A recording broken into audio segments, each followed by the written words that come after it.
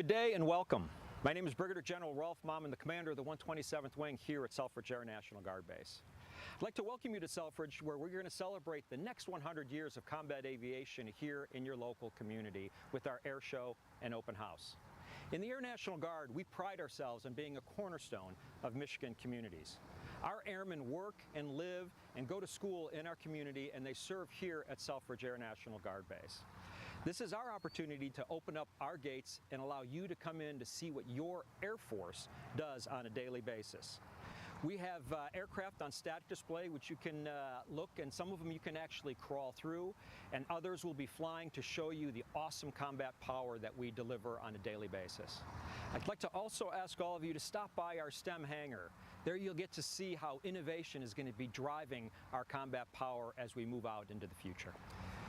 Now that you got to see what we do here at your hometown Air Force here at Selfridge Air National Guard Base, if you're interested, come please join us. We'd love to have you as part of the team. Again, welcome to Selfridge Air National Guard Base and enjoy the show.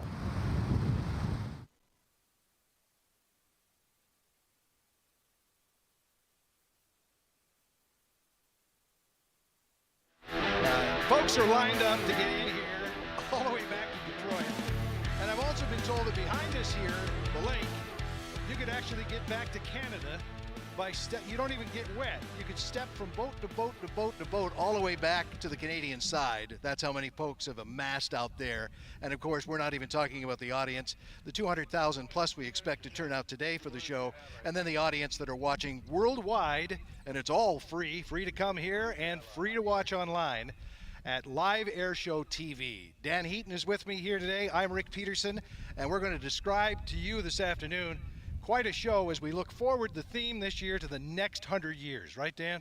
This is really the opportunity for the men and women of the 127th Wing and all of our Team Selfridge partners, Army, Navy, Marine Corps, Coast Guard, Customs and Border Protection, a number of our law enforcement partners out here as well today.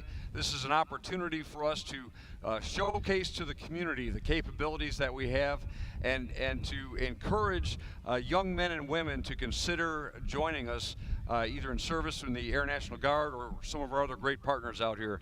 So it's just a great opportunity to see what your tax dollars pay for, and to consider becoming a part of it. And this is it not, the largest Air Guard base in the nation?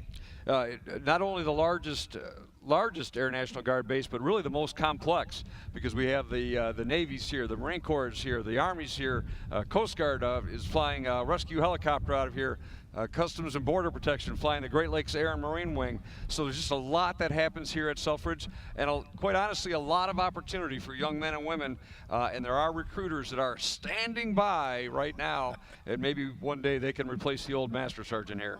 Exactly. So if we're looking up way above us right now, I'm getting a word from our air boss, George Klein, as we turn our eyes to the sky now, up above us, the misty blues. You know, there are approximately 35,000 active skydivers in North America, and only 12% are women. Well, the Misty Blues team is 100% women. The ladies on the team come from all across the U.S. to demonstrate their amazing skydiving skills. One of the jumpers is out of the plane now, high above us, and very shortly deploying something very special to help us get things underway officially.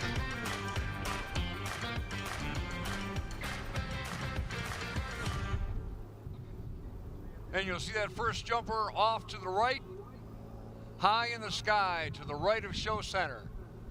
See that very distinctive pink stripe that they fly with on their, or they jump with on their parachutes.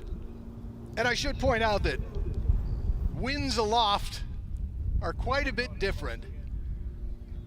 And so it's going to take a little while for the descent as the winds shift and our jumper changes direction here. And I want to tell you something about that flag as we see it right now. It is 30 feet by 60 feet. That's 1,800 square feet. It weighs 60 pounds, made of the same material that the parachutes are made from. And we'll have catchers down here to make sure it doesn't completely touch the ground as best they can and safely. And as it descends a little bit more, keep your eye on this huge American flag as it grows bigger and bigger as slowly our jumper descends. And I should tell you that our jumpers today, Amanda Scheffler and she's from Ann Arbor. Harrison Twp is here from Plymouth. Stacy Roberts here from Holly, and Sloan Canat, who's here from Beverly Hills, and together today they make up the Misty Blues.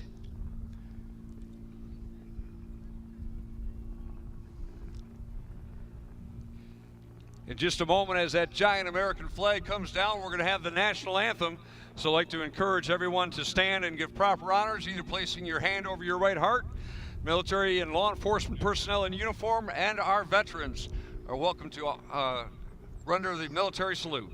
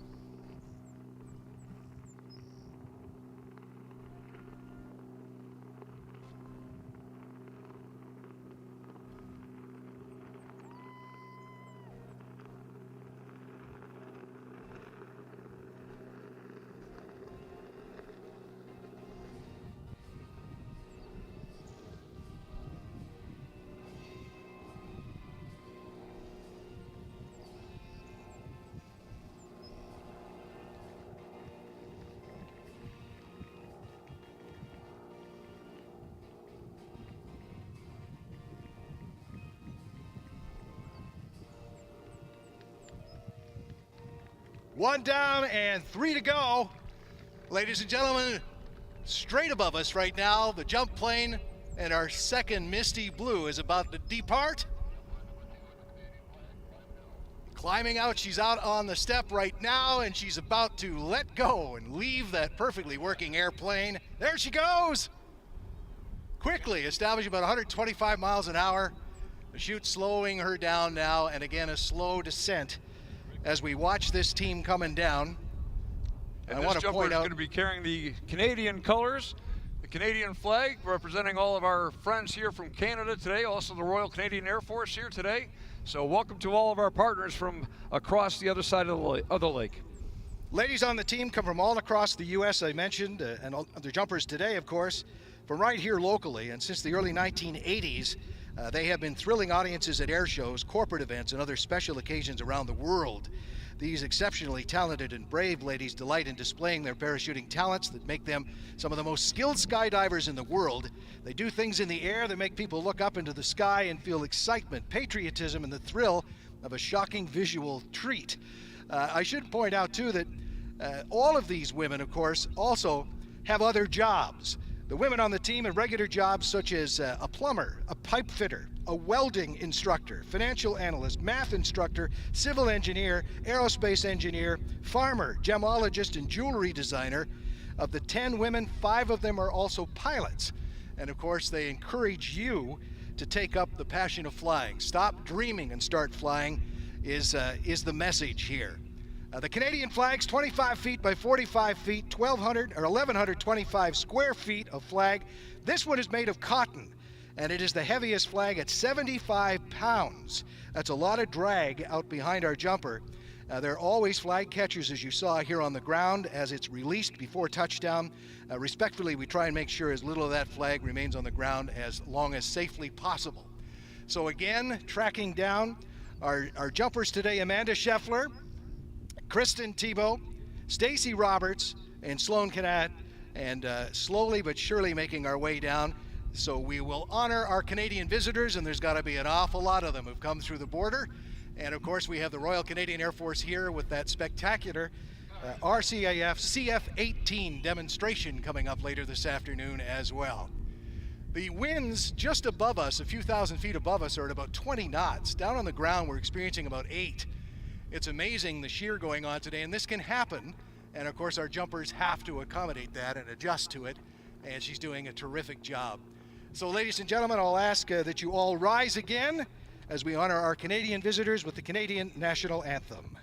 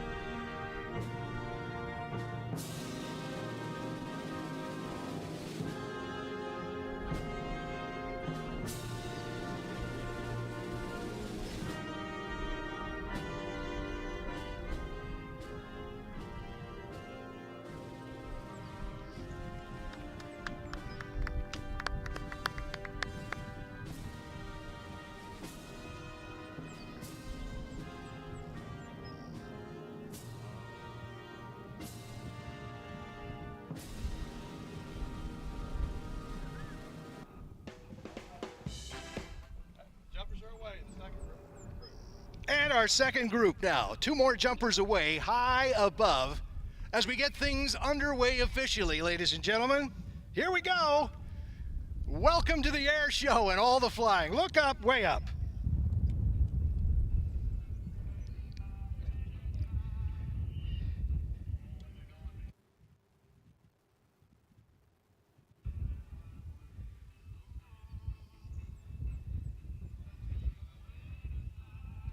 So as I mentioned, Amanda Scheffler, the team owner with the Misty Blues since 2006, is the welding instructor and the plumber and the pipe fitter. Kristen Tebow from Plymouth has been skydiving since 2012, 800 jumps, is enjoying most of all being a new mom. She's also a software project manager as an MS, Master of Science in Material Science and Engineering from U of M, and of course, a Bachelor of Science in Electrical Engineering from the University of Michigan. Stacy Roberts started with the ground crew, and then the passion grew, and she's been jumping since 2019 from Holly. 500 jumps to her credit. She's a merchandise planning manager, has a business management education in Sloan Canat with the Misty Blues since last year. Beverly Hills is where she's from, and of course, she is a mechanical engineering PhD student. The rookie on the team just started training for the big flag jumps this season, already down on the ground, and we appreciate their jumps as well. So as you look up now, right now, they can hear you perfectly well. The ground is a great reflector of sound. So folks, you can make as much noise of appreciation as you'd like. They're going to hear it, and if you listen real hard, they might be hooting and hollering back, Dan. Give them a shout out. The Misty Blues.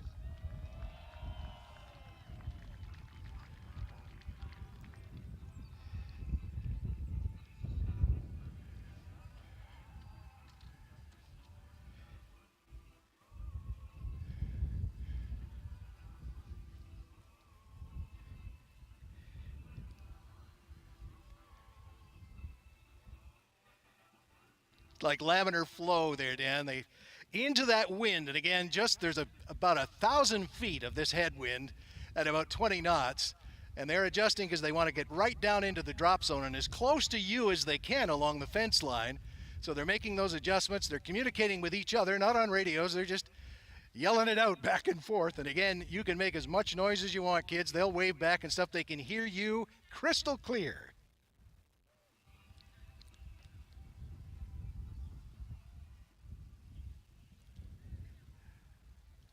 I'm going to listen right now. Maybe we can hear them hollering back. Hey, girls, welcome to Selfridge. Give them a big shout out, folks. Maybe we can get them to holler back here as they focus in the landing area. So great to have them here this weekend. So once again, I'm going to tell you who they are, and you can give them the shout outs. Amanda, Kristen, Stacy, Sloan, the Misty Blues.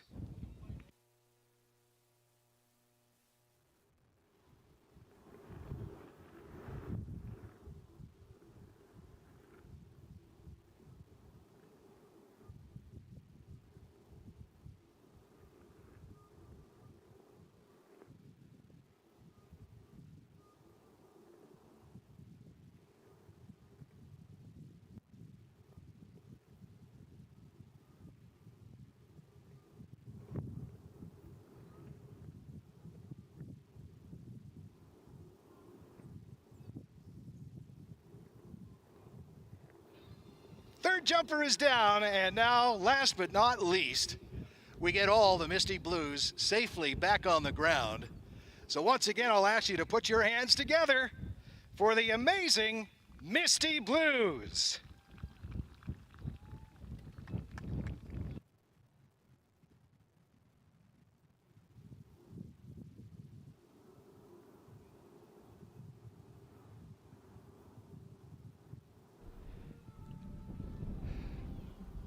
As our parachute team recovers, I'd like to welcome everyone here to the base. If you are still in traffic, we have just begun.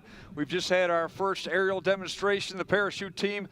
Boy, there's just a ton of flying. Flying goes on until about 4 o'clock this afternoon. So if you are in line out on Gratiot Avenue or I-94, wherever you might be, coming in on Jefferson, North River Road, you haven't, well, you missed the Misty Blues, but you haven't missed much yet. Still lots to come. So keep on coming in.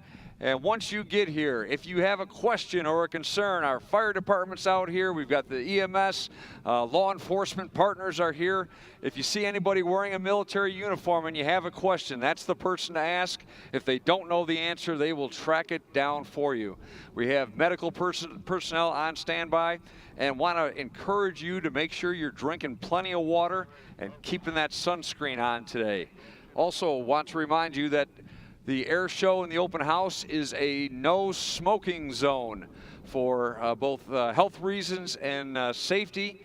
We ask that there is no smoking at the air show today.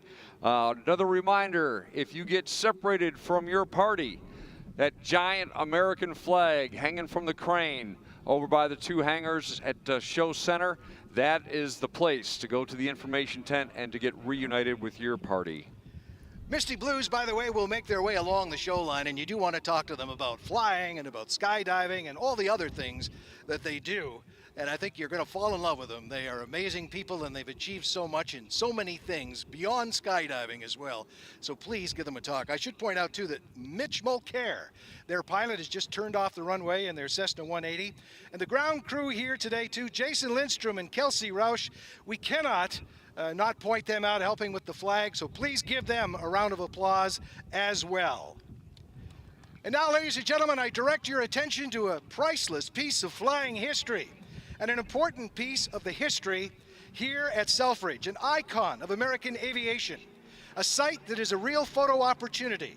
The World War I 1917 Curtiss Jenny JN-4 biplane. In 1917, America entered World War I. And on July 9th of that year, Selfridge Field became its first Jenny. The first Jenny appeared here. The Curtiss Jenny was the first mass-produced airplane in America, designed and produced by Glenn Curtiss in 1914. She would train 95% of all those brave young lads who went over there to fight during World War I. Nearly 10,000 were sold to be manufactured. Only 6 are in the world today, and here is just one of them, and a very important one that actually flew, and I'm going to tell you some of the history in just a few moments as it gets turned around. But again, a very important part of our history here, Dan. We are fortunate to have a Jenny that's on display here today. In addition to this one that's flying, there's also a Jenny that's on display at the Selfridge Military Air Museum, which is open every Saturday and Sunday in the summer months, with the exception of the air show. Got a few other things going on this weekend, but it is a great opportunity. Rick, I'll mention that you said July 9th of 1917, the first flight, military flight on this installation took place. Selfridge was a much smaller installation at that time, about 625 acres, now over 3,500 acres. And Captain Byron Q. Jones on July 9th, 1917 was the one that took that first flight here at Selfridge. The flight of this wonderful, cantankerous, lovable, implausible, and famous Curtiss Jenny, made completely of wood and fabric, held together by more than a mile of wire.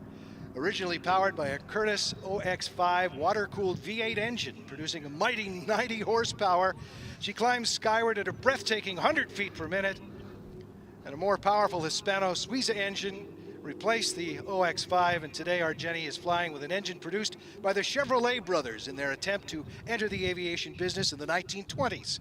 And And even with that power, the Jenny cruises at only 65 miles per hour. A lot like being a kite with massive wings of nearly 45 feet. Despite her somewhat awkward handling characteristics, she was the best Army Air Service had. The nickname, the best features of the Curtiss Model J and the Model N biplane were combined, and yes, the result was the Model JN, or Jenny, a real beauty. But many a young aviation cadet claimed the Jenny was no lady.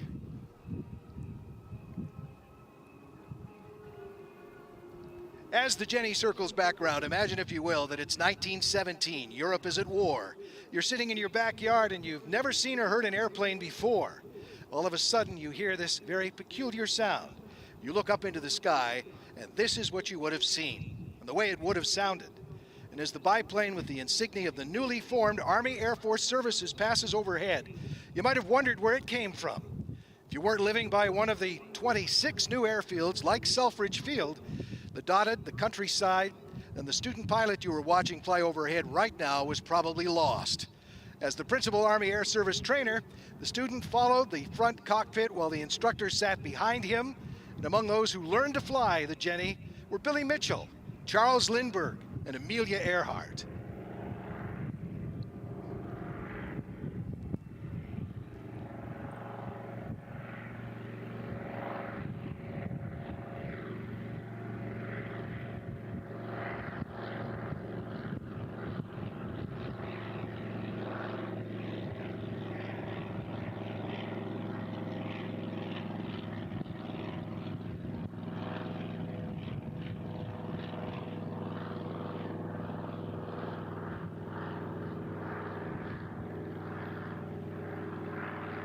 While the war was still raging, the U.S. Postal Service decided to pioneer a new concept: mail your letter by air. But they needed an airplane. So the Postal Service contacted the Army Air Service. The Army wasn't too keen on the idea, so the Post Office said, look, you provide the airships and pilots, and we'll provide the landing fields and the mail. Well, you can use the daily service to train your pilots on cross-country navigation, and we can begin daily mail delivery faster than using the trains. So on May 15, 1918, at a ceremony held in Washington, D.C. near the Lincoln Memorial, Lieutenant George Boyle climbed into 38262, the biplane, the very biplane you see flying here today, and took off. Among those watching him was the President of the United States. The Jenny was on its way to New York City via Philadelphia. Simultaneously, two other Jennies were working their way south. To commemorate air mail service, the Post Office issued a stamp with this aircraft on it, this very aircraft. By mistake, 100 of the stamps were printed upside down. If you have one of those today, it's worth nearly $1 million. You might want to take a look in Great-Grandma's attic just to see if she saved one. To celebrate its most famous stamp in 2018, the Postal Service reissued the stamp. And this very Jenny, this one again, is on it.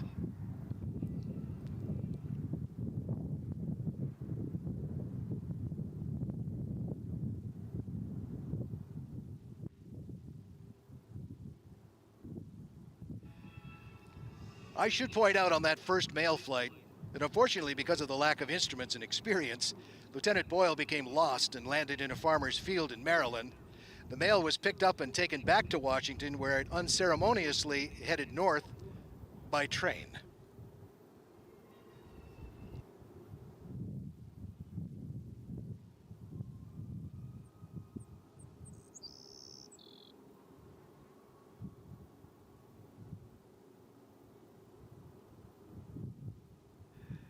In 1918, World War I ended. The Army pilots returned to civilian life, and guess what? They were bitten by the bug, that is, the flying bug. So what did the government do with all those thousands of Jennies it owned? It sold them as surplus for as little as a few $100 each. With no government regulations for private or commercial flying at the time, pilots found that the Jenny was the ideal flying ship to introduce America to aviation, and thus began what we call today the golden age of barnstorming. Our Jenny's getting ready to make a much closer pass this time, closer to the fence line, so get your cameras ready. One can only wonder how much longer one of these aircraft will still be airworthy. A beautiful sight. 100-year-old Jenny JN4. Let's just watch and listen to the sound of history.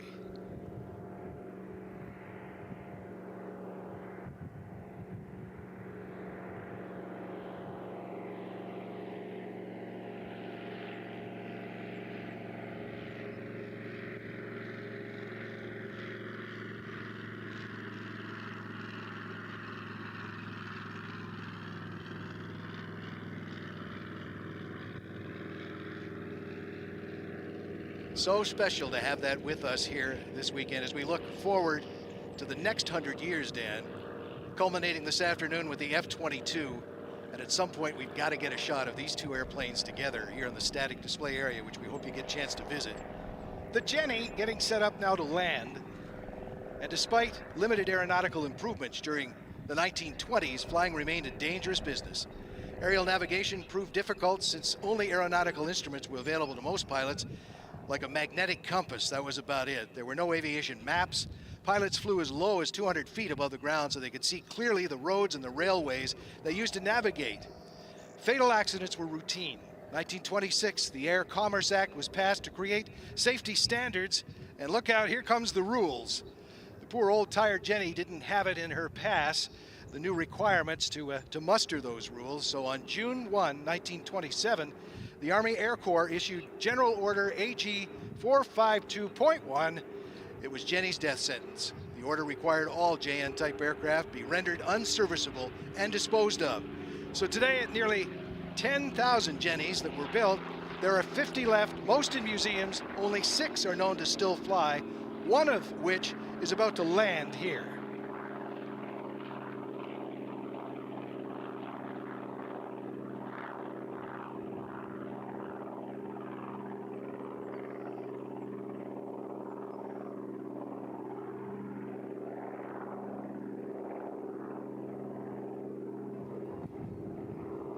Dan, we're going to get one more look at the Jenny, and then it's going to set up to land.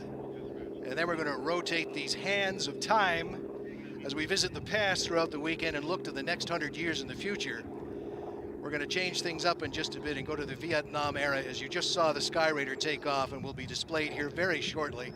But we'll get the Jenny back on the ground, and I'll tell you what, our pilot's going to be working very hard right now to get it safely on the ground in these gusty winds. It doesn't take much wind to throw this thing off by any stretch of the imagination. So our pilot today is going to be working very, very hard to make sure that he gets it back respectfully and safely on the ground. Outstanding today. And by the way, Fred Bauer is the man who is at the controls today, and the responsibility not lost on him about the priceless piece of flying history that he's manipulating back to the airfield here very shortly.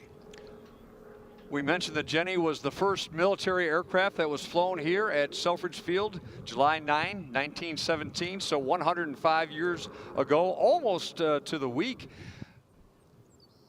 There were, in World War I, there were approximately 400 pilots that were trained here, primarily using the JN-4, similar to the aircraft that we're seeing flying now, and quite a number of aerial gunners. And there weren't always enough aircraft for the gunners, so what they would do is they'd go out on a raft on the lake and have a target on another raft. And as the wave motion moved the gun and the target back and forth, that simulated that aerial combat situation. So it was an outstanding place to train America's airmen in 1917, and continues to be. Selfridge continues to be at the forefront of making sure that we have airmen, men and women who are ready to answer our nation's call at a moment's notice.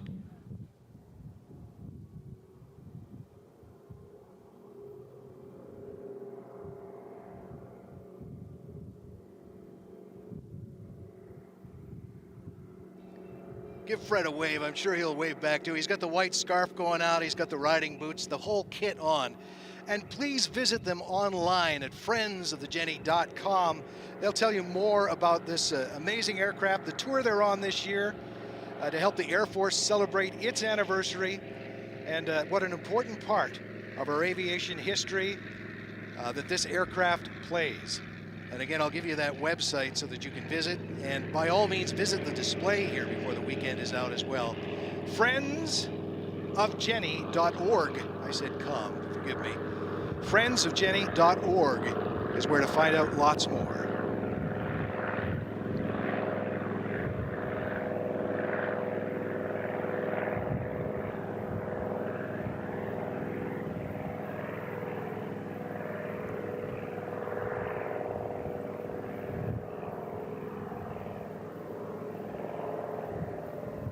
And setting up now to recover that aircraft.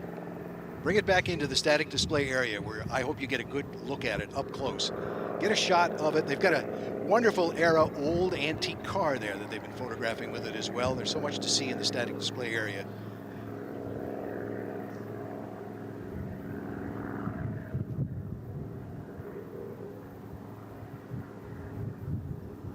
So if you're just joining us here today, we want to tell you about a few things. Live Airshow TV.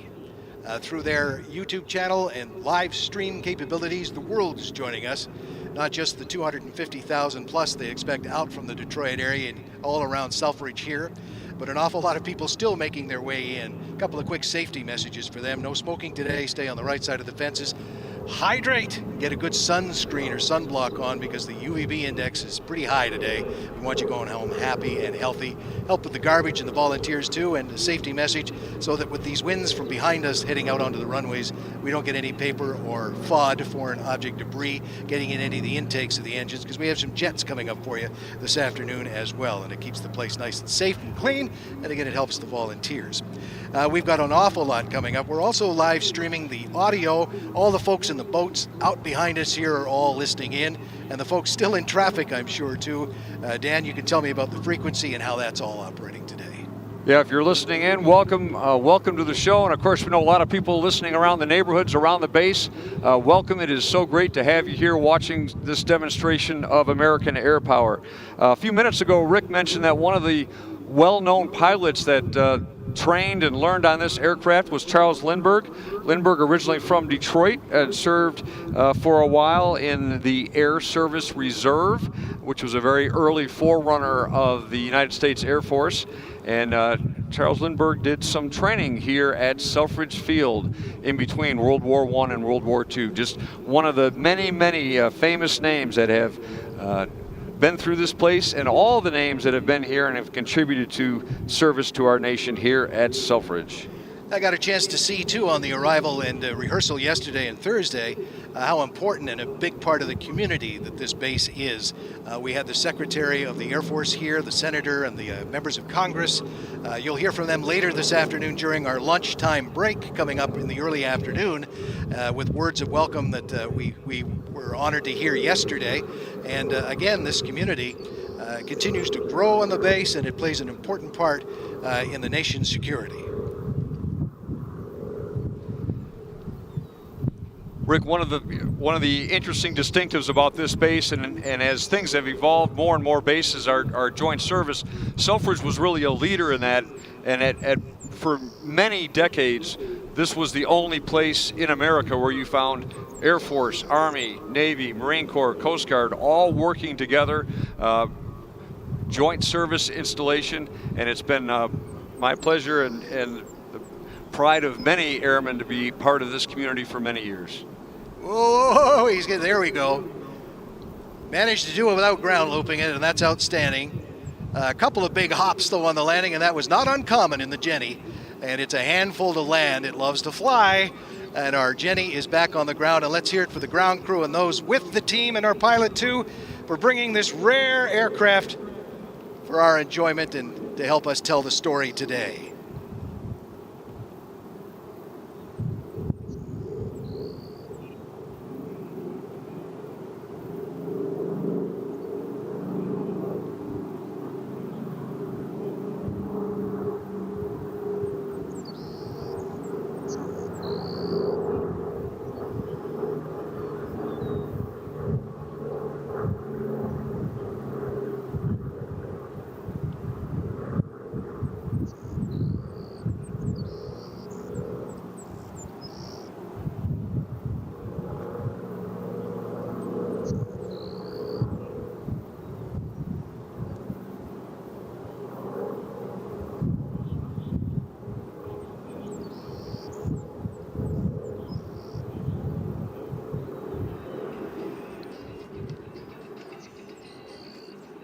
Turning back the hands of time to the Vietnam era. Ladies and gentlemen, keep your eyes on the sky in front of us here for the Douglas A-1 Skyraider.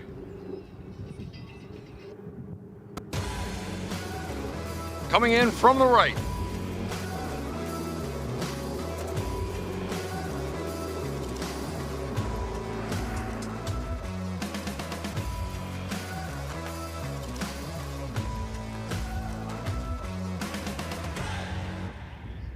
American-built single-seat attack aircraft in service from 1946 to the early 1980s. The Skyraider, a remarkably long and successful career, became a piston engine anachronism in the jet age, nicknamed the Spad after the French World War I fighter, and great to have one flying with us here this weekend. The Skyraider.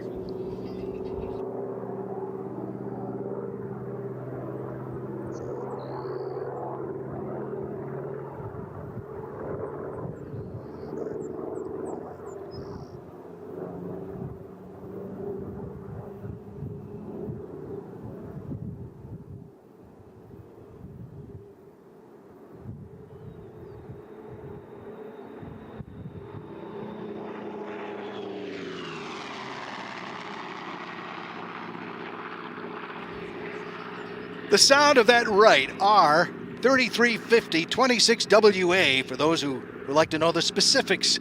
Duplex Cyclone 18-cylinder air-cooled radial piston engine developing 2,700 horsepower. R.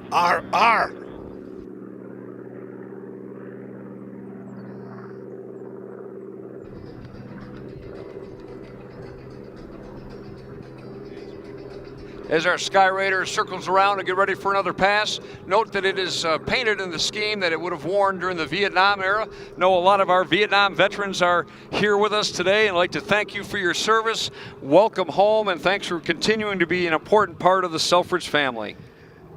And this is the pretty pass. This is what we call the photo pass. Get your phones out, get it on record and video. Here's the money shot. Ladies and gentlemen, the Skyraider.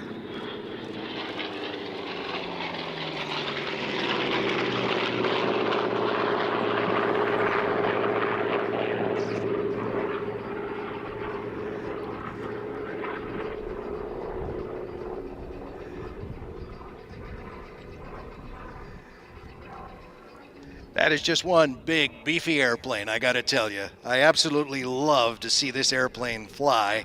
The Spad, as it's affectionately known, and of course that big radial engine. It is definitely a wild thing.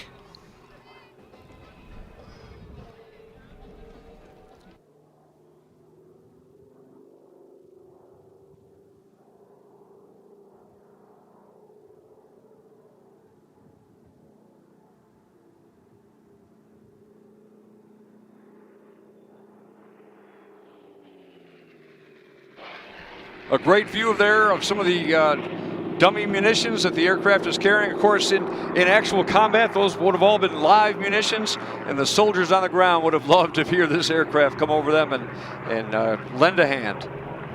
That close ground support, an important role. And of course, search and rescue too. This was an amazing airplane.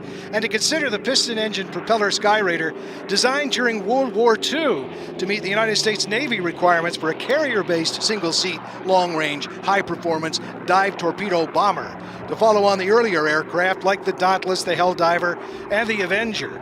Ed Heinemann of Douglas Aircraft Company designed this airplane, and prototypes were ordered back in 1944. And remember now, this plane served this type until the 1980s. Outstanding service record for the Spad.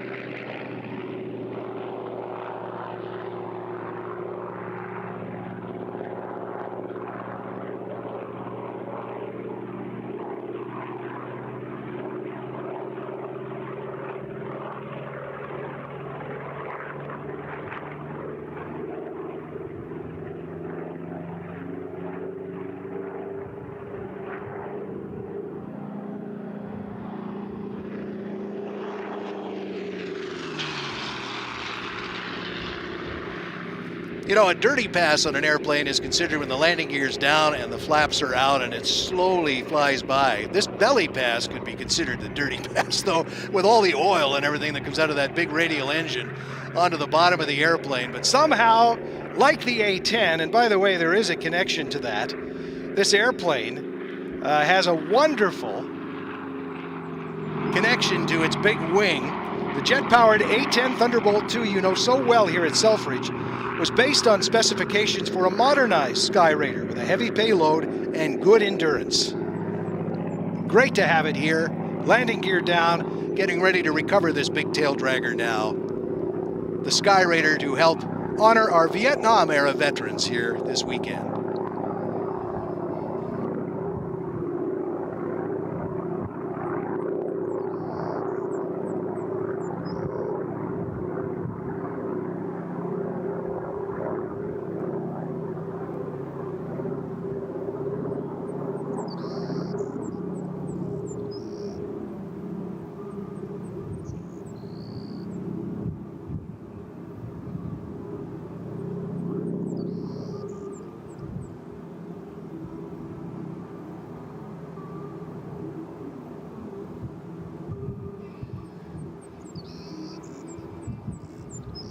That's a lot of horsepower and big four-bladed propeller, that big 2,700 horsepower, 18-cylinder engine.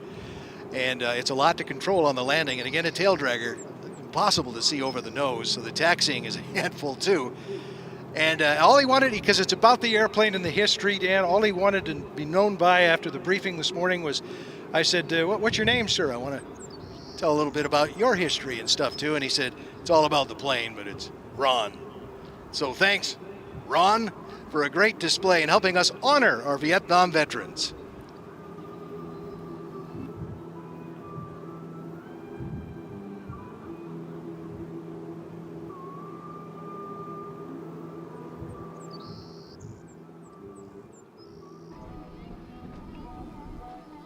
And as our A1 Sky Raider comes in, prepares to taxi back to the static display area, we'll mention that we have a number of Army vehicles here that are on display, including the Bradley fighting vehicle that's kind of just to the rear of Show Center.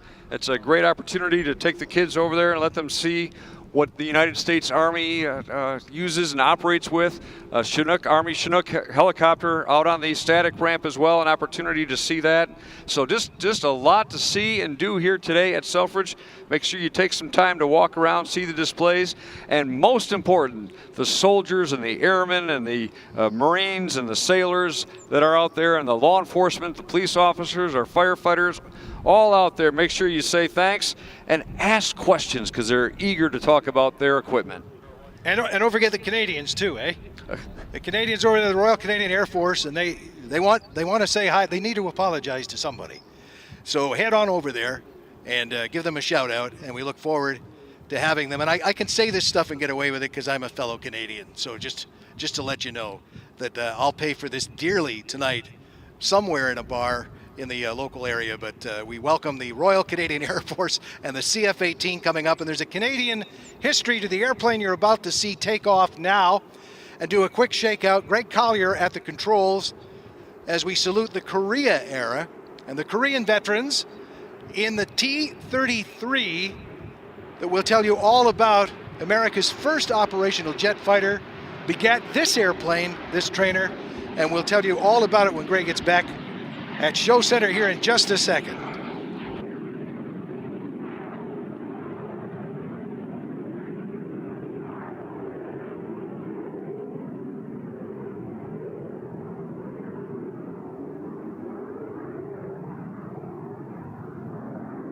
Time for a couple of quick safety messages again, because folks are arriving all the time, and we want to remind them to stay on the right side of the fence, to stay hydrated today. And how do they get medical assistance if they need it? The best thing to do, if you need assistance of any kind, look for a uniformed military personnel or some of our law enforcement partners, police officers who are out here today. We do have EMS and our great Selfridge Fire Department. Part of the 127th Civil Engineer Squadron is what the fire department falls under. So if you have a question or need some assistance, please do not hesitate to ask. It's what our volunteers are here for today. Staying hydrated, though, and covering up is going to keep you away from that medical attention. And, of course, we can't stress it enough today in the sunshine and this breeze. You're going to dehydrate rather quickly, so stay healthy. So now, ladies and gentlemen, get your cameras ready. We're about to begin and tell you an incredible story from California. Greg Collier in the jet he calls the Ace Maker T-33.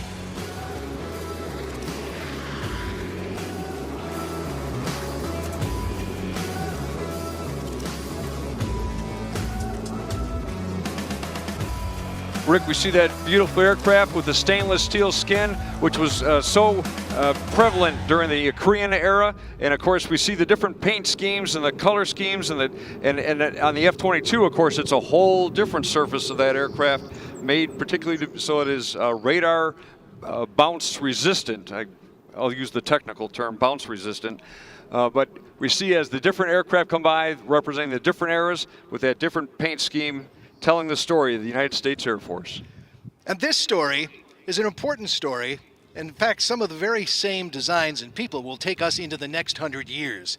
I'm going to take you back to 1943. The U.S. Army's Air Tactical Service Command met with Lockheed Aircraft Corporation to express T-33 coming in from behind you.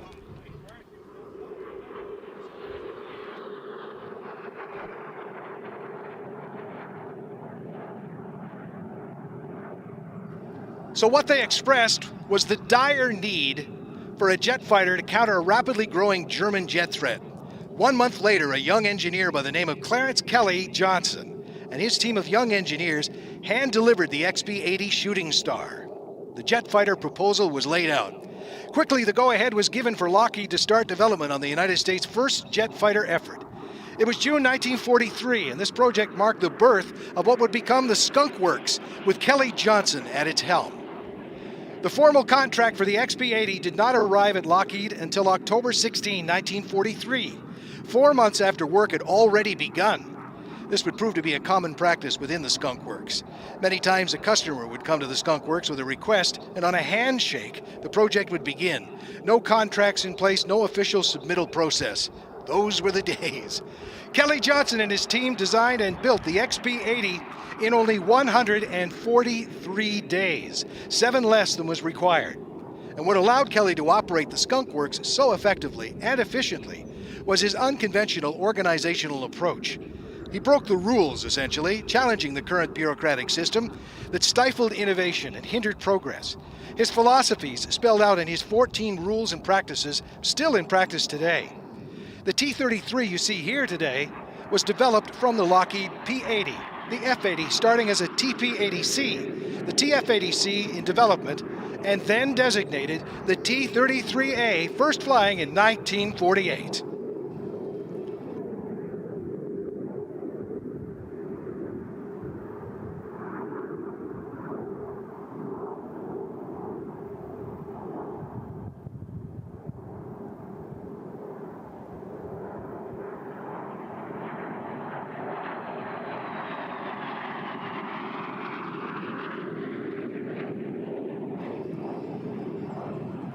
And that Skunk Works, of course, continues to move us forward. If you've seen Maverick, Top Gun Maverick, you get an idea of where things are going. And I won't give too much away about the movie if you haven't seen it, but it plays a role, as it does with the F-22, as it does with the F-35, and looking ahead to the next 100 years.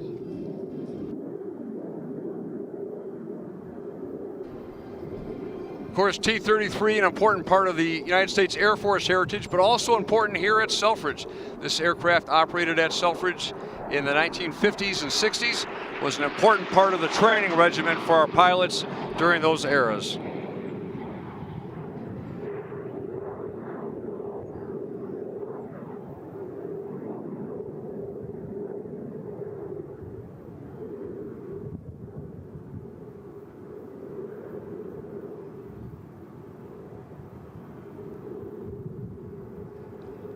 So how did the Skunk Works get its name?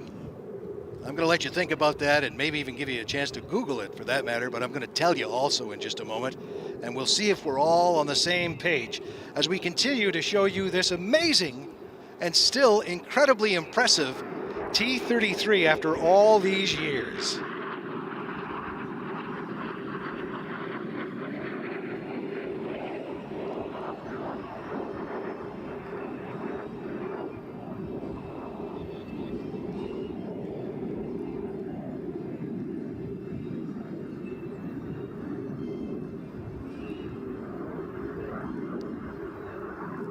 So it was wartime year 1943 when this story began, as we said off the top, and Kelly Johnson brought together the hand-picked team from Lockheed Aircraft Corporation, engineers and manufacturing people, to rapidly and secretly complete the XB-80 project.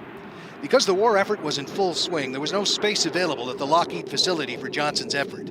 Consequently, Johnson's organization operated out of a rented circus tent next to the manufacturing plant that produced a strong odor, not the plant, but the tent and the plant, both of them, which permeated the tent. Each member of Johnson's team was cautioned the design and production of the new XP-80 must be carried out in strict secrecy.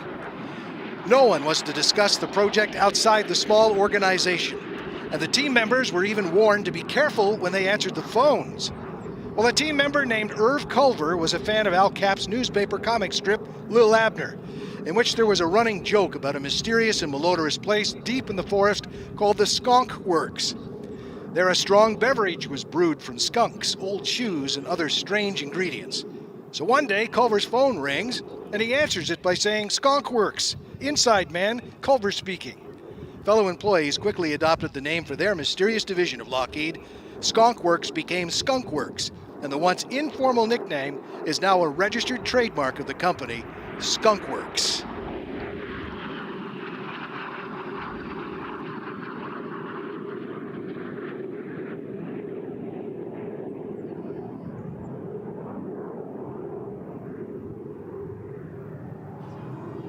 Greg Wired Collier, a native of California, took his first flight at the age of 7 in Sonoma, California.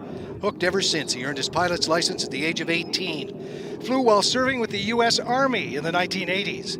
Retired after 27 years recently as an air traffic controller in Oakland. The Lockheed T-33 Shooting Star is something he fell in love with. America's first operational jet fighter and jet trainer, a history he wanted to tell at air shows like this. So after leaving the service, he served 27 years for the FAA, keeping the skies safe as an air traffic controller at Oakland.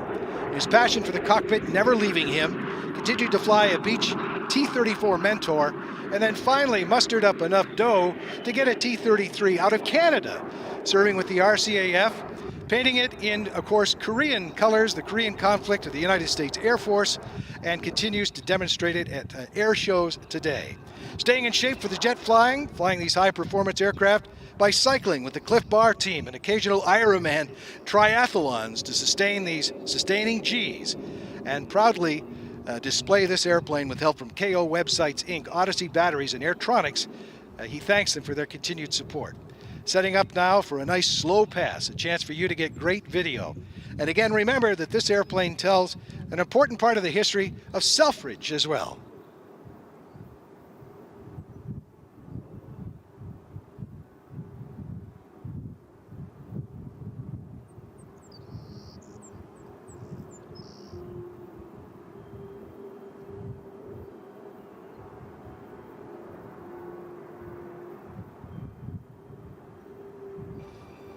Now, kids, on this pass, and you'll have your cameras ready, if you get a free hand up in the sky, you're shooting video, you can one-hand this, maybe even selfie it. Take a look in the cockpit, because often Greg has a chance, if it's not too gusty there today, to get a free hand out and wave back at you.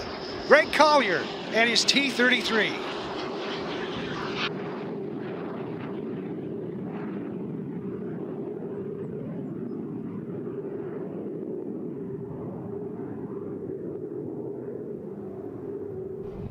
Low-speed pass by our T-33. This aircraft is on display at the Selfridge Military Air Museum. Again, the museum not open this weekend, but open every weekend throughout the summer months. It's a great opportunity to bring the kids out there. There's a couple aircraft you can walk through, cheap that the kids can sit in, and just have a great time, a great day at the Selfridge Military Air Museum.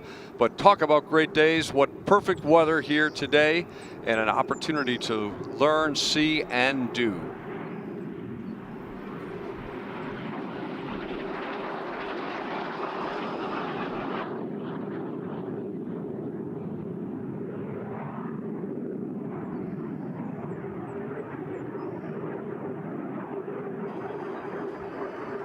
Greg, of course, continues to collect these T-33s. He actually has 3 of them. One of them he's using for parts right now, the other one stationed on the other side, the West Coast, East Coast, so he doesn't have to do as much cross-country flying in the aircraft. And he's pretty much looking forward to his home base show coming up in October, Fleet Week San Francisco, where along with Scratch Mitchell, the former lead of the Canadian Snowbirds jet demonstration team, will fly a 2-ship formation. out over the bay between the Golden Gate Bridge, Alcatraz at Show Center, and of course the Bay Bridge to the right, and a spectacular show. Still impressive, this jet. After all these years, the T-33.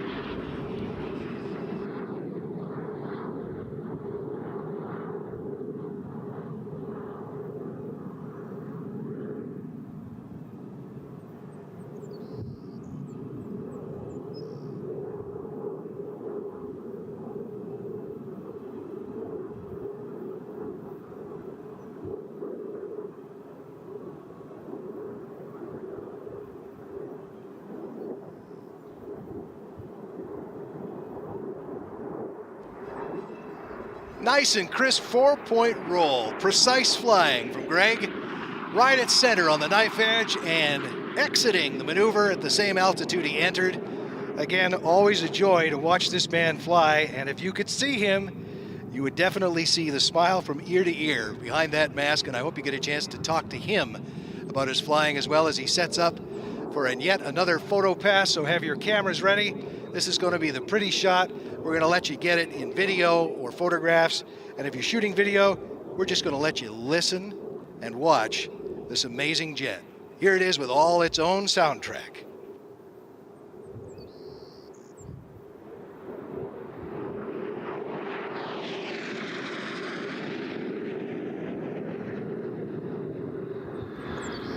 Beauty, and as you hear him throttle back, it gets real quiet. Not that it's a loud jet to begin with. Loud we're going to hear later with the afterburners of the F-22 to complete this story and move us to the next gen and the next 100 years of flight.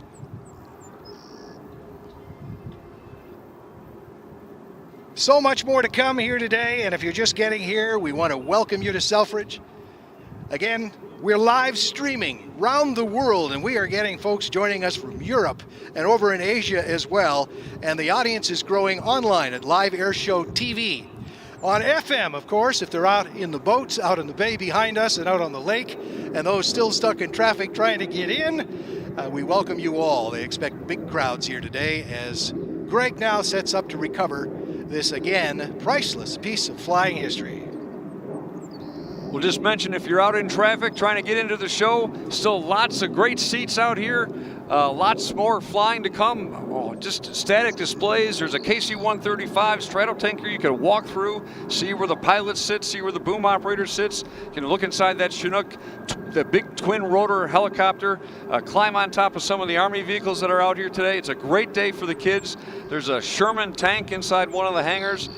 Just a great opportunity to see, learn, and touch after you ask permission, if you can touch, some of our aircraft out here today. We will mention that all these aircraft will be flying either later today or tomorrow, and so it's important that if you want to touch the aircraft, you ask permission first to make sure that that aircraft can still be safe and ready to go for its next flight. And that is good advice. As the recovery now, Greg Collier landing the T-33. Beautifully done. And we'll be taxiing back into the hot ramp area. And again, Greg is pretty easy to spot. He looks very Californian, often seen with a latte in one hand and an Americano in the other. You can ask him about the airplane and where the best latte is in the area, because he will have found that out by now. He does his recon. And he's very laid back until he starts talking about the airplane, and then look out. It's just rapid fire. Dan, I think we've encountered that a couple of times here this weekend, and I'm just giving you a warning now. It's just be ready for a lot of conversation about the airplane. A lot of people out here with a lot of pride for their aircraft, and rightly so. An awful lot of men and women who just do tremendous work to keep these aircraft flying, to keep them at tip-top shape. Of course, we're saying the names of some of the pilots, but there's far more than just the pilot involved with flying any type of aircraft. There's all the maintenance people behind them, and then in the Air Force, of course, we have the entire support structure. So be it our fire department that's on standby in case there's an issue, our medical people who make sure the pilots are ready to go, the finance people who make sure that they get paid, because we, as much as we love doing what we do want to get our paycheck on the 1st and the 15th. So it's an important part of the team that keeps everybody flying, and there's there's opportunities for you. If you are interested in one of those career fields, you need to talk to a recruiter here today and learn about the opportunities that exist in the Michigan Air National Guard. Well, here's a takeoff you're both going to hear and feel as the tips of the propeller reach supersonic speed on this T6, and this is a very special dedication that we have coming up as the T6 takes off, and later we'll be joined with a P-51 Mustang. This is telling the red tail story. Brian Smith carefully taking off in the airplane. He himself trained in 1995. He was taught to fly by Ralph Mason, a Tuskegee Airman taught him to fly. And this is dedicated, these flybys today, to Lieutenant Colonel Alexander Jefferson, who died in his home in Detroit at the end of June. His funeral is today. He died at the age of 100, a hero. And we're going to tell you more about him and, of course, all that he accomplished as we fly this wonderful tribute to him today. And taking off right in front of us now is our P-51 Mustang, also another aircraft that operated here at Selfridge for many years.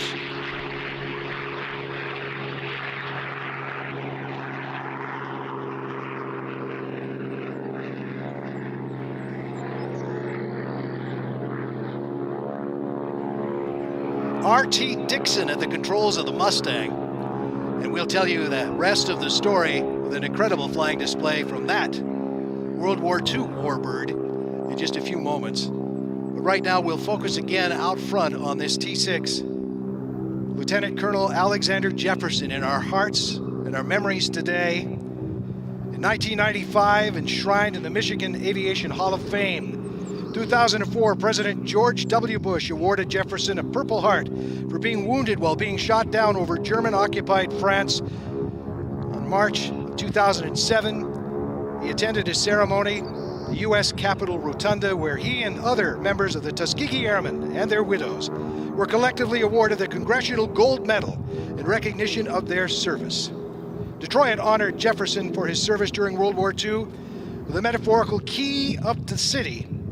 And of course, the author of the book Red Tail Captured, Red Tail Free, Memoirs of a Tuskegee Airman. These flybys dedicated to him and an airplane that he actually flew and trained on.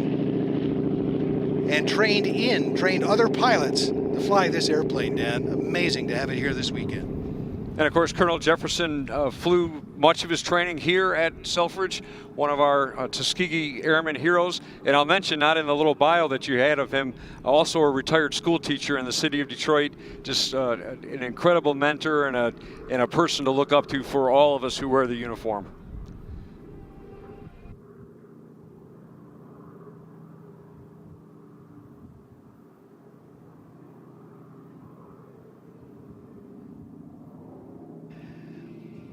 You think of the hundreds that trained the Tuskegee Airmen, and only one remains now.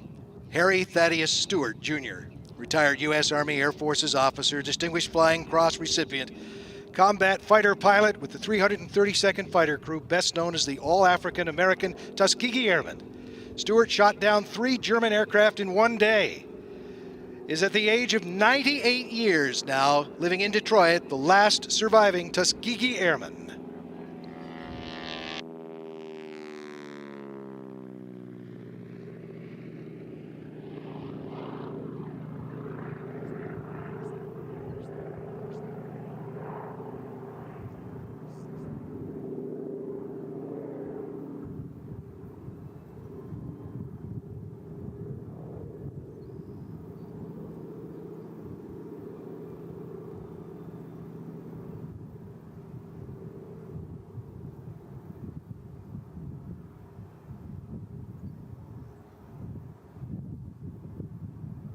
So, ladies and gentlemen, we have all sorts of information now as the aircraft continues to fly about the man that we are honoring today.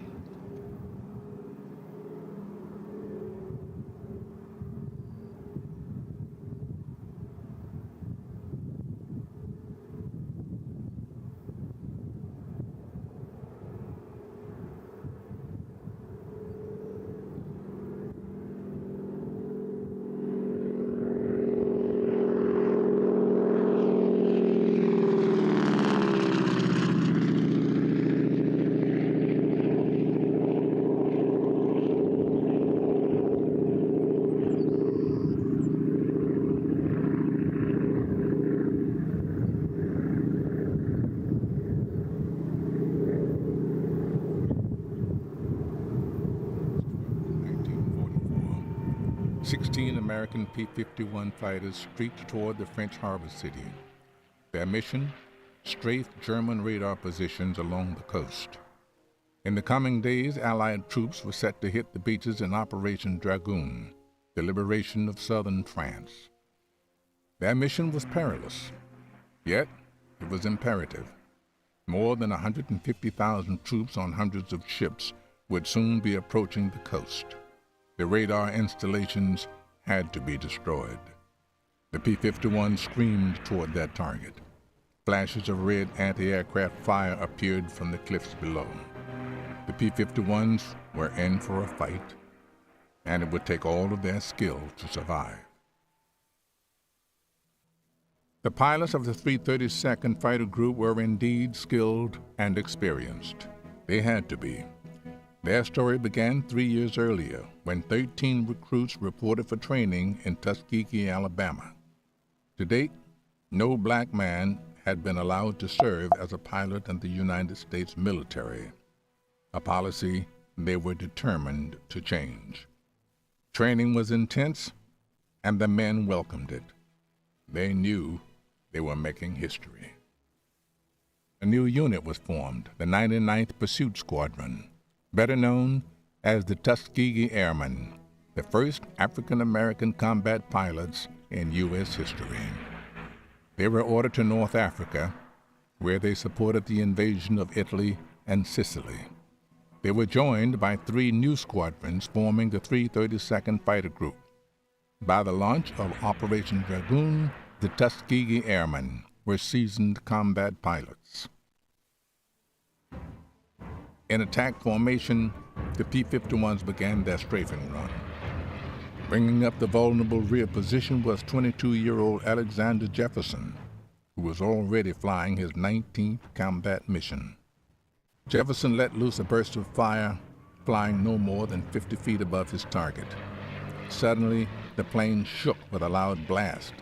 Fire and smoke filled the cockpit as he saw a giant hole in the canopy above, flames licking his boots from the fire below. The P-51 inverted at about 800 feet, and Jefferson was thrown from the plane.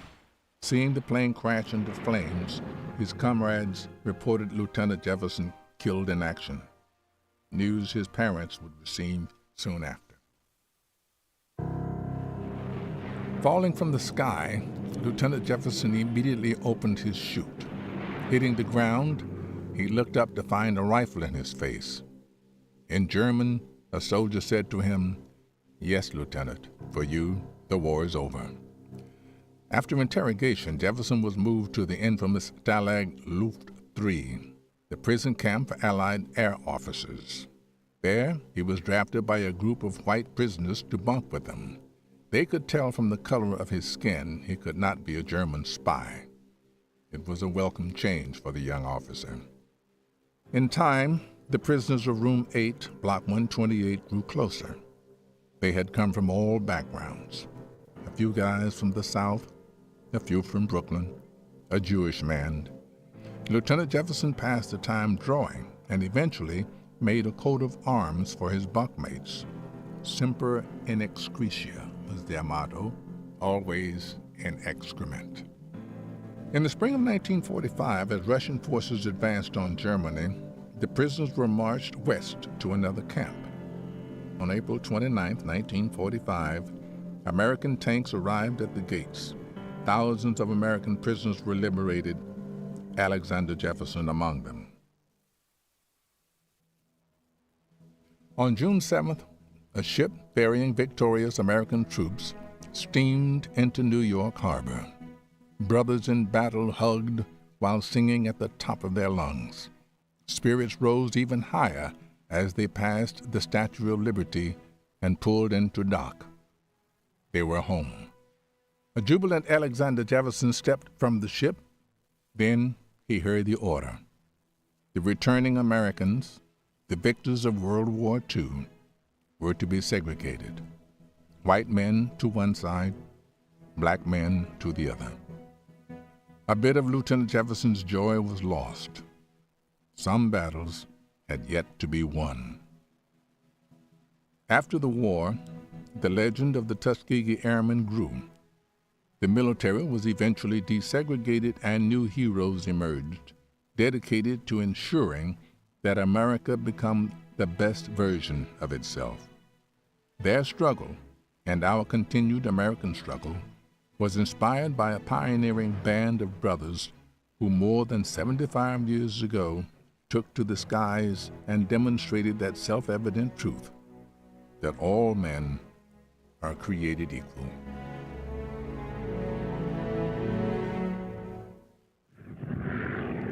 And I hope you've enjoyed, ladies and gentlemen, our tribute to the Tuskegee Airmen and, of course, the P-51 Mustang, from the trainer they trained on to the fighter they fought in.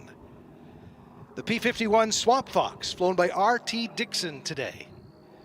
R.T.'s been flying since he was 3, supervised, of course, until he soloed at 16. Started flying air shows in 1992 to tell the story of the P-51 Mustang as well, which Dan also plays an important role in the history here at Selfridge, too.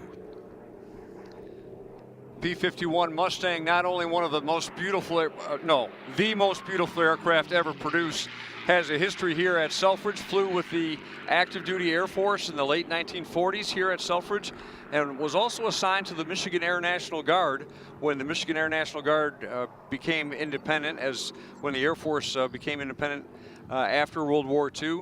And when the Michigan Air National Guard was operating at Detroit Metropolitan Airport, they were flying these P-51 Mustangs. Note, too, when you hear the music of the Merlin, the Packard-built Merlin engine, developing over 1,400 horsepower, the added note, or notes, the 2 gun ports that are set back in like a flute, play a musical at the right angle of attack, added just a lovely harmony to the engine. We'll listen for it as RT climbs now. And there you heard it briefly. That's not from the air dam, that's not from the propeller. That is from those inset 2 gun ports. There are 3 in each wing. 2 of them had to be set back in to make room for the fuel tanks and ammunition. And because that hole is just set a certain way, the angle of attack of the wing makes that beautiful music. Today's 107th Fighter Squadron in World War II was an observation squadron, so they were flying over the battlefields, taking pictures. They were using a variant of the P-51, and that was the aircraft that the 107th Observation Squadron used to fly over the beaches of Normandy leading up to D-Day, taking thousands of pictures so General Eisenhower and other planners could decide the best method for attack and invasion on D-Day, flying a variant of the P-51 Mustang. Again, a beautiful painting depicting that scene, too, that you can see in the museum. And over here, the Officers Club. There's that beautiful added note, if you will, as RT climbs. This airframe was delivered to the 445th Fighter Squadron in Bakersfield, California, back in 1945, just after the war. It served many active Guard units. Last duty station, Kentucky Air National Guard. Surplused from the United States Air Force inventory in 1957, and flew for a year before being parked. Came out of complete restoration in 2012, painted to honor Will Ford's last mount, Swamp Fox, 364th Fighter Squadron, 357th Fighter Group, 8th Air Force, based in England. Lieutenant Colonel Will Ford retired, then a young lieutenant, grew up in the Carolinas, and since he was flying and fighting out of England, thought it'd be humorous to name his plane after the famous American Revolutionary hero from South Carolina, Colonel Francis Marion. Marion was hated by the British, gave him the moniker Swamp Fox, and in an effort to honor all those who have served, past, present, and future, well, the aircraft was named Swamp Fox, just a jab, just a little bit overseas, and RT continues to travel now to events across the U.S. to educate and demonstrate the capabilities of the P-51 to future generations, and tell the story so that we never forget their sacrifices.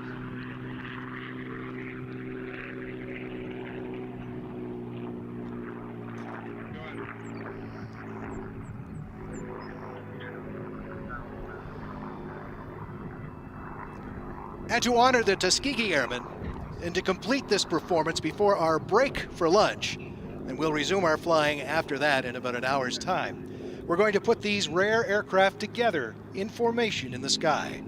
This rare opportunity to have the Tuskegee 86, flying with the P-51 Mustang to complete our story today and honor the Tuskegee Airmen.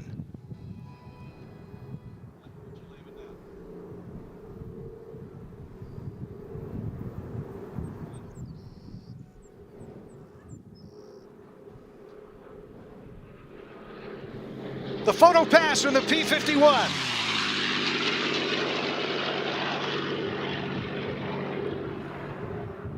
As you mentioned, that is the most beautiful airplane. That is your favorite here today, Dan. And it is a lot more beautiful than its pilot, R.T. Dixon. I'm just saying, when you see R.T., he's got sporting a new beatnik beard thing that is way out of control. Oh, that beautiful stainless steel skin and the sun just glinting off that. Maybe it causes a flare in your photo, but boy, it is worth it to see that beautiful airplane fly in front of us today. R.T. Dixon and the P-40, and shortly, the formation featuring the AT-6, dedicated to the Tuskegee Airmen and our fallen hero here this weekend.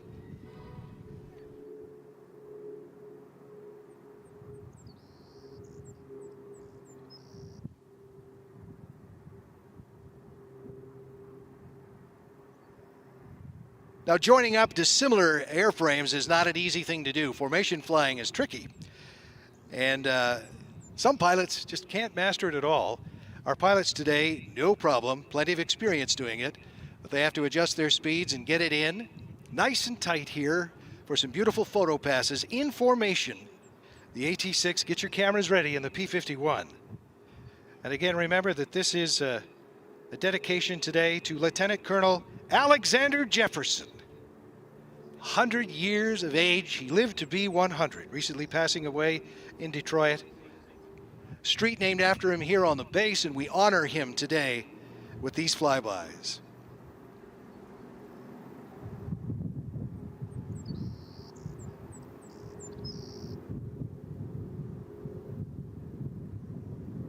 And at the same time, we salute Harry Stewart, Jr., the last surviving Tuskegee Airman, also living in Detroit at the age of 98.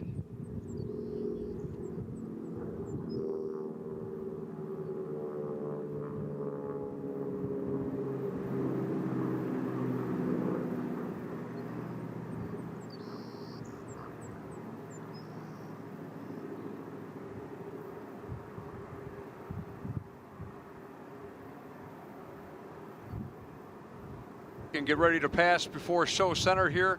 We acknowledge the tremendous work that this Tuskegee Airmen Foundation Association continues to do, not only in Detroit, but at chapters across the country with education and exposing young people to the careers and opportunities that exist in a career in aerospace and engineering. Approaching now from the right is our dedication pass.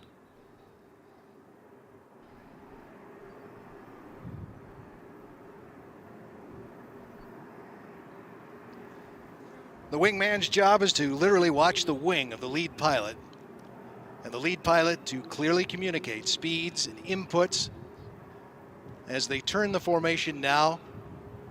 Total trust in the lead pilot, the wingman's job here to pull it in nice and tight. The aircraft leading, usually the slower of the two. And as we mentioned, our pilot today instructed to fly by a Tuskegee Airman, and RT on the wing, and we'll just sit back now, watch and listen as we honor the Tuskegee Airmen.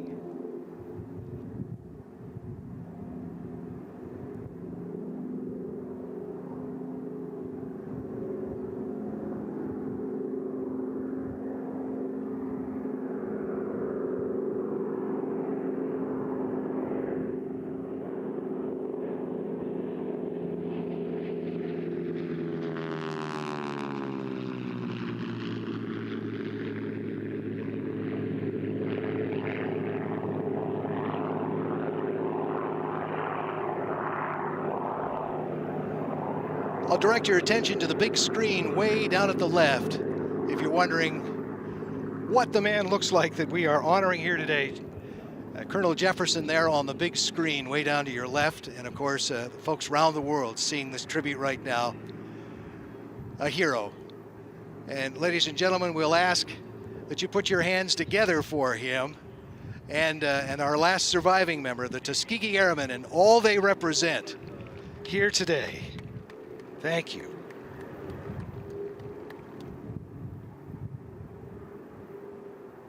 And now the photo passes from our pilots too, and getting ready to recover the formation.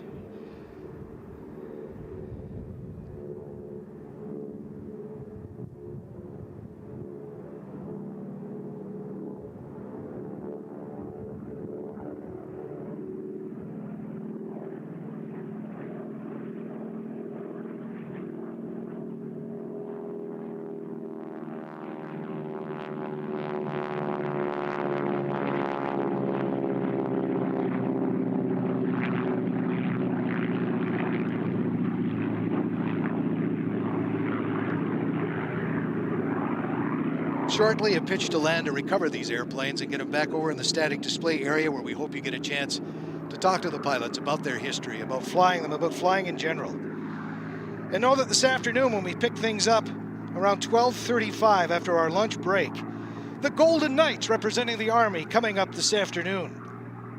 The A-4 Skyhawk. Customs Border Patrol demonstration. And you don't want to miss that, involving the helicopter and a car pursuit here today. The 127th Wing demonstration, awesome, featuring 4 A-10s of the KC-135. Checkmate Jet Team are here, some formation flying, the mighty C-17 demonstration. The CF-18 Hornet from the Royal Canadian Air Force. The United States Coast Guard search and rescue demonstration. And the Raptor, the F-22, followed by a P-51 Heritage flight, still to come this afternoon.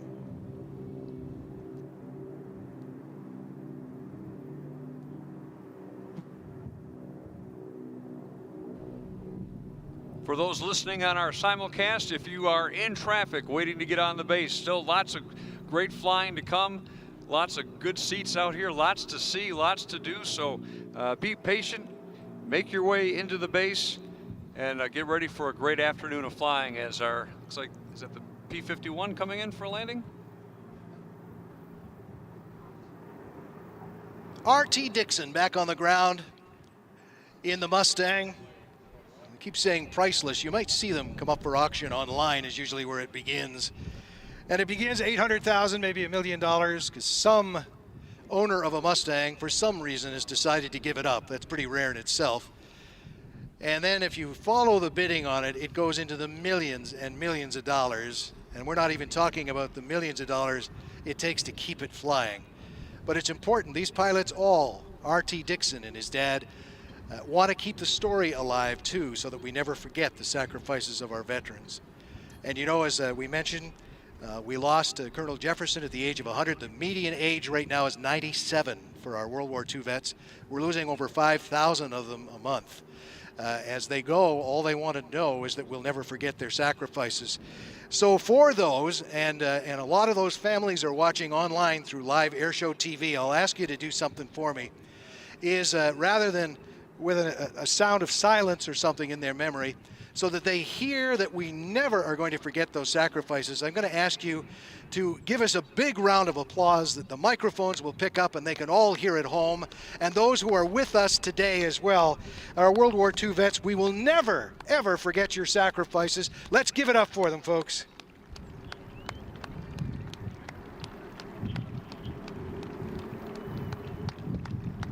Thank you. I'm sure that warms their hearts. And the AT-6 back on the ground now. And we're entering our lunch time here. And to those watching worldwide on live airshow TV, we're going to take a break and we're going to pick things back up around 12:30. And we'll break away from the feed, I think, for a little bit, and then we'll pick that up again, Dan. As we're getting ready to go into break, Rick, what a display that we've seen this morning of the heritage of the United States Air Force. Started off with that JN4 that you look at that and you say, how does that even stay in the air? I mean, it seems like it's barely moving about 60 miles an hour relative ground speed, and then seeing these beautiful P-51 Mustang, the AT-6, which was, of course, such an important part of the training for so many people that entered into the Air Force, T-33, the jet trainer. I mean, and you just rattled off all that's still to come. So just a tremendous afternoon ahead of us here at Selfridge Air National Guard Base. So enjoy that static display, enjoy your lunch, stay hydrated. We can't stress that enough here in the sunshine today. And I think you've got another announcement you need to make there as well about things going on over in the static display area, Dan. In the static display area, there's an A-10 Thunderbolt II. It's the aircraft we affectionately call the Warthog. It is underneath the sunscreen. It has all of the munition systems that aircraft carries. They're going to do a demonstration of how they load the weapons onto that aircraft. Mentioned before, there's one pilot in the aircraft, but there's a whole team that stands behind that pilot, and that includes our great ammo and weapons loader people. At 12:15, they're going to do a demonstration of how they load weapons onto that aircraft. Stay hydrated, stay on the right side of the fences, enjoy the static display area, ask for permission before you touch anything over there. And of course, we'll be back in a little bit around 12:30, 12:35. We'll give you a heads up. We're going to start to position some aircraft in the next hour as well, including the KC-135, including 4 of those beautiful A-10s, and so much more to come this afternoon. So enjoy your lunch break, and we'll talk to you then. Thanks, Dan.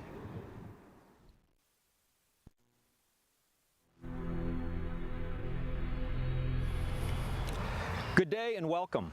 My name is Brigadier General Rolf Maumann, the commander of the 127th Wing here at Selfridge Air National Guard Base. I'd like to welcome you to Selfridge, where we're going to celebrate the next 100 years of combat aviation here in your local community with our air show and open house. In the Air National Guard, we pride ourselves on being a cornerstone of Michigan communities. Our airmen work and live and go to school in our community, and they serve here at Selfridge Air National Guard Base. This is our opportunity to open up our gates and allow you to come in to see what your Air Force does on a daily basis. We have aircraft on static display, which you can look, and some of them you can actually crawl through, and others will be flying to show you the awesome combat power that we deliver on a daily basis. I'd like to also ask all of you to stop by our STEM hangar. There you'll get to see how innovation is going to be driving our combat power as we move out into the future. Now that you got to see what we do here at your hometown Air Force here at Selfridge Air National Guard Base, if you're interested, come please join us. We'd love to have you as part of the team. Again, welcome to Selfridge Air National Guard Base, and enjoy the show.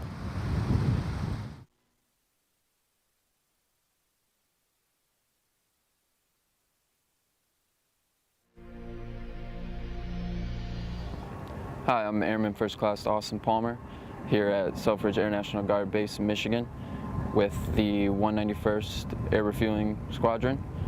My day-to-day job as a crew chief entails inspecting the exterior and interior of the aircraft, servicing oils, hydraulics, changing tires, brakes, servicing accumulators, launching, recovering. It's our mission to make sure that the jet can do its job. I would have to say my family inspired me to join the Air Force. I come from a military family. They've always talked very highly of the military, and I'm doing things that I never thought I would ever be able to do.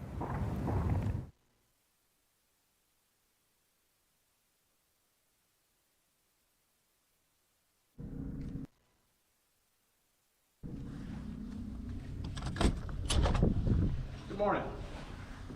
I'm Lieutenant Colonel Steve Hay, 127th Logistics Readiness Squadron Commander, Selfridge Air National Guard Base, Michigan.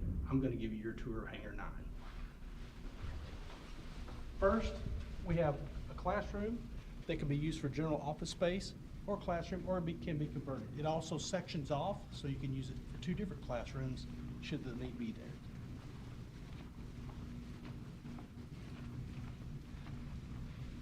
It's a little large facility, so we're going to be moving up to our next area. What we have here is some general office space as well. We currently use that for a processing facility, but we also have 3 small offices back here and 1 large office in the corner.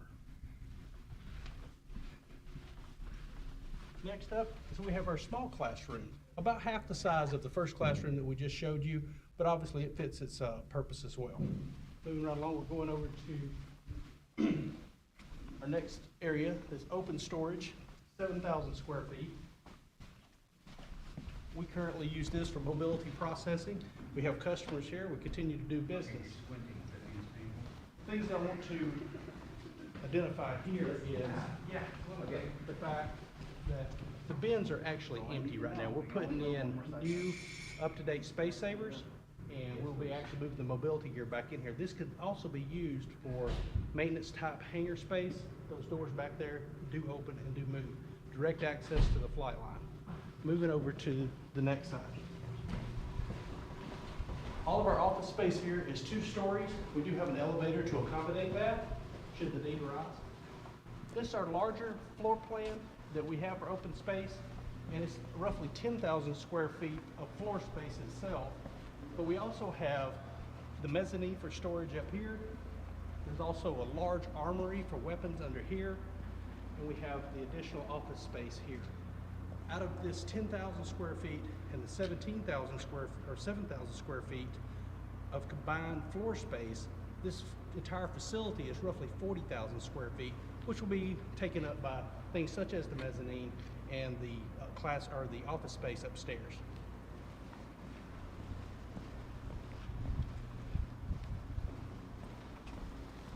Down on this lower level, there's 7 office spaces there. 1 room is big enough for training as well.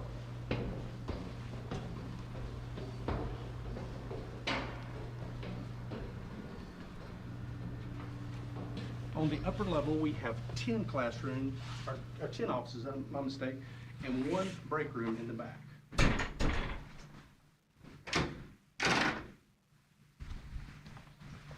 Just a quick look at our office space that we do have available.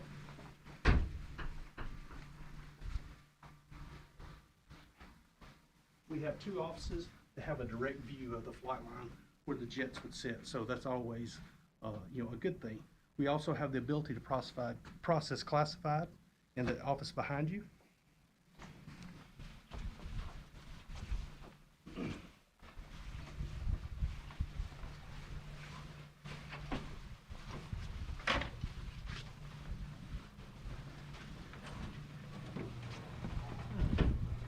One last look at our large space for, obviously, aircraft maintenance would probably be the ideal situation there.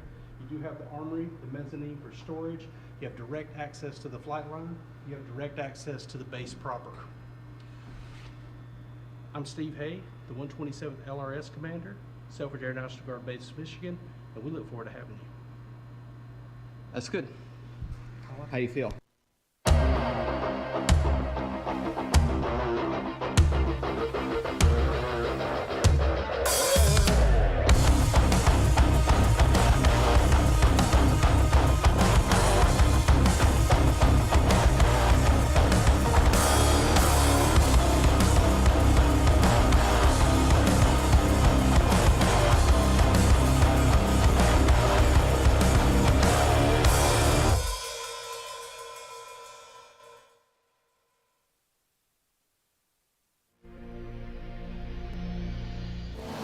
My name is Master Sergeant Heather Bell. I am the Installation Spectrum Manager here at the 127th Communications Flight. I am a multi-capable airman. Not only do I manage the frequencies that we utilize here for our radios and radio systems, I also manage the emergency services technology. Without the communications capability that we provide to the base cannot run. I joined in active duty in 2009. For me, it was an obligation of service. I have family members that have been in the service since World War I. I have had the opportunity to go to Fort Bragg to work with the paratroopers out there.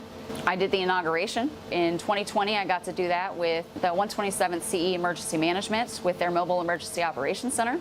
The upcoming 2022 air show will be my first that I've gotten to not only have a hand in planning, but participating. What I'm looking forward to the most is some of the capabilities that some of our outside law enforcement agencies are bringing onto the base. Mostly for me, it's really about the STEM equipment. I like to see what new technologies that we're going to be bringing on, you know, how they take down drones and how they go and they detect chemicals, that kind of stuff. That's kind of my jam.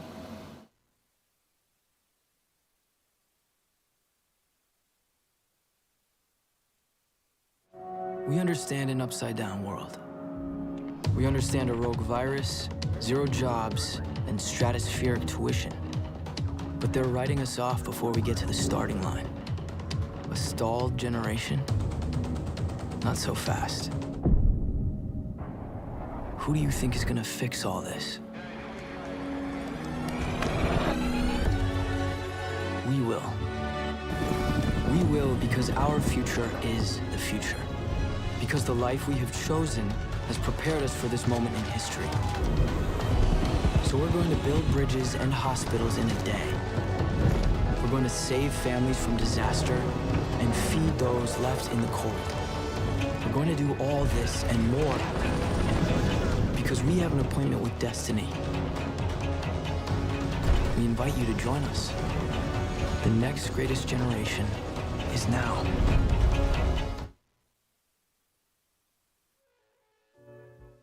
What I think about the character war is there's a lot more information out there, and there's terabytes and terabytes of data out there. Now it's a matter of how do we use those terabytes of data. And all that data is putting in the right place at the right time is going to help make decisions. We want to get to be able to make decisions at machine speeds. And how do we use machine speeds, machine learning, artificial intelligence? And we can say that a lot. Those are all buzzwords until you actually take the data and be able to connect it and build the algorithms and tools to go with it, to provide leaders and commanders decisions in areas where the information may not be completely clear, or the aspect of information overload where you got to be able to parse through to figure, really to find the wheat through the chaff, to be able to, what is the right nugget of information that we all require at different levels. And the information I may need may be different from the information you need, so we can achieve the objective and join all domain operations concept. So it's important from that aspect that that's how shape of war has changed, the character war has changed, because it's not just kinetic and attrition.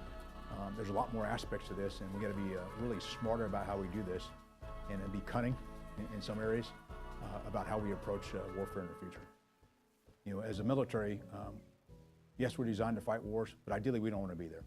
I work for General Fogman, and one of the things is, we fight and win America's wars when called upon to do so. That was a quote that he said when I was his aide. And I always remember that, when called upon to do so. And so from that aspect, we got to be prepared. Don't want to go to war, but if we go, we want to be ready. And that's an aspect of the balance that I have really as a chief of staff, but all of us as leaders, how we balance that, look at how we use information to deter and assure and compete. And then at the same aspect, be ready to engage if called upon to do so. So there's a lot of things we've learned as an Air Force in our nearly 74 years of existence. But we also got to look to the future about how things have changed. And we can't tightly control things, partly because of how much information is out there and how quickly information flows. We see that in our operational aspect, but I think we see that in our day-to-day lives as well. And we want to be able to have that bit of flexibility in our thinking as we move forward. And so that's why I look at doctrine, the combination of the things we've learned historically, the things we also need to learn for the future. And I think sometimes we want to try to base it all on things we've already done. Well, that means, some folks say, we'll be fighting the last war. We don't want to be in that area. And so we need to really be thinking about how that drives us to the future. It's hard to be innovative and risk averse at the same time.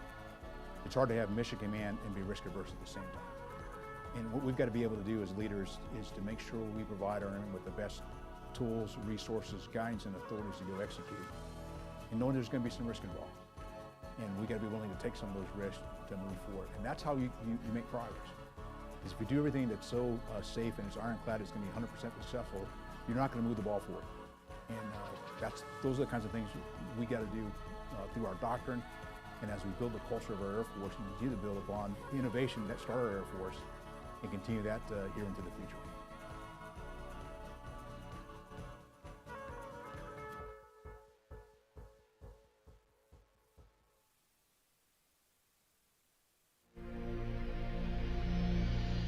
Hi, I'm Senior Airman Light, or also known as Care Bear. I'm part of the 127th Medical Group as an aerospace medical technician. My duties as an aerospace medical technician is patient care, such as drawing blood, giving shots. I also review medical clearances for AGRs or transfers. My strong passion is helping others in need and medical field. I've always wanted to be a doctor when I was little, and joining the Air Force, I can do both. My biggest memory in the Air Force so far is going to Italy. We got to help out with the Afghan refugees, got to hang out with all the kids. I love the kids. This will be my first air show. My job duty is a roving escort on Saturday and Sunday. Hope you have a good time at the air show. This is the first air show in 5 years. Stay hydrated.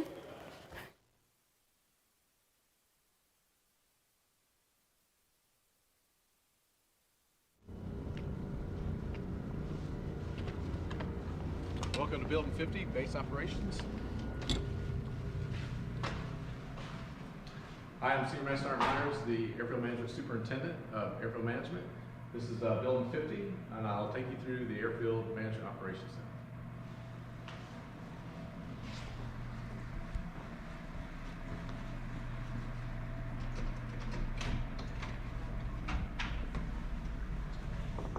Center. In this office, we house Transient Alert, weather flight, and then our Airfield Management Center and flight planning room.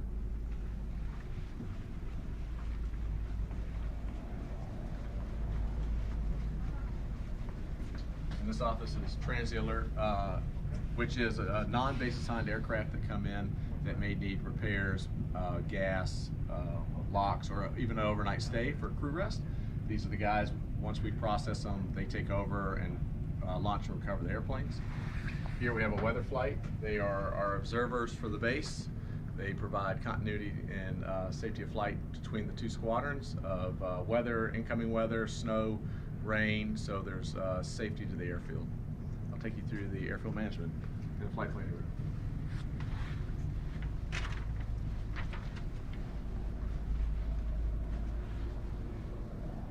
In here we have a flight planning room which allows pilots to come in and update their flight plans. Anything they may need from charts, publications, flips, to get them from here to their next destination. We provide all that. We have a laptop that they can use. We basically provide everything they would have at their last base to assist them to get to where they're going. In here is our airfield management. This is the heart of the operations. It's ran by contractors and military. We have AFIS machines, which is tied to us, the squadron, and the tower command post.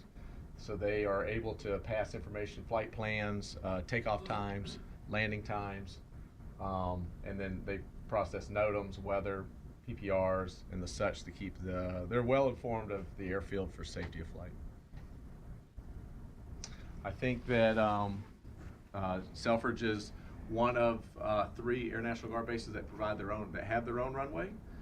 I think that makes them a premier destination for training and fighter operations. The mission of the United States Air Force is to fly, fight, and win. Air power. Anytime, anywhere. As airmen, America expects and needs what you do better than anyone else.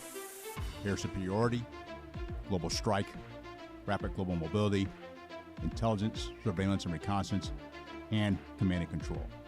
Delivering air power for our nation requires more than just aircraft. It requires total force airmen, active duty, guard, reserve, civilians, and all Air Force specialties working together as a seamless team to operate, maintain, and enable our mission and bring unique capabilities and effects of air power to bear. Whether you fly, fix, or fuel our aircraft, guard our air bases, operate our ICBMs, defend our networks, provide resources and care for our airmen and their families, or serve in any other Air Force career field to make the mission happen, because of you, air power is possible. Anytime, anywhere.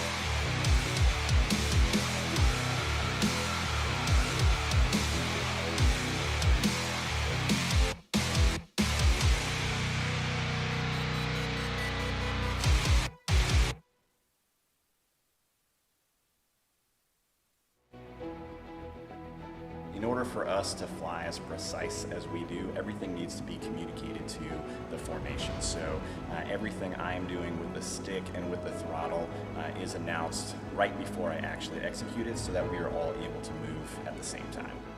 It is a cadence, it's not singing. Right. All the way. Book not ready now. And now Toronto, stand tall as America's ambassadors in blue. Open with a tribute to our neighbors to the north. America's own, your United States Air Force Air Demonstration Squadron, the Thunderbirds!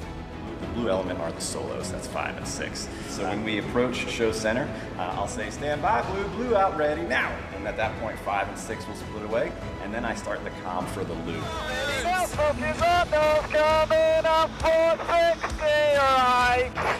On in 2, 40.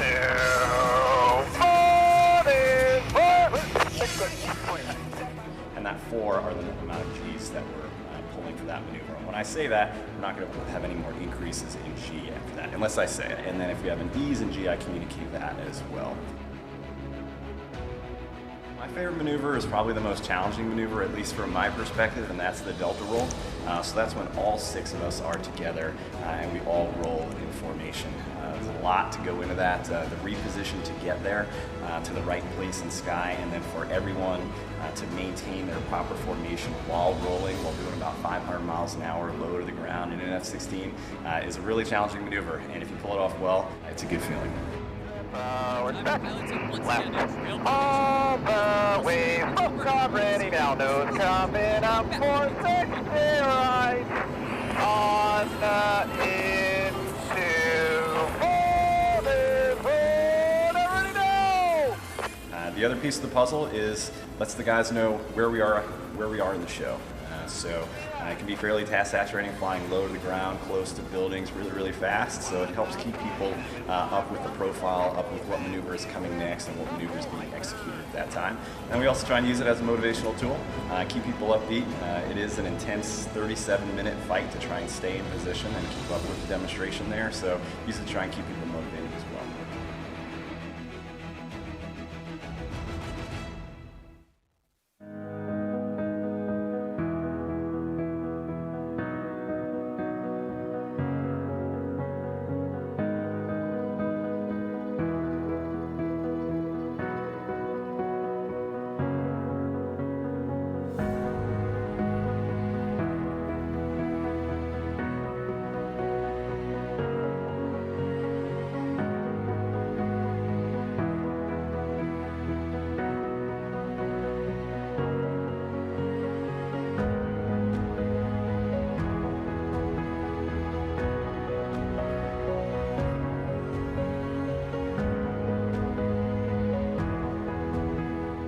Located along the shores of Lake St. Clair in southeastern Michigan, Selfridge Air National Guard Base is home to the 127th Wing and more than 70 tenant organizations. Less than 10 miles from the city of Detroit, Selfridge is the largest Air National Guard installation in the United States. Along with the 127th Wing, Selfridge hosts the Michigan Army National Guard, Coast Guard Air Station Detroit, Navy Operational Support Center, Marine Corps Reserves, the U.S. Customs and Border Protection Operational Integration Center, and many more. For more than a century, Selfridge Air National Guard Base has provided highly trained personnel to every American conflict since World War I. From launching alert fighters on September 11th to contributing to today's missions, Selfridge Airmen stand ready to serve state and nation. Today, the 127th Wing flies both the A-10 Thunderbolt II and the KC-135 Stratotanker. With these aircraft, the Wing has contributed thousands of hours of flight time to missions both in the United States and overseas. A significant advantage to the fighter mission at Selfridge Air National Guard Base is its proximity to the National All-Domain Warfighting Center, which combines the Camp Grayling Maneuver Training Center and the Alpena Combat Readiness Training Center to provide nearly 150,000 acres of maneuver space and the largest aerial range east of the Mississippi. Northern Michigan features 3 geographically separated electronic threat emitters and is able to accommodate the training needs of any unit. Featuring a 9,000-foot runway, over 3,000 acres of ramp space, and more than 100 years history with fighter aircraft, Selfridge is ideally equipped to deal with the nation's most advanced aircraft and weapon systems. Currently, 10 maintenance bays and 2 engine hush houses at Selfridge are dedicated to the fighter mission, with additional wing assets, including a pull-up-to-pump fuel farm supporting local tanker operations. Space exists around the airfield for additional ramp space and maintenance facilities if needed. Selfridge has the current ability to house 24 fighter aircraft and can house an additional 24 aircraft shelters without modification to the fighter ramp.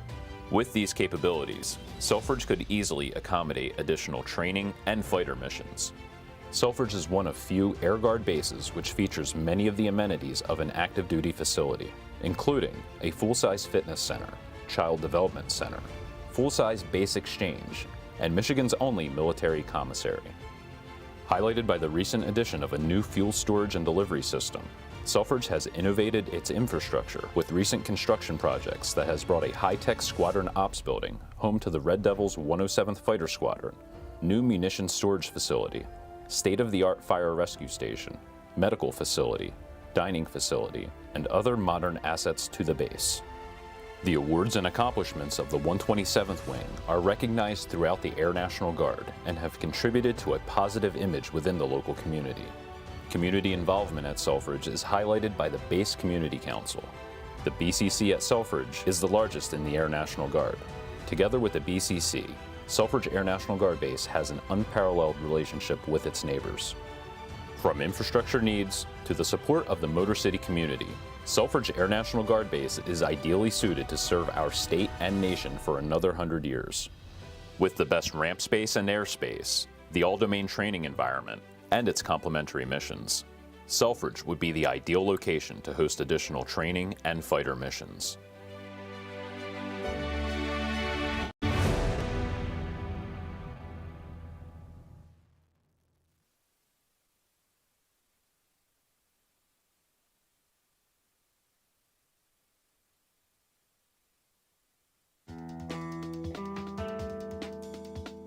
The Shooting Star was our first operational jet fighter, flew in 1944. They had a squadron in Europe before the war ended, but never saw combat. When the war broke out, it was our frontline fighter and ground attack aircraft, first jet responsible for shooting down another jet. Even the two-seaters in Korea flew photo recon and ground attack missions, which were still designated TF-80s. And then at the end of the war, they redesignated T-33. And even when the T-37 replaced it, it continued to serve in the U.S. till 1999 as an aggressor squadron or instrument currency or gun platform. So it has a big history. Kelly Johnson, I don't think he built a bad airplane.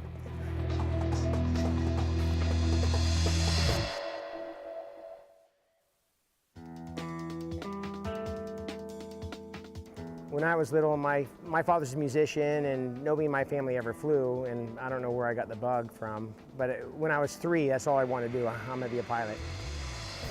And I had a lot of people tell me I couldn't do it, and I just kept plugging away. And even when I bought this, my friends are like, only rich people can fly jets at air shows. And you know what? If there's a will and a passion, and you follow it, you can achieve your dreams. And I like to tell. Just spread that to the kids and everything else. And I've actually had last year a couple kids came up to me that just got their private license, and they said that I inspired them to do it. So it's a good feeling.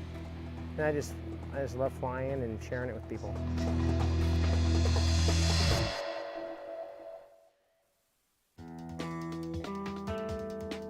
I always tease my friends at work that when I'm working, I hate pilots. But yeah, no, it's I understand what the guy's doing in the cockpit when I'm working traffic, and when I'm flying through, I understand what the guy when somebody's busy, or I understand what the guy on the ground's doing.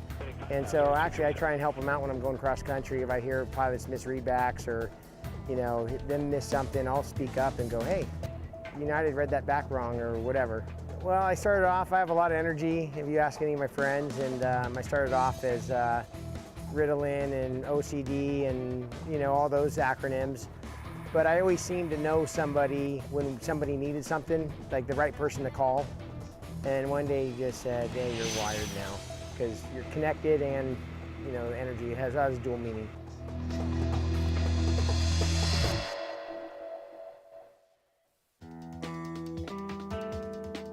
As a young child, one of my favorite planes was a shooting star, P-80, F-80, and the T-33 is essentially an F-80 or P-80. And besides that, Wonder Woman flew it, so how can you go wrong there, you know? So I flew a friend's T-33 and I instantly knew I had to have one. But we need to inspire the kids.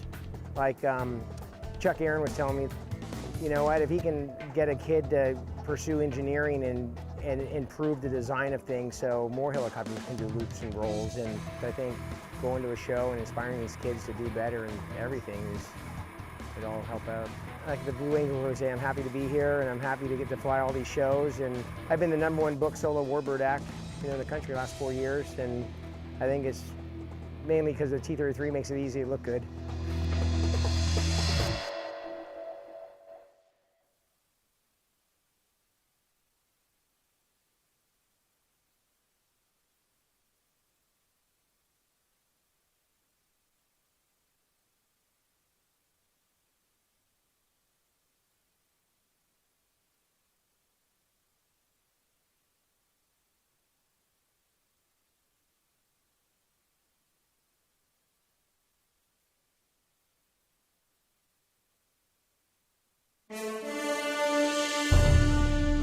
Summer 2017 marks 100 years of service at Selfridge Air National Guard Base. Let's take a look at one page from the logbook of Selfridge history and heritage. At the time, they were known as the 332nd Fighter Group, the 403rd Fighter Squadron, and the 96th Service Group. Today, we more commonly refer to them as the Tuskegee Airmen, a group of African American aviation pioneers who, despite harsh institutional discrimination, served their country with great distinction during World War II.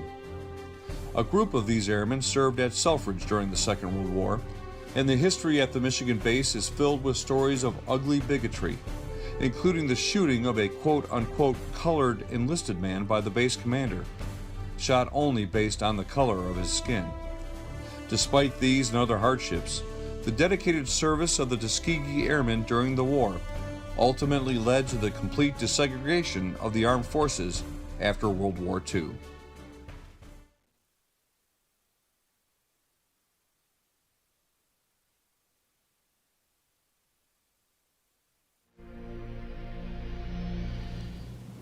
Hi, I am Staff Sergeant Jenna Gleason. I am one of the recruiters here at the 127th Wing. As a recruiter, I work to qualify potential applicants, and I promote our benefits and opportunities that we offer in the Michigan Air National Guard for them. As a recruiter, we attend school lunches and we set up table visits, and we have a golf mat that allows students to come up and participate in the little putt-putt with us, which allows us to interact with them and share the benefits that we do have to offer. We also attend events in our local community to spread the word about the Michigan Air National Guard. Over the past couple months, we've held a couple STEM events, which is science, technology, engineering, and mathematics. One of those was held here at Selfridge Air National Guard Base. These events were held to bring awareness to aviation and aerospace for high school students in the local area. At the STEM event, we had flight simulators and robotics there so that students could have a hands-on opportunity, so they could just get a small taste of what it would be like to have a future in the aviation field. At each STEM event, we had a recruiting table set up for the Michigan Air National Guard.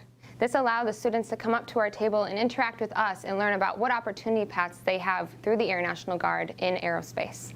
We also were able to share some of the benefits that we have to offer, such as $14,400 a year from Michigan tuition assistance. About 5 years ago at our last air show, I was there as a Civil Air Patrol cadet and I was volunteering. That air show inspired me to take that next step and to join the Air National Guard. And now 5 years later, I am here professionally recruiting others to take that next leap and join the Air National Guard as well. I hope you all have an amazing time at this year's air show, and make sure you stop by our tent to get more information about the Michigan Air National Guard.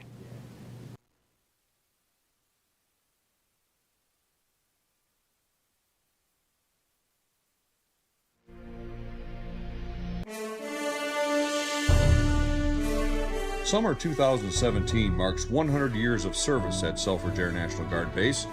Let's take a look at one page from the logbook of Selfridge history and heritage. It was audacious. It was ridiculous. Fighter aircraft simply could not fly from the U.S. to Europe. The Americans were at a clear disadvantage in the early days of the Cold War with the Soviet Union. But not so, said Colonel David Schilling, commander of the 56th Fighter Group at Selfridge. Working in secret with a few colleagues, Schilling cooked up the plan for Fox Able 1, or Fighter Atlantic, for the first time at Selfridge. In July of 1948, Schilling, who had been a fighter ace in World War II, took off in a flight of P-80 Shooting Stars, the first jet ever to be used at Selfridge. After refueling stops in Canada, Iceland, and the United Kingdom, the P-80s landed in Germany, ready to refuel and rearm for any contingency.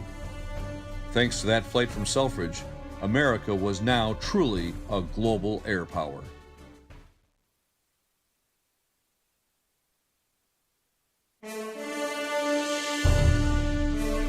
Summer 2017 marks 100 years of service at Selfridge Air National Guard Base. Let's take a look at one page from the logbook of Selfridge history and heritage. It was audacious. All right, now we are inside the FA-18 Super Hornet, and this is an Echo model, so a single seat. And for the most part, almost everything in this cockpit is exactly as you would see it in the Fleet Squadron. The only additions and subtractions are we have a little, we call it the noodle here on our flap switch, so that we quicker and easier move that if we need to. You'll notice here on the left side, there's the smoke pressure switch arming button, as well as a light.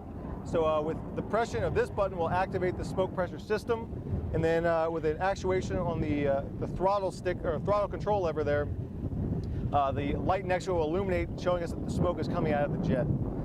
Next to this are our inverted fuel pumps. So another modification to the Blue Angel jet is that we have upgraded internal inverted fuel pumps, and those are activated by this red guard switch right here, and then these series of lights over here are indications to the pilot that the pumps are working or are not working as they may be. Another thing we have here is the stopwatch. One of the things that we use in the Blue Angels for the solos especially is we'll use a timing pattern to help Blue Angel 5 and 6 get the center point on time at the same time, and that is really what the stopwatch comes in handy for. Lastly, the biggest modification inside the cockpit, which a lot of people have heard about, is the spring. And so you can see the spring down here with that green handle simply comes off of the rail, attaches to the stick. So now the stick is being pulled forward with about 40 pounds of pressure, and that is why Blue Angels don't fly with G-suits. As you can see here, my right arm rests heavily on my leg to support the 40-pound spring, and that is where the G-suit would inhibit any sort of movement that we may have. And then again, if you want to take it off, just releases and then sticks back to the bulkhead there. Other than that, everything you see here as far as screen switches, knobs, dials is the exact same as you would see in a Fleet Hornet, with the modification of the gear here, as our crew chief will go into later. All right, now we are inside. Yeah, I grew up in a motorsports production family. That was our family business. So I went to my first monster truck show tractor pull that our family produced when I was 10 days old in Oklahoma. So I've grown up, I guess, with it in my blood. I've started racing whenever I was a little kid, have been involved in motorsports my whole life, with whether it's dirt bikes or go-karts and stuff like that. The first jet truck, my dad had retired from the motorsports production company, and he wanted to still be involved in motorsports. We started off with the Chevy version of Flashfire, and I helped him out with that. He ended up getting sponsored by the Air National Guard on that truck. Well, that filled the schedule for that truck, so we acquired another truck, the Dodge version of Flashfire. I started driving it, and then we acquired Shockwave in fall of 2012. Shockwave was built back in 1984 by Les Shockley.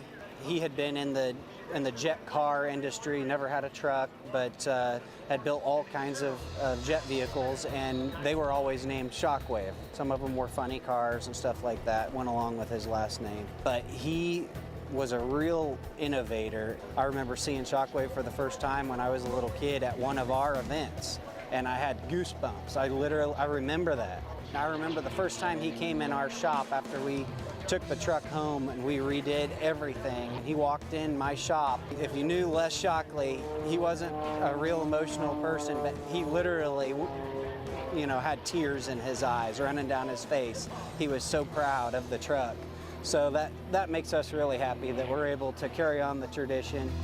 With the new Top Gun movie coming out, I've always wanted to do some kind of a throwback as an appreciation to all of the branches of the military. So we've got the GAU-8 Avengers, which is an exact replica of what you see on the A-10 Warthog. And then it's got the 50 caliber machine gun, and we turned the parachute cans into what looks exactly like the Hellfire missile. It even has the exact label with serial number, everything on it.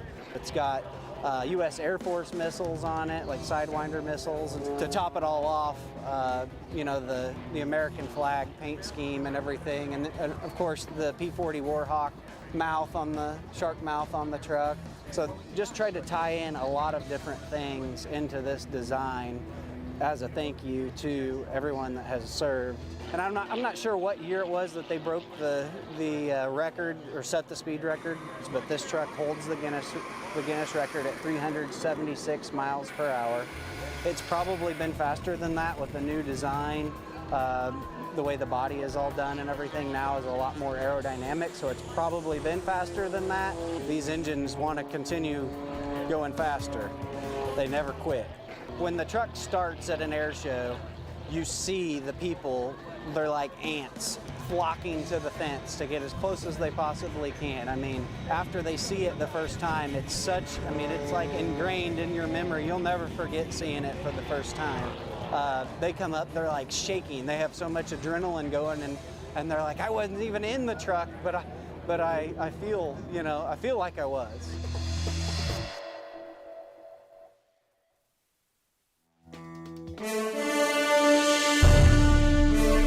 Summer 2017 marks 100 years of service at Selfridge Air National Guard Base. Let's take a look at one page from the logbook of Selfridge history and heritage. At the height of the Cold War, the nation lived in fear of a nuclear attack. Could Soviet Union bombers fly over the North Pole and attack the industrial heartland of America? The airmen and soldiers of Selfridge stood at the ready, the last line of the nation's defense. The base was the hub for a series of anti-aircraft missiles that ringed the Detroit region, and Selfridge fighters stood on 24-hour alert, ready to repel any attack from the sky. More than 80 times in the Cold War, Soviet bombers and Selfridge fighters would meet over the northern reaches of Canada as each side tested the other's capabilities. Fortunately for all involved, this story ends without a shot being fired.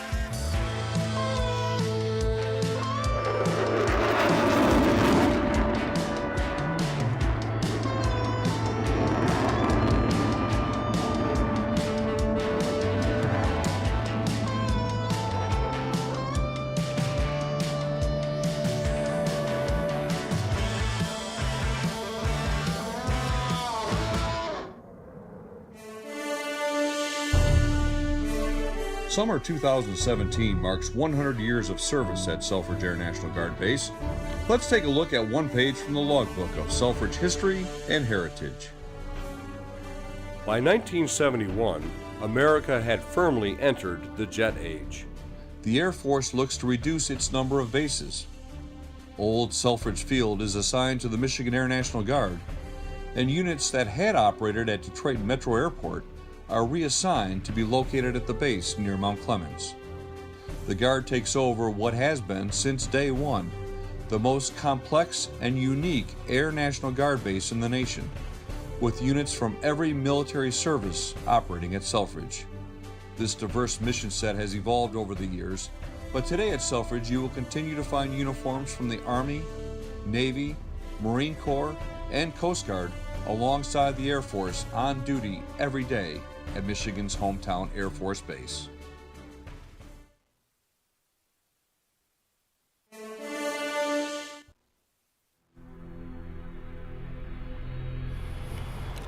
Good day and welcome. My name is Brigadier General Rolf Mom, the commander of the 127th Wing here at Selfridge Air National Guard Base. I'd like to welcome you to Selfridge, where we're going to celebrate the next 100 years of combat aviation here in your local community with our air show and open house. In the Air National Guard, we pride ourselves on being a cornerstone of Michigan communities. Our airmen work and live and go to school in our community, and they serve here at Selfridge Air National Guard Base. This is our opportunity to open up our gates and allow you to come in to see what your Air Force does on a daily basis. We have aircraft on static display which you can look, and some of them you can actually crawl through, and others will be flying to show you the awesome combat power that we deliver on a daily basis. I'd like to also ask all of you to stop by our STEM hangar. There you'll get to see how innovation is going to be driving our combat power as we move out into the future. Now that you got to see what we do here at your hometown Air Force here at Selfridge Air National Guard Base, if you're interested, come please join us. We'd love to have you as part of the team. Again, welcome to Selfridge Air National Guard Base and enjoy the show.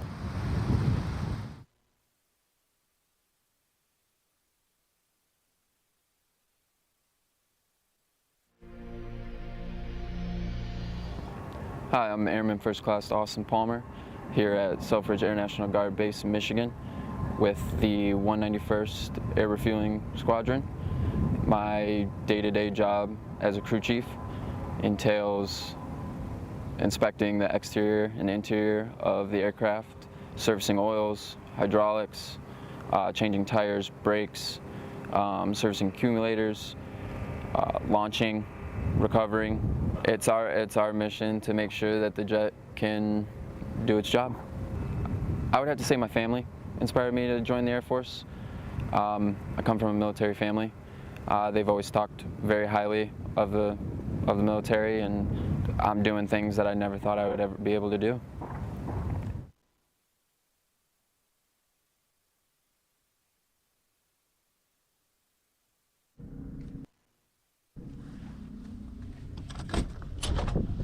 Good morning. I'm Lieutenant Colonel Steve Hay, 127th Logistics Readiness Squadron Commander, Selfridge Air National Guard Base, Michigan. I'm going to give you your tour of Hangar 9. First, we have a classroom that can be used for general office space or classroom, or can be converted. It also sections off, so you can use it for 2 different classrooms should the need be there.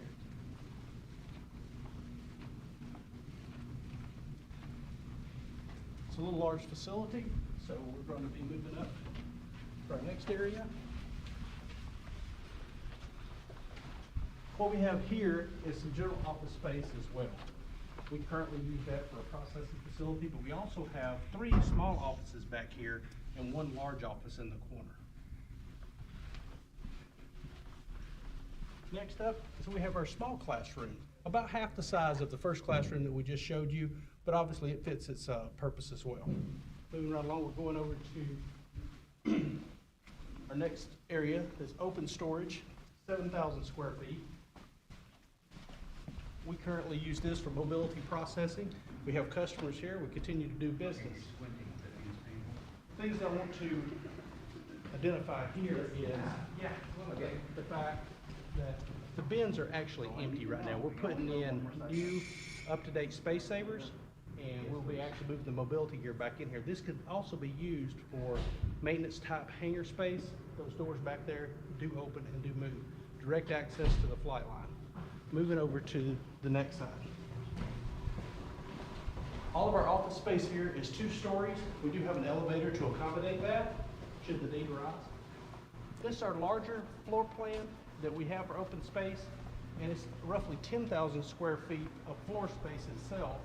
But we also have the mezzanine for storage up here.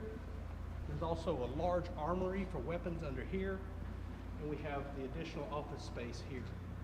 Out of this 10,000 square feet and the 7,000 square feet of combined floor space, this entire facility is roughly 40,000 square feet, which will be taken up by things such as the mezzanine and the the office space upstairs.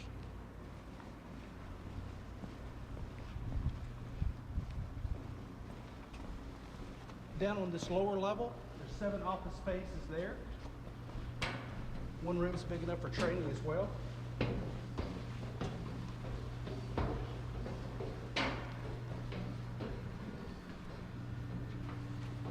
On the upper level, we have 10 classrooms, or 10 offices, my mistake, and 1 break room in the back.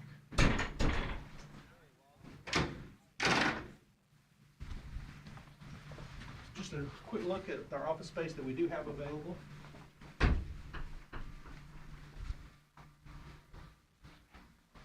We have 2 offices that have a direct view of the flight line where the jets would sit, so that's always a good thing. We also have the ability to process classified in the office behind you.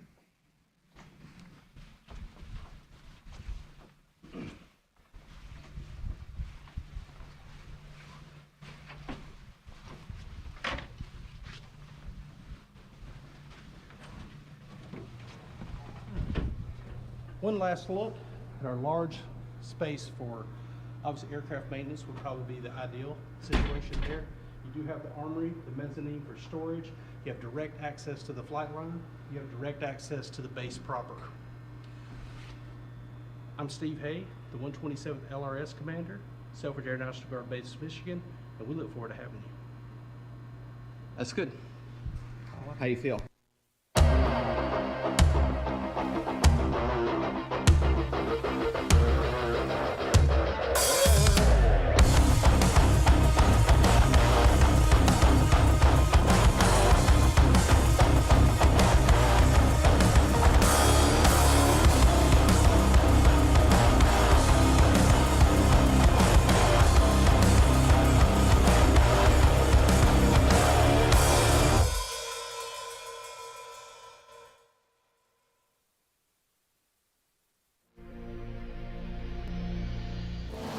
My name is Master Sergeant Heather Bell.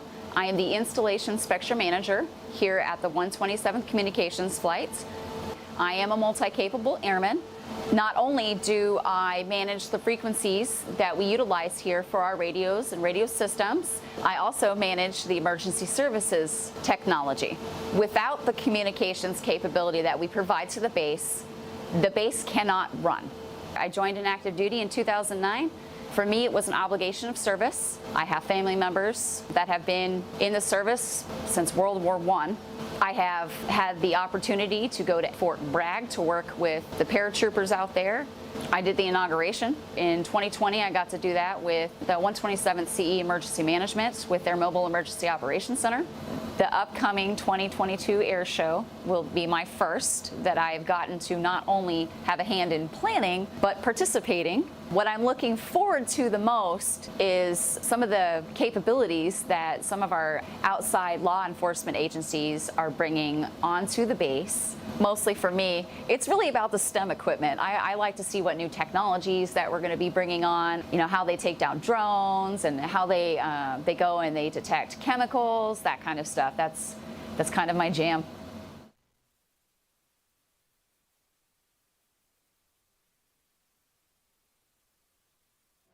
We understand an upside-down world.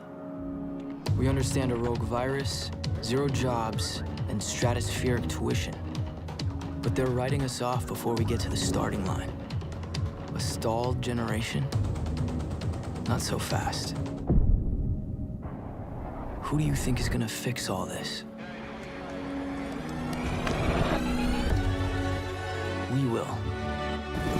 We will because our future is the future. Because the life we have chosen has prepared us for this moment in history. So we're going to build bridges and hospitals in a day. We're going to save families from disaster and feed those left in the cold. We're going to do all this and more because we have an appointment with destiny. We invite you to join us. The next greatest generation is now.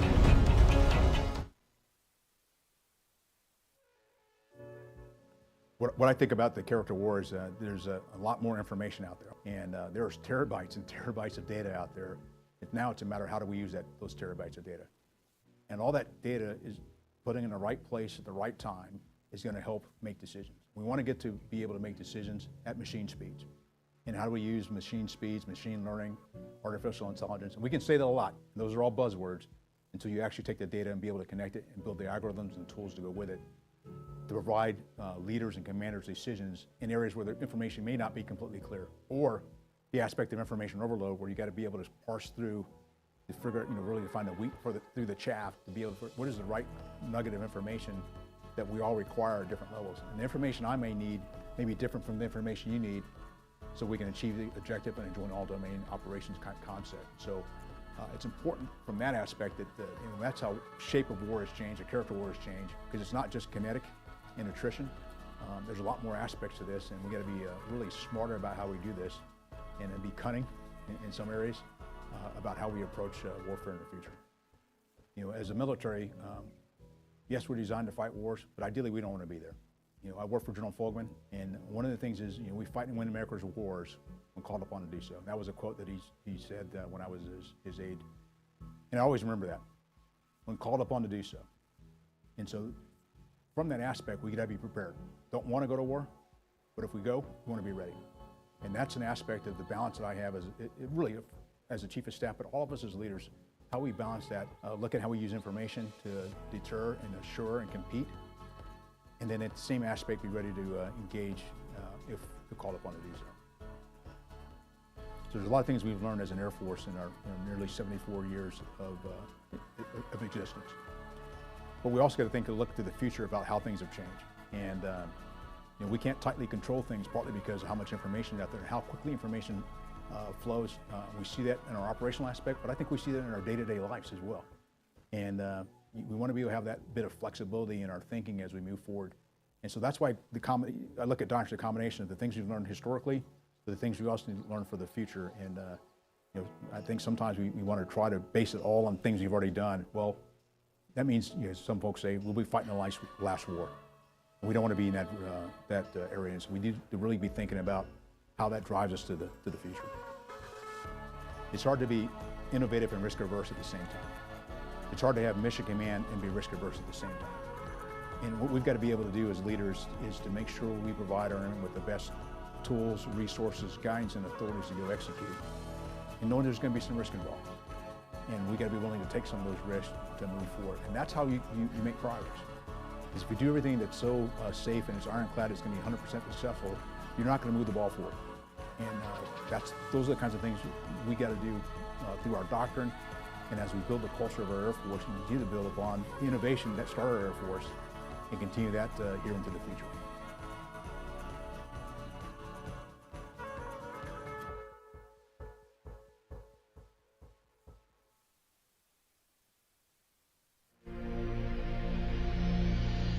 Hi, I'm Senior Airman Light, or also known as Care Bear. I'm part of the 127th Medical Group as an aerospace medical technician. My duties as an aerospace medical technician is patient care, such as drawing blood, giving shots. I also review medical clearances for AGRs or transfers. My strong passion is helping others in need and medical field. I've always wanted to be a doctor when I was little, and joining the Air Force, I can do both. My biggest memory in the Air Force so far is going to Italy. We got to help out with the Afghan refugees, got to hang out with all the kids. I love the kids. This will be my first air show. My job duty is a roving escort on Saturday and Sunday. Hope you have a good time at the air show. This is the first air show in 5 years. Stay hydrated.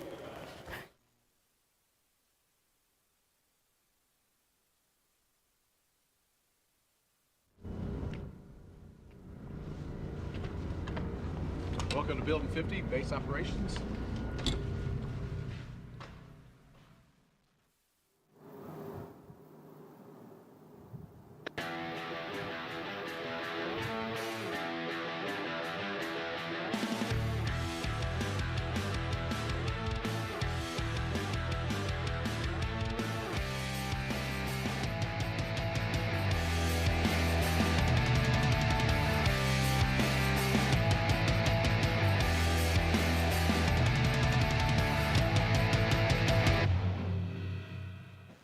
Good afternoon, everyone. Welcome again to Selfridge Air National Guard Base here for the 2022 Open House and Air Show. My name is Master Sergeant Dan Heaton, part of the 127th Wing. Very proud to be part of Michigan's hometown Air Force.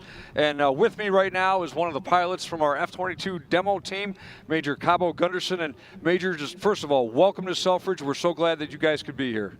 Thanks so much for having us. We really appreciate it, and looking forward to putting on a great show here for the crowds today. I just want to make sure we're getting the Major over the loudspeaker. All right, Major, try again.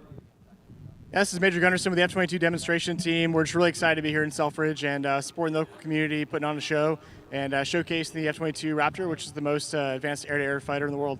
So tell us just a little bit about what the F-22 does. What's its role in the Air Force inventory? So we have a team of amazing people that put this airplane in the skies, and the job this airplane takes in the skies is basically to make sure the skies are clear for all their aircraft and people on the ground and on ships as well. So our job primarily is to go kill bad guy airplanes, making sure that all of our friendly forces and coalition partners never have to look up for any kind of threats. They're all taken care of. Well, now I had the opportunity to deploy and be at the same place with some First Fighter Wing F-22s, and I know it's a lot more than, I mean, the pilot is an integral part of the system, but there's a lot more to it than just the pilot and the aircraft. Can you talk a little bit about the team and what some of the people do to support the effort? Yeah, absolutely. The pilot is obviously somebody that's flying the airplane, employing it, working with forces on the ground, but we couldn't do anything without the people on the ground supporting the mission. That goes for intel folks, it goes for our maintainers that keep and maintain these airplanes and keep them ready to fight at a moment's notice. It goes to all the people that take care of our gear. I mean, there's a whole team of people, and that's the one thing I would stress to people here at the air show is that the military as a whole is a team. We don't do anything by ourselves. Everything we do is as a team. We have to have a lot of high professional and high quality people operating these airplanes and making sure they're ready to go. I think it's important to note too that the aircraft that you're using is it's not nothing special is done to it to make it air show worthy. I mean, this is an operational aircraft, right? Can you just talk a little bit about the performance of the aircraft and where it stands in the world's air forces? Yeah, absolutely. So one of the unique things like you touched on is the fact that the airplanes we fly are combat F-22s. We don't actually own our own airplanes with the demo team. We borrow those airplanes from combat squadrons. And when we show what the performance is of the airplane at air shows, we are no kidding showing the combat capability of the F-22. We don't take off with any less gas or take off anything. The only difference between the F-22 you'll see today at the show and a combat F-22 is that we don't have missiles and bombs and bullets loaded on the airplane. The airplane is going to produce about 70,000 pounds of thrust and it weighs about 64,000 pounds full of gas, full of weapons. So even at takeoff, we can take off and accelerate going straight uphill. And that's very unique to the F-22. There isn't another airplane out there that has the performance of the F-22 in terms of the maneuverability and the speed and kind of all-around performance. So we're talking a lot about recruiting today, and we talked about there's a whole team of people, but there is also a woman or a man that is the pilot of the F-22. Can you talk a little bit about the training that you folks go through? You bet. So we start off, to be a pilot in the Air Force, you have to go get your 4-year degree, and you can either get that through the Air Force Academy in our OTC program in college, or you can join the Officer Training School and do that after you complete your 4-year degree. And then from there you go to pilot training, which could take about a year long. And then from there, the training to fly the F-22 is about another 6 months of basic training in the F-22. And then you go to your combat squadron, you'll learn all the tactics and the way we use the airplane as a tool, as a weapon. And from there, you'll be basically joining your team, joining your squadron to go to combat. So it's probably, I'd say, about 2.5 years or so total time of getting to the point where you're a combat-ready F-22 pilot. Well, I saw the demonstration yesterday. It is amazing. You're going to want to stay for that. if you are on your way into the base, trust me, it is worth enduring the traffic to get out here and see the F-22. And the way the pilot whipped that aircraft, I don't know, was that you yesterday? Yes, sir, it was. Major, I salute you. Maybe I want to give you a hug. That was just amazing what you did yesterday. It truly was. Thank you. I appreciate it. Obviously, it's a testament to all the engineers, the people who spent a lot of time and years developing this amazing airplane, and it's just an absolute pleasure. It's very humbling for us to be out here at Selfridge showcasing the airplane and all the people that have made this airplane what it is today. Hey, can you just tell us real quick, what is the highlight, the number one highlight? You've been a demo pilot, I guess, for a couple of years now. What's the highlight of that experience been?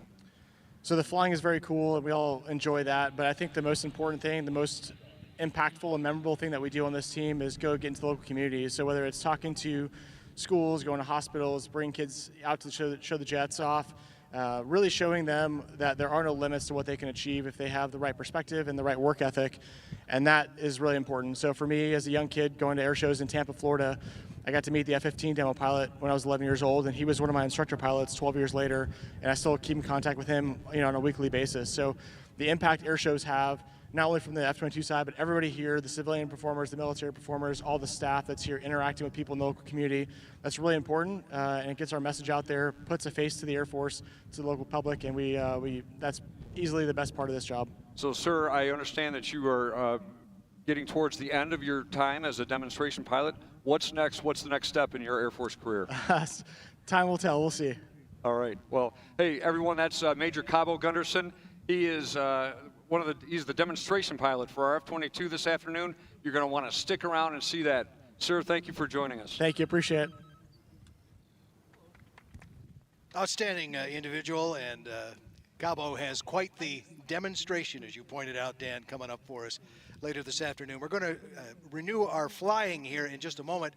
If you look down to the left, you see we start to position some aircraft, and that includes a venerable and the only one still flying in the world today, F-100. We also have the Scooter, the A-4 coming up, and unfortunately, we aren't able to have a demonstration from the Golden Knights this afternoon because their aircraft isn't able to get into the air, and we'll explain more on that in just a moment. But right now, we're looking for somebody, right? Yeah, we do have a 10-year-old boy named Warren who's wearing blue jeans and red shoes. And he needs to make his way underneath that big American flag. So if you see Warren, he's 10 years old, help him to get underneath that American flag. And also we have an 81-year-old by the name of Robert. He is missing as well. He has blue eyes and gray hair. And if he could make his way, if you could help him make his way underneath that American flag that's flying from the crane. 81 and likely to be alone. So if you see that, folks, help him get over to the flag there and get reunited with his folks. That would be appreciated. So we're going to have some messages right now from the governor and some of the VIPs that were here with us yesterday, and then we're going to start to resume our flying. Military families, local legislators, community partners, and of course our special guest, the Honorable Frank Kendall III, the Secretary of the United States Air Force. We're here to support the 127th Wing and Selfridge, an anchor of Macomb County. Selfridge serves a population of 5,000 civilian and military personnel and has an estimated $850 million in local economic impact. And I know how hard Team Selfridge works to keep this base running. And I want Team Selfridge to know that the legislature and I have your back. It's why the balanced, bipartisan budget we negotiated last week funds critical improvements to Selfridge to protect and create jobs right here in Macomb County. The budget also has funds to rebuild Mound Road, which I know is great news to my friends here in Macomb, one of the most important corridors in southeast Michigan. And we back and fund the Macomb County Health Services Project to help support health care for families in the county. I'm so proud that the legislature and I could work together to make and get things done for Macomb. I know we are all looking forward to an incredible air show this weekend.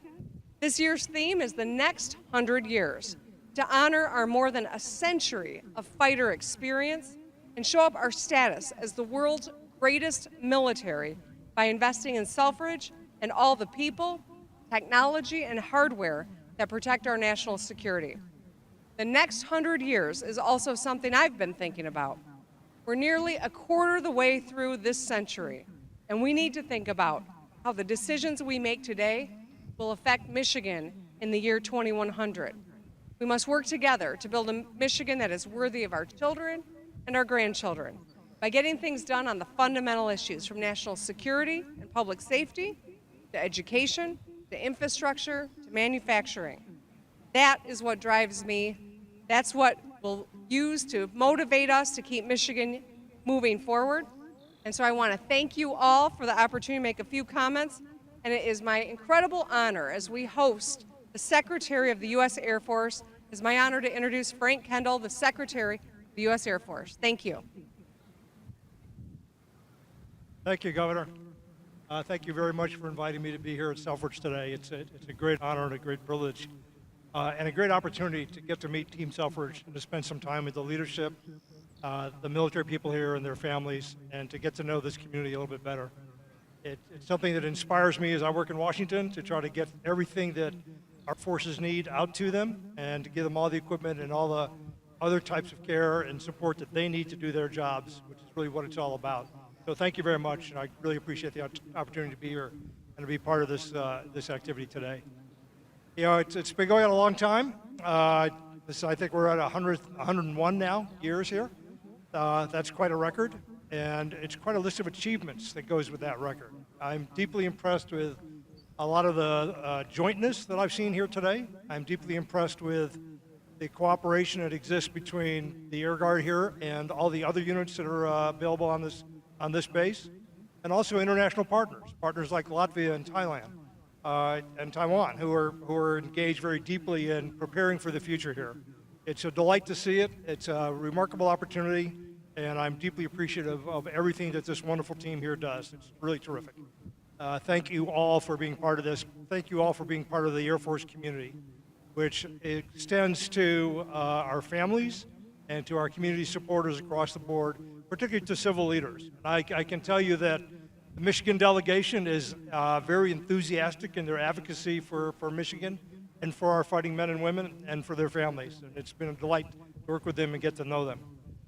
One of those people I'm going to introduce to speak now, Senator Stabenow, is someone I've gotten to know in this position and have deep respect for. She's a terrific representative of the state, a terrific advocate for all of our men and women in the military and for their families. Let me introduce Senator Stabenow. Well, thank you, Mr. Secretary. We are so proud and honored to have the Secretary of the Air Force with us today, spending time with us to see all of what Team Selfridge is about. I want to thank the governor for her leadership. We have such great partners going on with the federal and state and local communities and business community and so on. But this is all about saying thank you, to each of you who serve here, the men and women and your families for all that you do every single day. I remember being here for the 100th anniversary of Selfridge.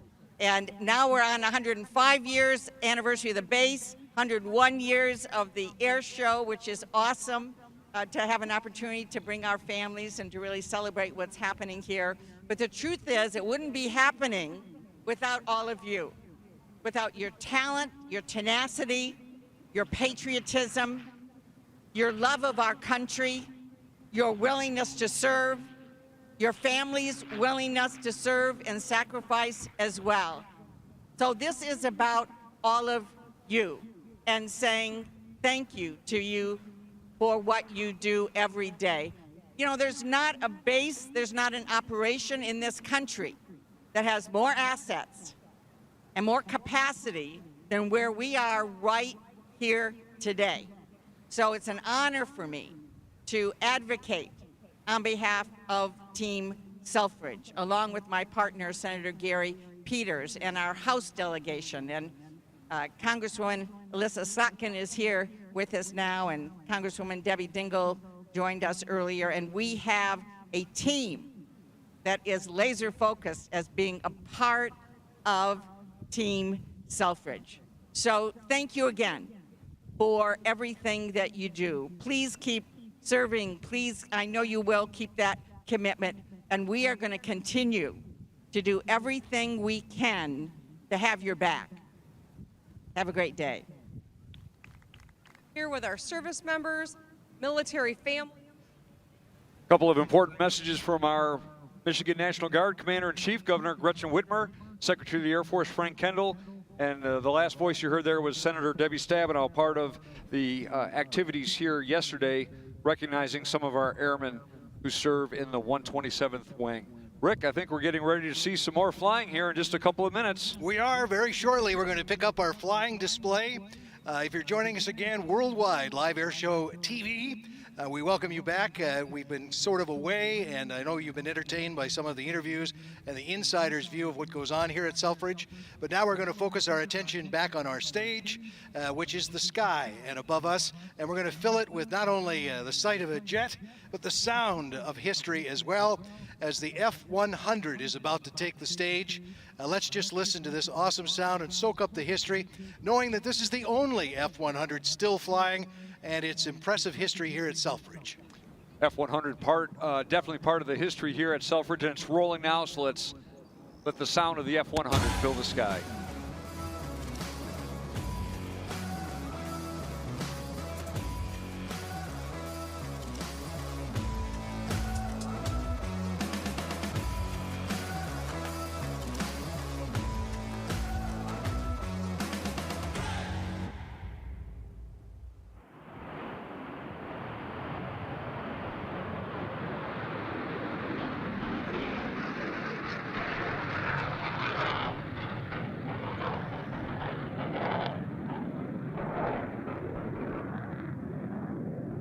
Coachell at the controls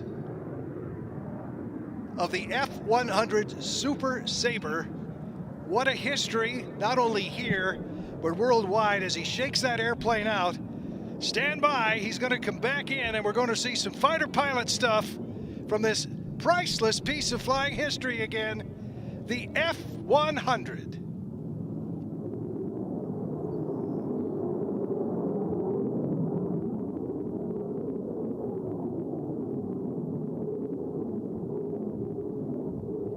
The North American F-100 Super Sabre, an American supersonic jet fighter aircraft that served with the United States Air Force from 1954 to 1971 and with the Air National Guard until 1979. The first of the Century series of USAF jet fighters.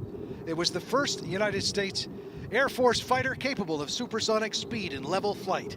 The F-100 was designed by North American Aviation as a high-performance follow-on to the F-86 Sabre air superiority fighter.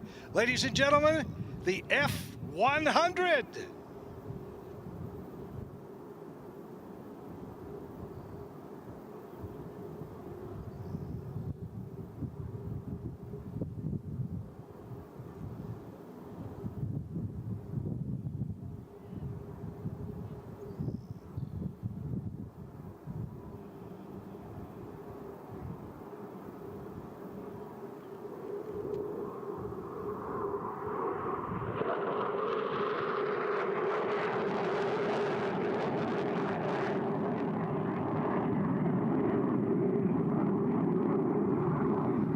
That's what I am talking about, Dan. It's good to hear it over Selfridge again, isn't it? That is the sound of freedom. That aircraft operated here in the middle 1970s, flown by the 107th Fighter Squadron. There's an example of it on display in the Selfridge Military Air Museum. The F-100, I'm going to say it wrong, the F-100 Super Sabre. Super Sabre, I knew it, I knew it.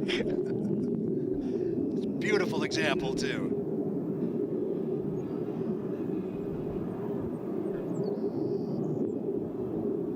Unlike the quick-turning aircraft of today's technology, it takes a little bit of time to get it turned around, but it's still so impressive. As Dean lines it up again, here comes the Super Sabre.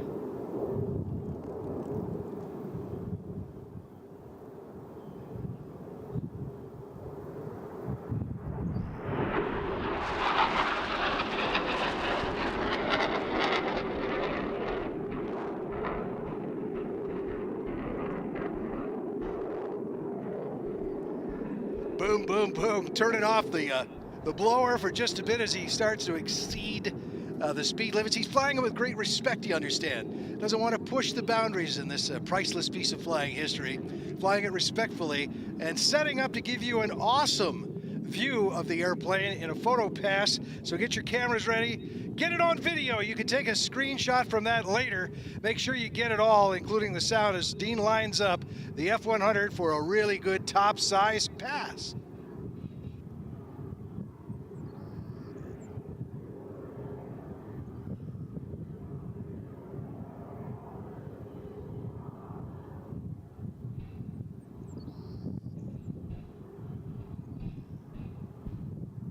Now he's setting it up, and of course, it's going to be a blast to hear it fly over us here in just a few moments. So again, have your cameras ready. Adapted as a fighter bomber, the F-100 was superseded by the high-speed Republic 105 Thunder Chief for strike missions over North Vietnam. The F-100 flew extensively over South Vietnam as the Air Force's primary close air support jet until being replaced by the more efficient subsonic Corsair II. The F-100 also served in other NATO air forces and with other U.S. allies. Later life, it was often referred to as the Hun, a shortened version of 100. Ladies and gentlemen, there it is with the top side pass, the beautiful F-100.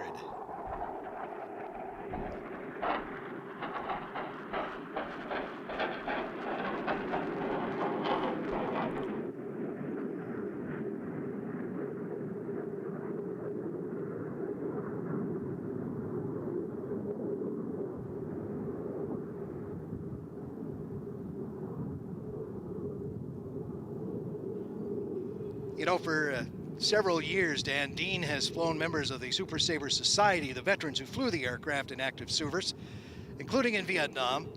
Dean says the reaction after the flight, the two-seat F-100 is almost uniformly the same and often sees tears, but lots of appreciation. Dean acquired the airplane more than a quarter century ago on his third try, even picking up a T-33, which he later sold on a bonus in the deal. After 2 years of a sizable financial investment and a great deal of help from former members of the 122nd Fighter Wing of the Indiana Air National Guard, he knew the airplane well. He had a prize warbird in the air again, and we're so happy to have it here today.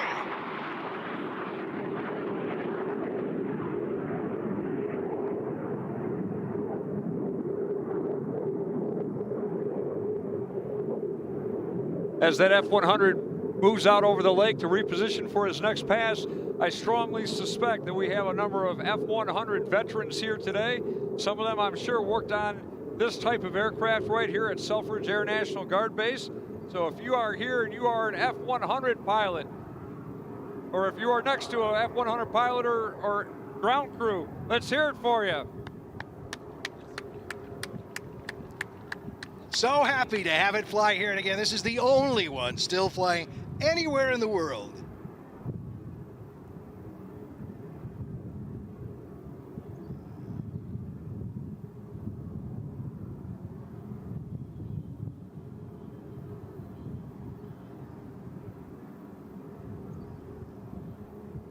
You know, we owe a great debt of gratitude to the owners and the operators of these vintage aircraft, as the demands in both time and treasure required to keep something like a Century Series jet fighter flying is astronomical.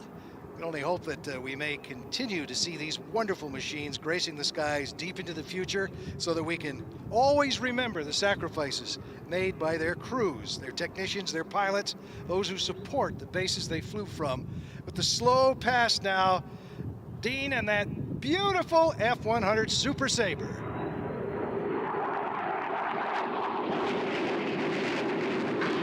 Boom, he lights the burner on that. And you see the speed increase as he blows on by now.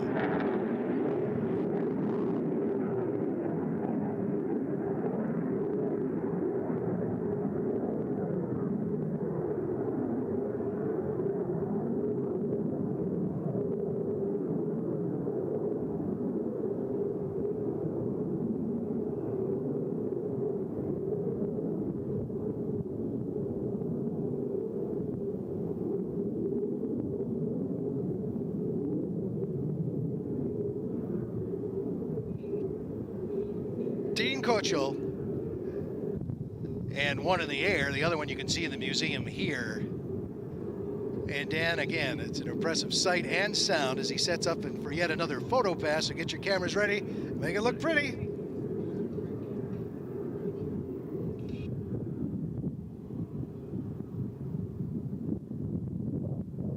This aircraft also really gives us the opportunity to see some of the advances in technology that's taken place in the Air Force over the last 50 or 60 years. This aircraft designed in the 60s, flew in the 70s, and as impressive as it is, it takes it a little bit of time to reposition itself. When we see that F-22 later today, keep in mind the difference between what you see with the F-100 and what you'll see later today with that F-22 as technology just continues to advance.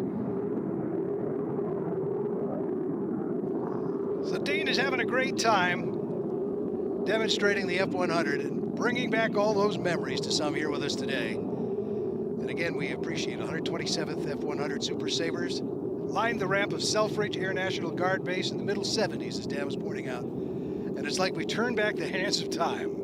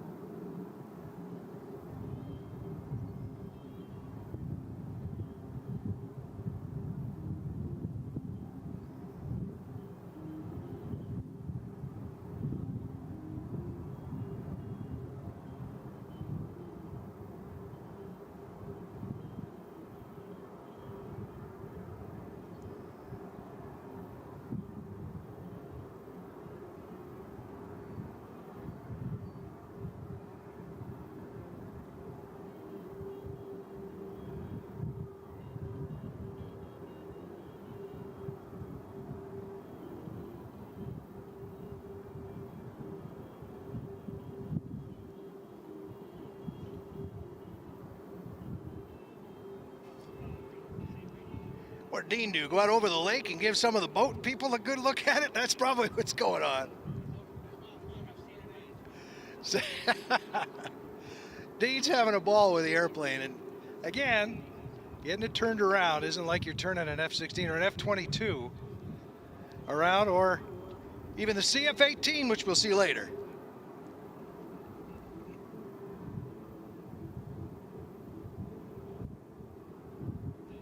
Here he comes. Easier to spot. The engines in their day made an awful lot of smoke and gave them away. And hopefully he'll have the burner back on again, so listen for the pop.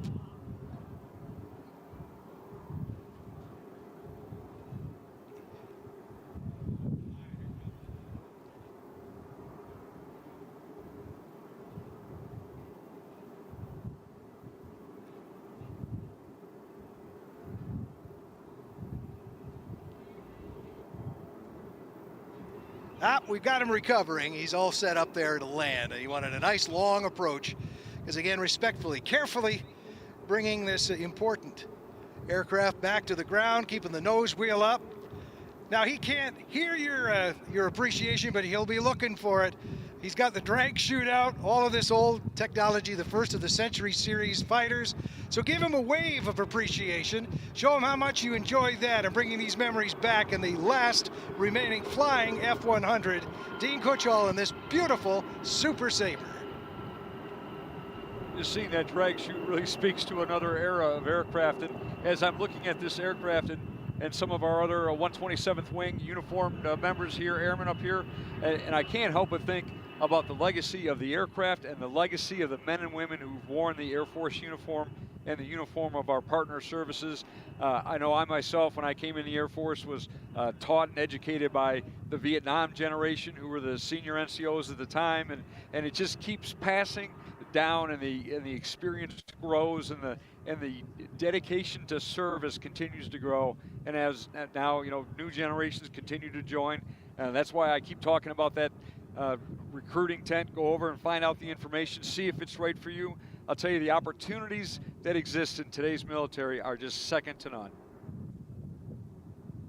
Dean will be happy to talk to you about this jet and what it has taken to keep it flying.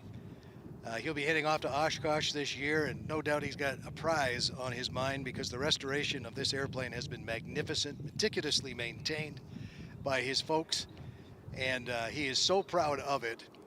And of course, you can, from our servicemen here, and especially if you visit the museum, not open today because of the air show, but in the days ahead, get some of the history between not only the aircraft, but as you've been pointing out throughout the weekend here, Dan, the people that are involved in keeping this airplane flying, the history of keeping it flying here in its day.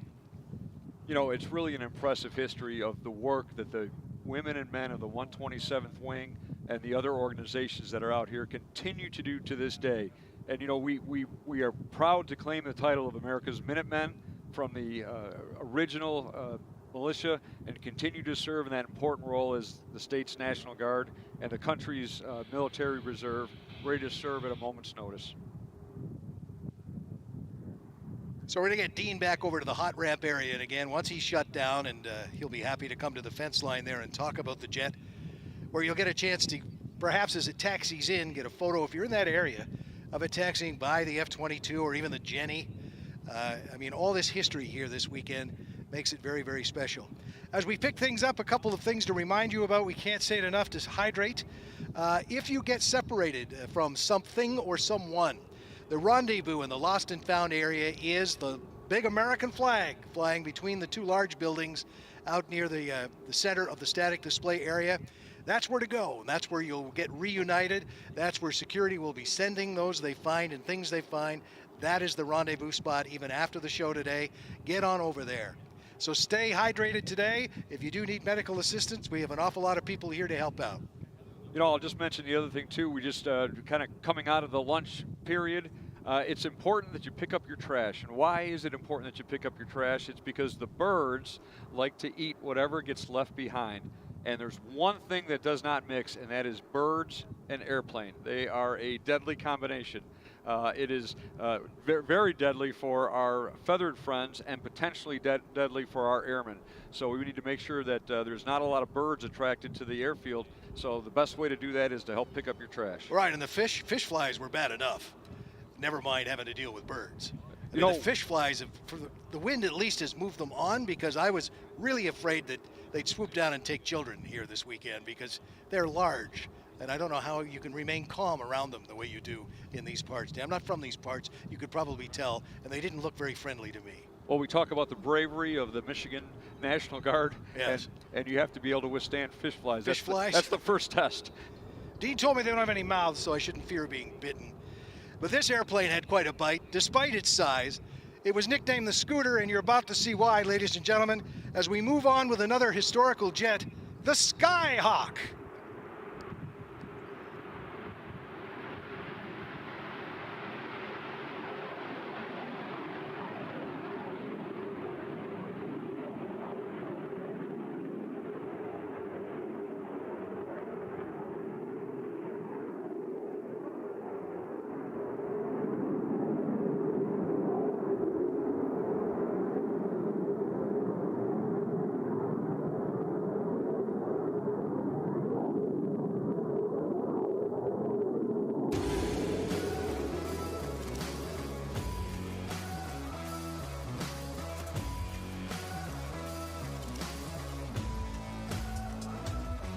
Did you see that climb all these years later, still so incredibly impressive? Just 24,000 pounds of flying machine, a top speed of 670 miles per hour. The Skyhawk, relatively light aircraft, but can deliver a very heavy punch. Cameras ready as our first topside pass of the beautiful Skyhawk.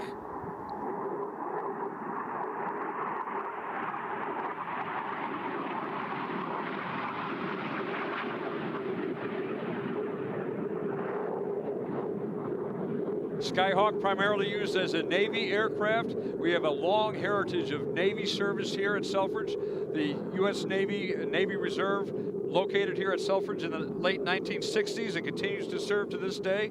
About 800 citizen sailors, members of the Navy Reserve, approximately 800 that serve here at Selfridge and are ready to go to support the fleet at a moment's notice.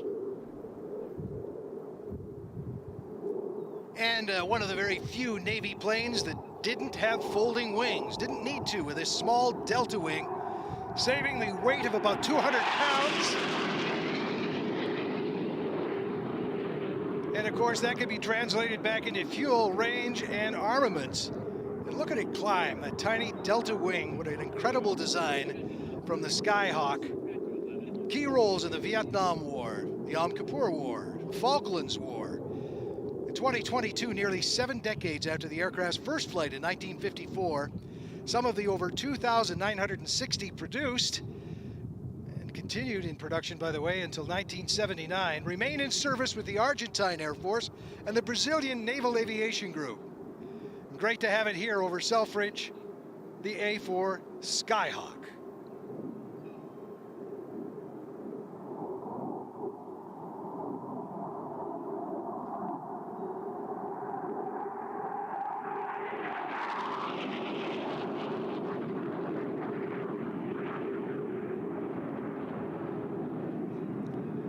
The first 500 production examples cost on average $860 grand. That's all it cost to get this bird in production and in the sky. Even less than the Navy's $1 million maximum at the time. The diminutive Skyhawk soon received the nicknames Scooter, or Kitty Car, or Bantam Bomber, or Tinker Toy Bomber, and on and on. Its speed, its nimble performance, also brought on the nickname Heineman's Hot Rod. Designed by Heineman, this is an amazing, small, compact delta wing aircraft. The prototype, by the way, set a world speed record of 695.163 miles per hour back in 1955.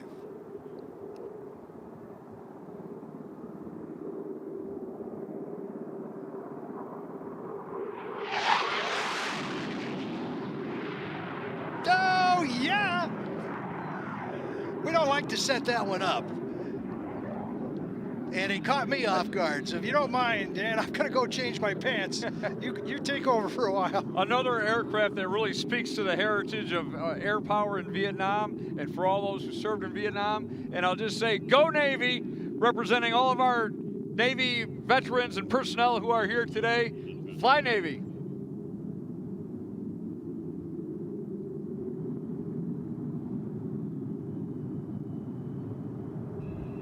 We want to get everybody included. That's why the Coasties were invited, of course. We're also going to see the Border Patrol agents get out here coming up in just a few minutes with a great demonstration. The Army, of course, we were going to represent with the Army with the Golden Knights, and they really wanted to jump. The airplane has let them down today, but hopefully we'll get them back in the sky again on Sunday. They're not able to jump today, unfortunately. But the Army, we're going to represent in all cases anyway. The Marines, the Navy, the Coast Guard, the Army, every branch, including our Border Services Protection folks, are going to be well represented. And of course, the Air Force. And a Guard.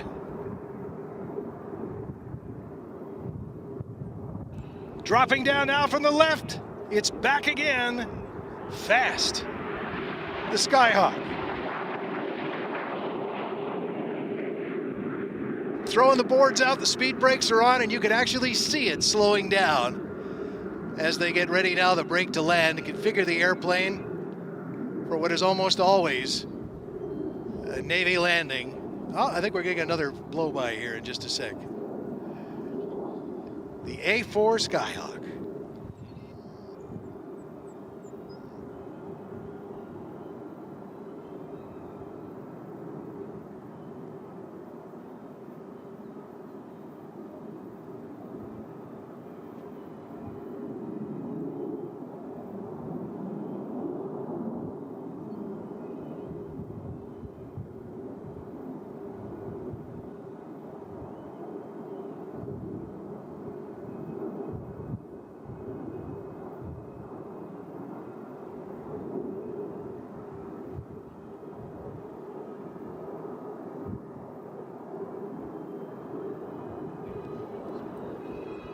And of course, naval aviators, it's not so much a landing than a controlled crash. But here comes your slow speed pass right now in that configuration as they would approach the carrier. You see the robust gear, the long gear, the tail hook down, the slow pass of this beautifully restored and maintained Skyhawk.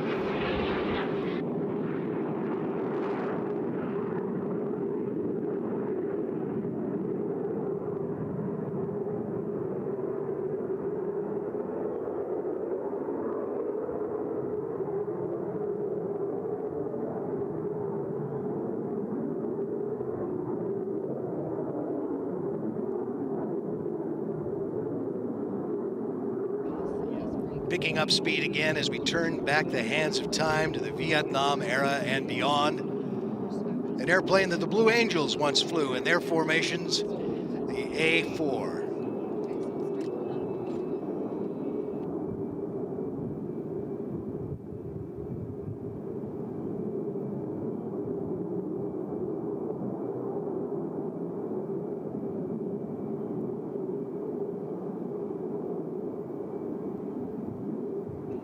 And from the same era, of course, across the field, we see taxiing in the F-100. So get your cameras. If you got the telephoto, this is going to be great. If you got the phone, start to zoom in, because you probably are going to get a chance to see the A-4 touchdown.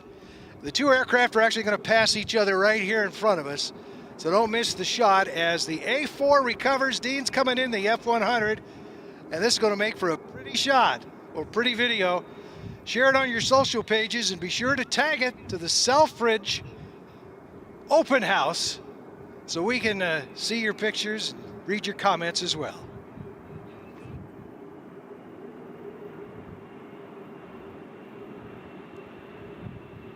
Nice.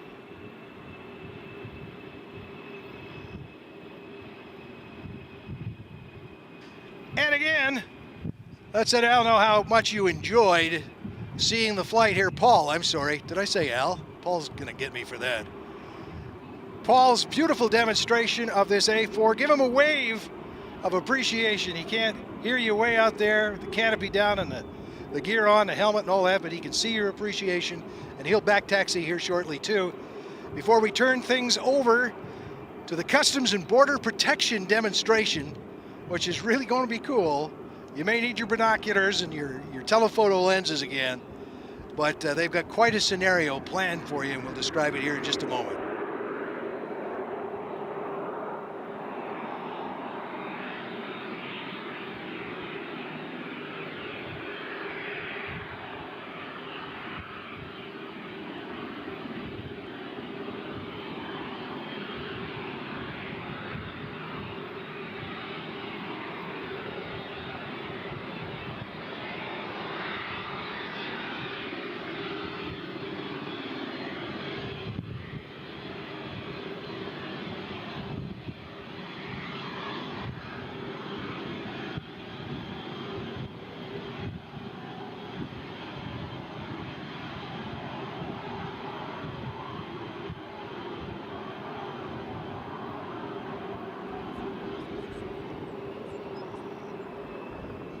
Another chance to thank the veterans that we, frankly, have never thanked enough. The Vietnam veteran, Dan.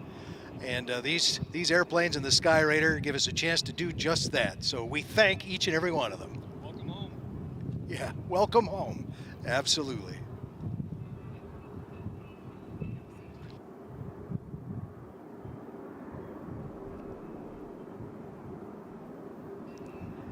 All right, I'm going to bring your attention now to the center and to the right. The scenario you're about to see, here's what's going on. All right. Customs and Border Protection consists of air and marine operations, Office of Field Operations, the U.S. Border Patrol agents. So this scenario depicts a smuggler illegally entering the U.S. territory, probably from Canada, and resulting in a vehicle pursuit. That's right, a car chase.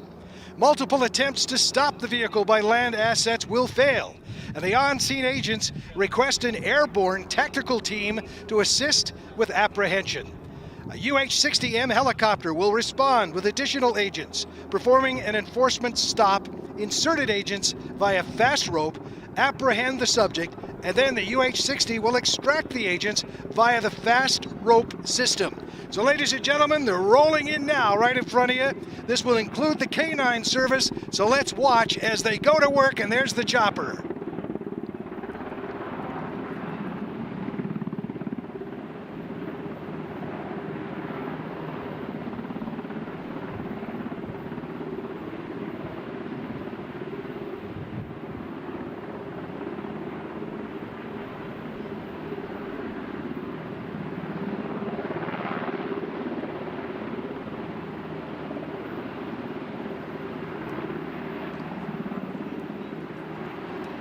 Now watch for the dog. The dog is out of the car right now to the right.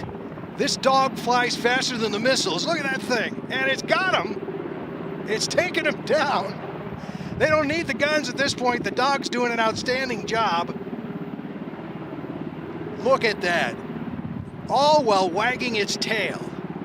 Outstanding as the canine and the rest of the troops take care of the situation. More to come, though. Keep your eyes glued on what's happening out front.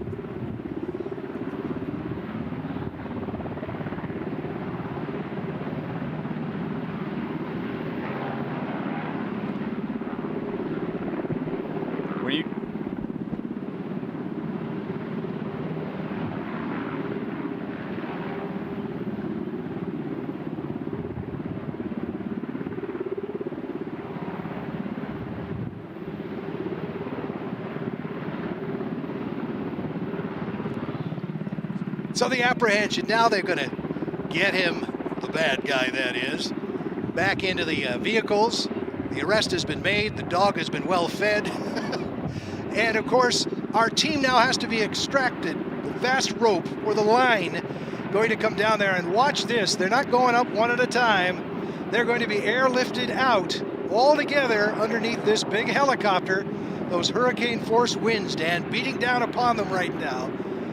And the kind of work that they are called on from time to time to do. Keep your eye now on those 3 agents down below.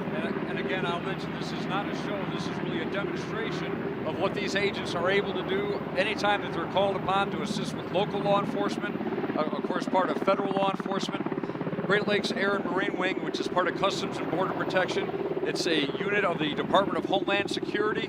Also for Homeland Security here at Selfridge is the Detroit sector of U.S. Border Patrol, and United States Coast Guard, which has been at Selfridge since the 1960s, is part of Homeland Security. It's a part of the federal family of agencies that provide defense, Homeland Security. Great Lakes Air and Marine Wing joined the Selfridge family about 15, almost 20 years ago now, and has been a great addition to the team. So watch now slowly as the helicopter starts to lift, and gently will lift the 3 agents off of the runway and get ready to take them on home. And as they lift up and they communicate with hand signals to the crew, we'll give them a round of applause in just a moment that they'll hear all the way out there as a way to thank them for their service. So here they go. Look at that. Off they go now. All 3 of them. I can't imagine the bravery to do just that alone and to go into harm's way. So as they lift off, folks, put it together for them. A job well done. Thank them for their service. Great Lakes Air and Marine Wing.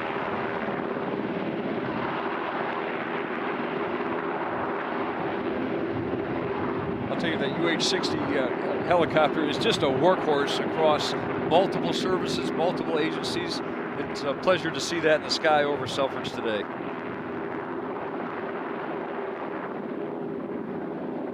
They've been working up this scenario for a few days now, to say the least, and yet, as you pointed out, Dan, this is the kind of stuff that they're called upon to do. They train to do it. But I get now get your hands in the air, give them a shout out. They're coming in real close this time. As they're hanging out is what they're doing. Look at that, outstanding. Nice demonstration.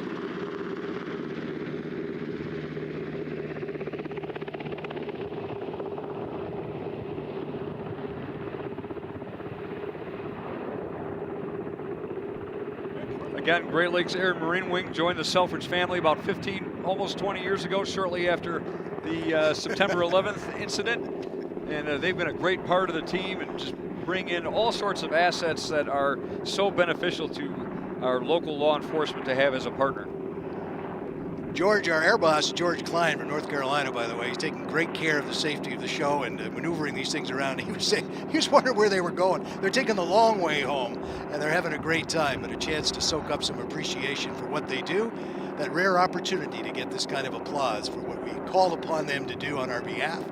And it's not a lot of fun hanging out underneath that thing, but they're going to be carefully placed back on the ground as the vehicles head back over to their operations center again, and then right back to work they go. So we just saw that demonstration from the Great Lakes Air and Marine Wing, and we're getting ready now to have our 2 Air Force aircraft that are assigned here to Selfridge put on a demonstration. This is going to be the A-10 Thunderbolt II. Once again, that's known as the Warthog, and I'll point out that here in about 15 minutes or so after this demonstration, they'll be doing a weapons load under the under the sunscreens in the static area. So you'll want to go over and check that out. Get a look at that 30mm round that's on the A-10. And then also today we'll see the KC-135 that'll be flying in formation with our A-10s. So Dan, I'm going to leave this to you now because this is the hometown team, and I think you're really going to be impressed with what you're about to see. So have your cameras ready. Indeed, this is our hometown Air Force and our A-10 pilots, who are really known as the grunts of the sky, and they work closely with the Joint Terminal Attack Controllers. These are specially trained airmen who are embedded with American and NATO ground troops to provide close air support. Training, standardization, and versatility is what allow A-10 pilots to provide that close air support to friendly ground forces anywhere in the world. And I'll tell you, if you're a soldier or a Marine on the ground, that A-10 is what you want flying overhead.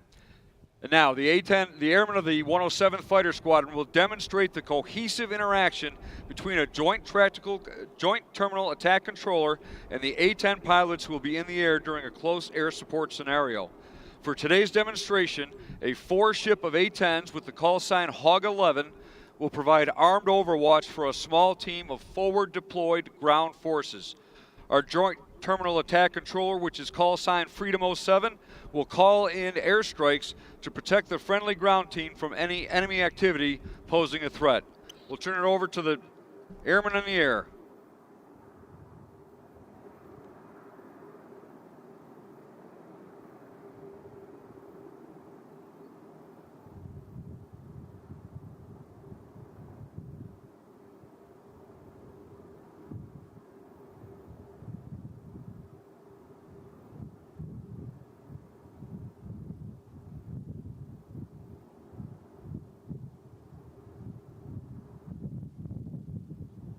Hog 1 authenticates Charlie.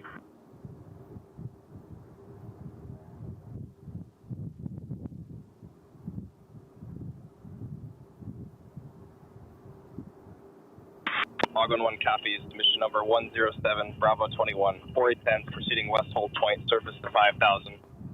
Ordnance each aircraft, 6 GBU-12s, 2 GBU-54s, laser codes 1811 through 14, 7 AGR-20. Laser rockets, laser code 1811, 3 AGM-65 Mavericks, 7 Bully Pete's, 1,150 rounds of 30mm. Each aircraft targeting pod equipped, negative video downlink. Hog 1-1 is standing 1, back egg qual. We've got 10 minutes of flight time, request aborts in the clear.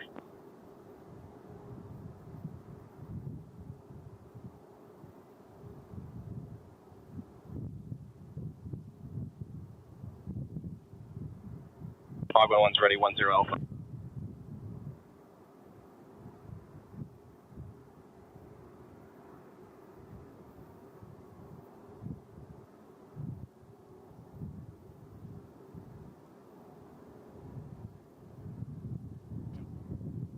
midfield point. Artillery is cold. Clearance authority will be through me, Freedom 07. Ordnance and restrictions per 9 line. How copy situation update 10 Alpha. Hog 1 copies.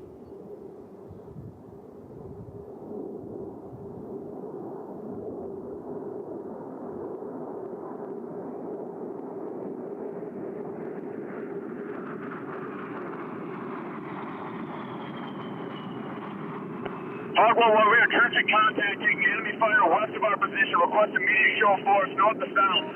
Hog 1-1 copies. Show of force north to south will be in about 45 seconds.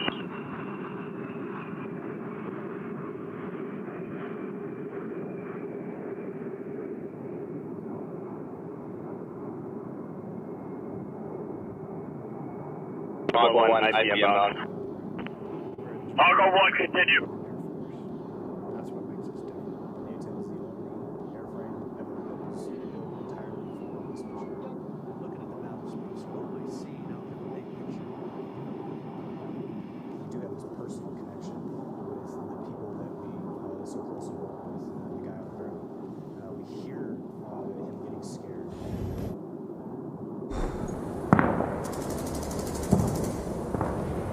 Hog 1 flight in from the north to show force.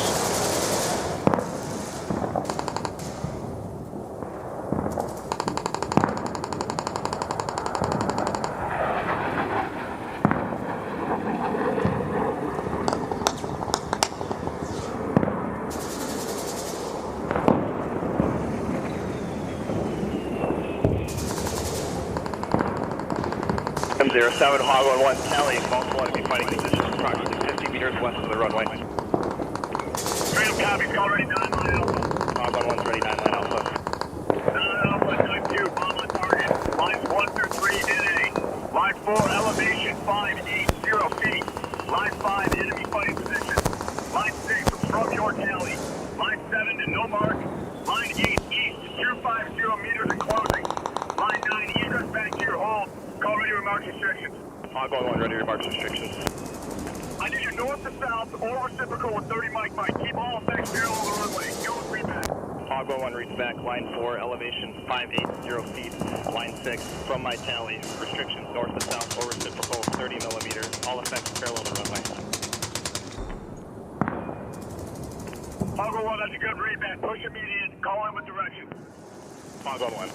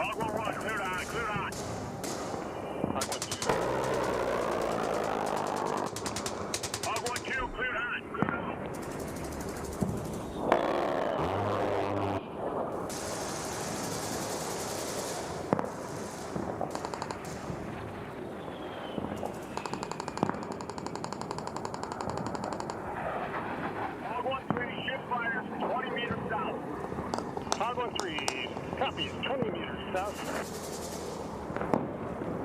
Hog 1-3 will be in from the south.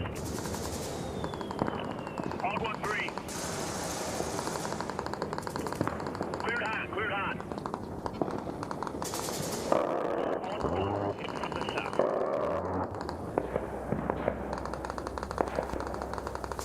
Hog 1-4, cleared hot, cleared hot.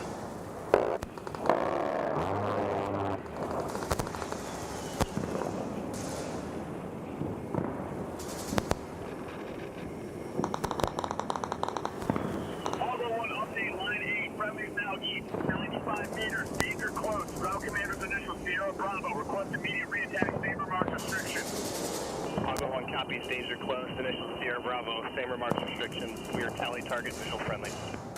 Good read back, push immediate. Hog.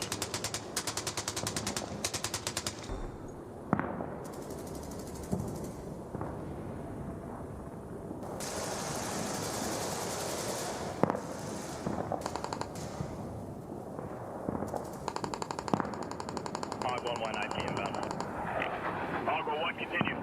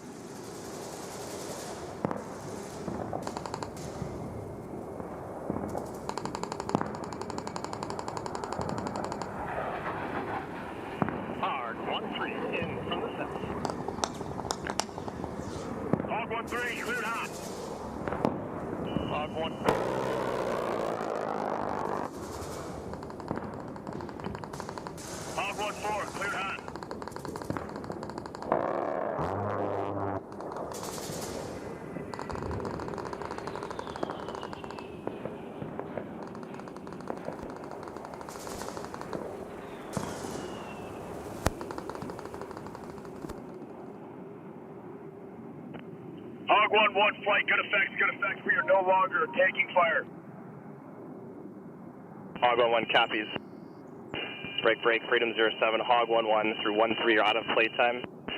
Request exit airspace east for aerial refueling. Hog 1-4 will remain in the pattern.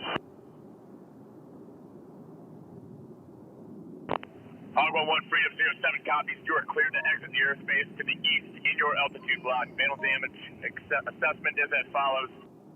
All enemy personnel neutralized. Ground commander's intent met. Mission successful. Thanks for the work. Hog 1-1 copies BDA. And now as our A-10s clear the area, they're going to hook up with a KC-135 Stratotanker and simulate an air-to-air refueling.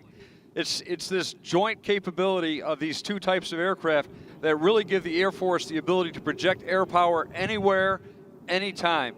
These A-10s from the 107th Fighter Squadron last week just conducted a highway landing on a stretch of highway in the Upper Peninsula. And why did they do this? They did this so that we can prove to the world that we can project American air power anywhere.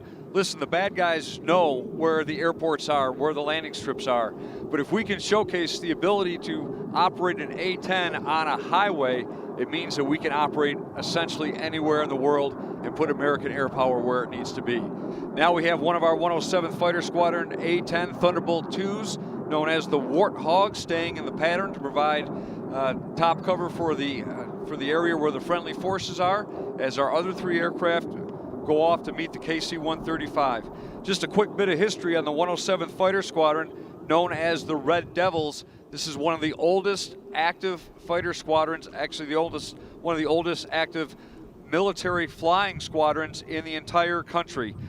Formulated originally for World War I in 1917 and then reconstituted in 1926, and it's been operating continuously ever since. Mentioned earlier today, in World War II, the fighter squadron was an observation squadron, so they were taking pictures over battlefields, and they flew over Normandy Beach numerous times in late May, early June of 1944, so they could provide the intelligence to General Eisenhower as he and his staff planned out the D-Day invasion. Look at this beautiful A-10, the low-speed pass here. This aircraft is designed to be extremely durable. Everything on this aircraft is redundant, so it can take enemy fire and continue to be part of the fight. In just a minute, we'll see the KC-135 Stratotanker that's going to come in. That aircraft is operated by the 171st Air Refueling Squadron. Of course, neither of these flying squadrons operate without the maintenance tail, the maintenance package the maintenance airmen that keep the aircraft in the air. And for the 107th Fighter Squadron, that's the airmen of the 127th Maintenance Group, 127th Aircraft Maintenance Squadron and 127th Maintenance Squadron. They're doing all the hard work to make sure that these aircraft are ready to go, that they stay mission capable, so the pilot can walk out and know that he or she has a safe aircraft that's capable and ready for mission. So the airmen of the maintenance squadrons are the ones who make that happen. And then of course all the support staff that comes in behind that, whether it's the civil engineer squadron that maintains the cement on the runway and the parking ramp, the medical squadron to make sure the pilots are clear to go out there and do their mission, and even the finance people. I mean, got to make a living too, right? It's important. So everybody contributes to the team. On the heavy side for the KC-135 Stratotanker, and we're going to see that aircraft here in just a minute as an A-10 comes in to land from the right. KC-135 Stratotanker, that's flown by the 171st Air Refueling Squadron. The 171st is known as the Michigan Six-Pack. Way back in the 1970s, that squadron was flying F-106 Delta Dart aircraft. That was an air-to-air superiority aircraft. They were flying F-106s, and so the squadron became known as the Michigan Six-Pack. And that is, and if you get a cool name like that, you hang on to it. And so still to this day, the 171st is known as the Michigan Six-Pack. And then the 171st is supported by the airmen of the 191st Maintenance Group. 191st Maintenance Group takes care of our KC-135s, and together the 171st and 191st form the 127th Air Refueling Group, which has been flying KC-135s here at Selfridge for approximately the last 15 years or so, transitioning from C-130s to the KC-135s in 2006, 2007. Now approaching from the right in formation, KC-135 A-10 Warthog.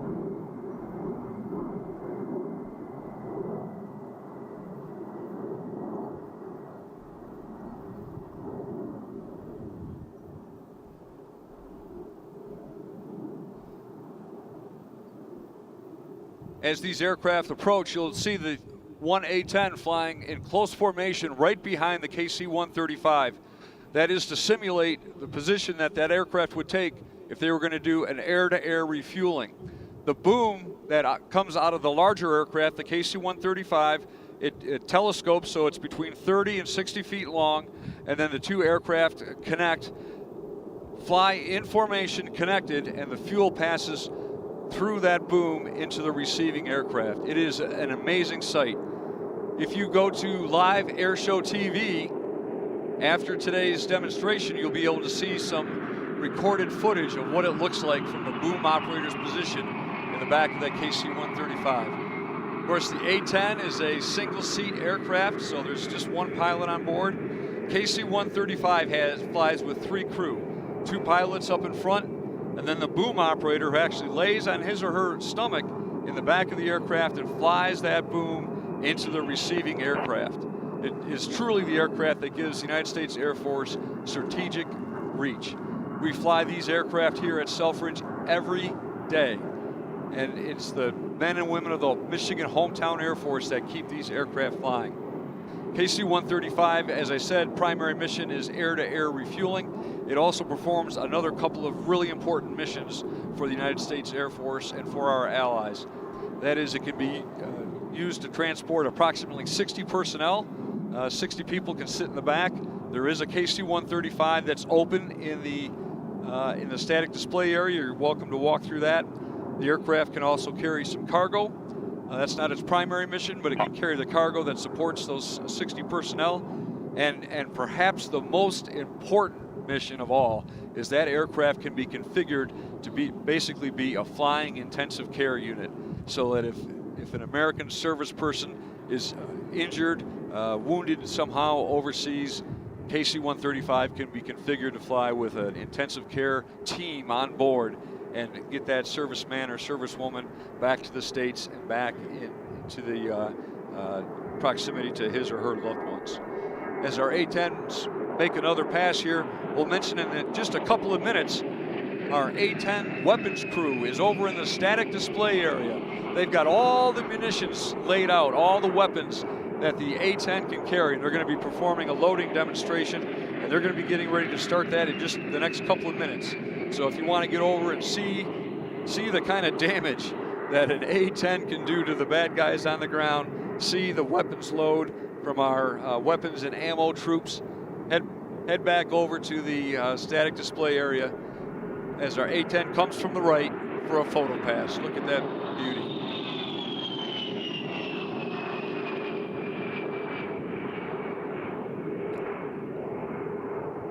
As I mentioned, the A-10 is affectionately known as the Warthog. If you look at the aircraft just right and squint a little bit, you'll see why it's called the Warthog. It really has a face that only a mother or an airman could love. Steady. Easy, Dano. So the A-10, the interesting thing about the A-10 is it's really built, its primary weapon system is the 30 millimeter Gatling gun. And if you go over to the static display area, and I hope you do, you'll be able to see one of those guns outside the aircraft. The aircraft is really built around that gun. This aircraft was designed specifically to destroy enemy tanks in the battlefield, and so it has that 30 millimeter Gatling gun, shoots out a bullet that's probably in the range of about 9 inches long or so. It is extremely deadly. And what the pilot does is he doesn't point the gun, he points the aircraft at the target and then shoots off a burst. Well, you heard what were probably those rude sounding things. That is actual recordings of the gun being fired, and it is in short bursts for a couple of reasons. The biggest one is that it's not quite on the center of the aircraft, but the aircraft is built around the gun. If the burst is longer than that, the recoil actually slows the jet down, and it can actually throw it off its center axis and yaw. So it's timed, and it's deadly. And it's throwing out the projectiles, Dan, as you described them, the size of Coke bottles. And by the way, if you do go over to see the load-in, or you talk to some of the A-10 crews from here at Selfridge, don't be alarmed if you offer their hand to thank them for their service if they say to you, attack, because that's their thing. It's what they do, and they will say to you, attack. Don't jump or duck or hide or anything like that, or God forbid, cry. This is what they do. So as we recover these airplanes, we get ready for yet another demonstration of formations. But that was amazing, and this gives us a chance in this quiet right now to make sure that everybody on this base gets to hear some appreciation for what it is they do every day. As Dan described all of their jobs, please give it up for those here at Selfridge.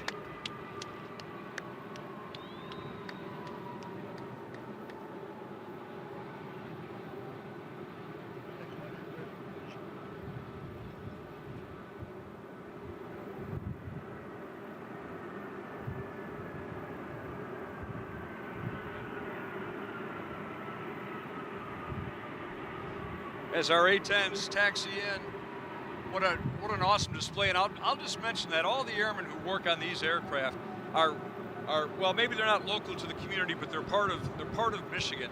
They live in Michigan, they serve in Michigan, and then as the nation needs them, they go out and forward deploy to places around the world. As our A-10s taxi in, and perhaps you're getting ready to go over and see that weapons load demonstration, I'd like to mention a couple of the safety tips and security tips. If you become separated from your party today, if some parents get lost from their children, the best place to go is right underneath that giant American flag. It's near the two hangars in the center of the field. The giant American flag hanging from the crane. That is the place to go if you become separated from your party. If any of the uniformed personnel find a child that's lost, that is where they will take him or her. Or if you become separated from your party, go underneath that large American flag. Just a couple of items to point out as we're getting ready for our next flying demonstration. If you can pick up your trash, that's very helpful. If the trash gets left behind, the birds think that's something to eat. They come in, and birds and airplanes do not mix. And fish flies.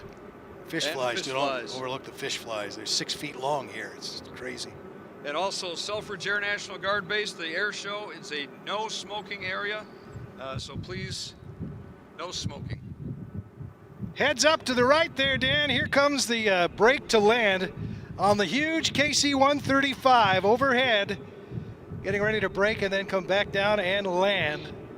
Beautiful sight.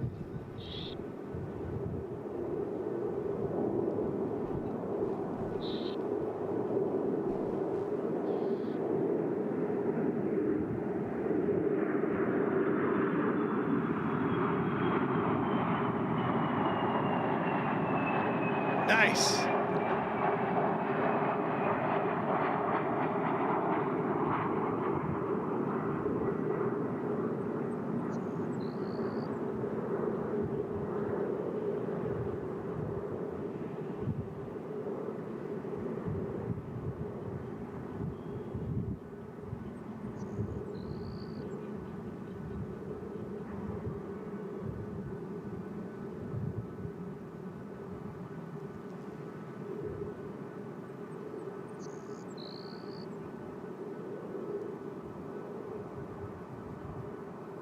Now we'll get this KC-135 back on the ground, and I was over in the KC-135 that's on display, and again, you can walk in that aircraft, and as I was walking through with somebody, some other people came on the aircraft before me and asked the boom operator who was on board and said, "This floor is so shiny.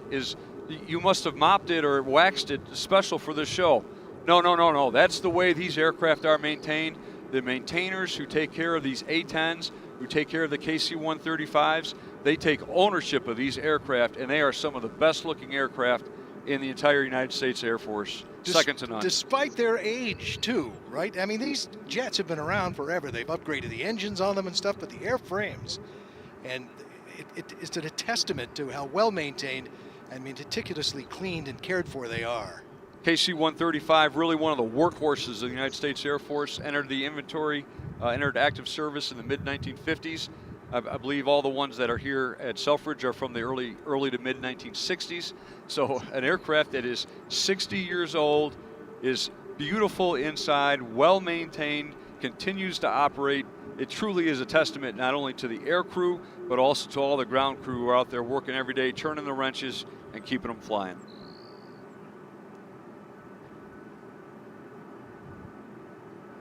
Still to come, ladies and gentlemen, this afternoon as we recover the KC-135. Very shortly, the Checkmate Jet team is going to take to the sky the huge C-17 demonstration, the RCAF, CF-18 Hornet, the Coast Guard, and the Raptor, all still to fly. KC-135 from the right on final approach.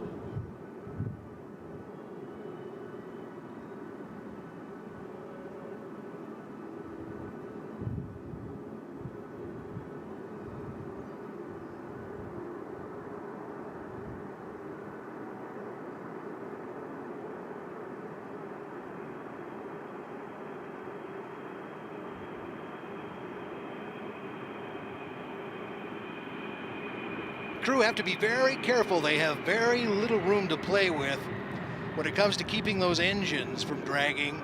So as they come in, the roll rate, they have to be very careful to line it up perfectly and get it down straight onto the runway.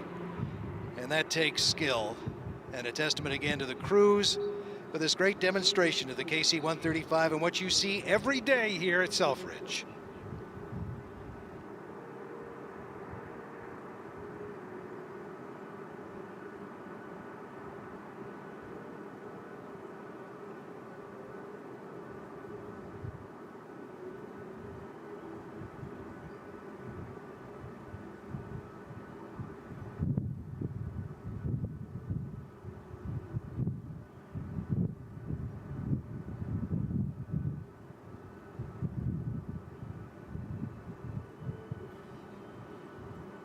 Again, our live air show TV coverage continues worldwide. Folks sending us messages, watching from Shepherd Air Force Base, way down in Texas, watching from Belgium, just outside of Brussels.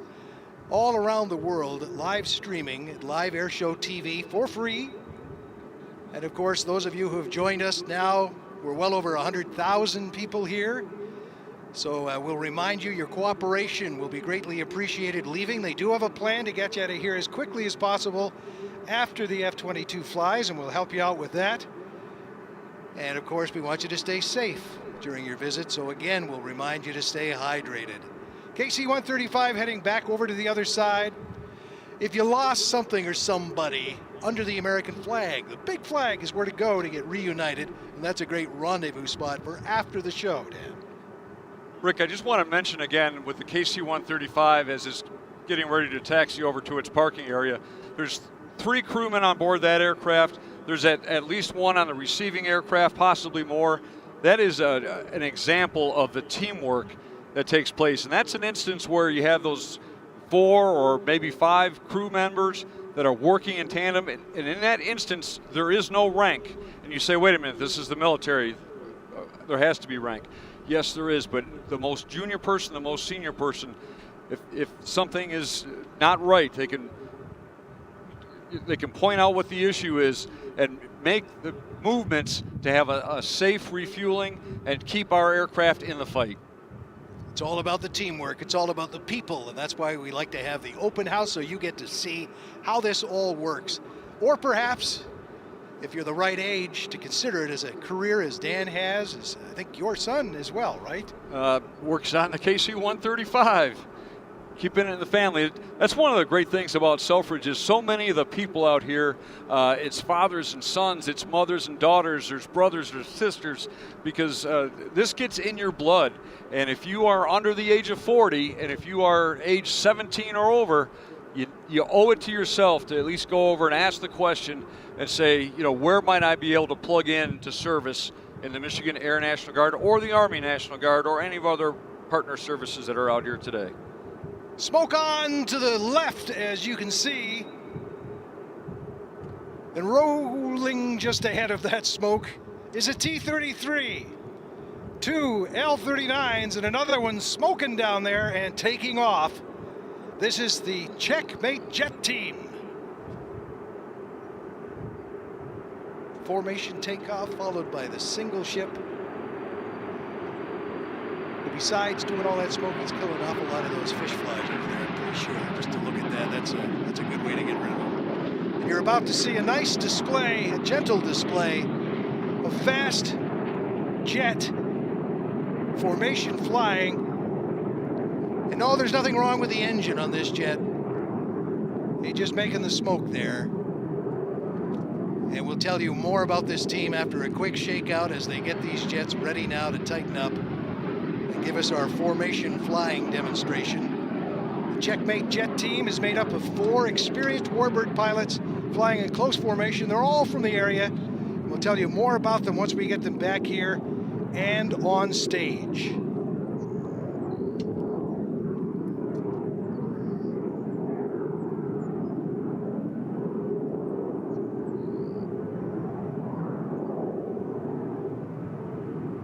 The aircraft, the 3 are the L-39C Albatross. The lead aircraft, being flown by Michael Terfer, is a T-33. Ron Stanley is on the right wing in the L-39.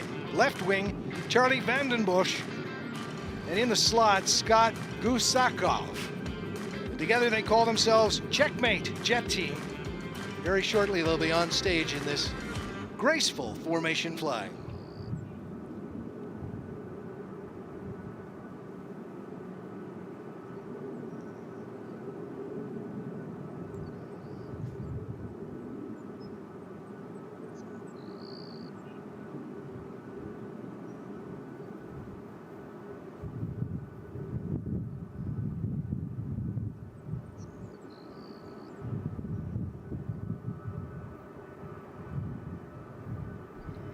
And approaching from the right.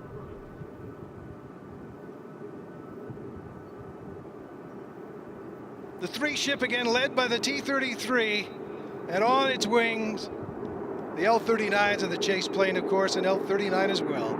These quiet, fast, graceful jets.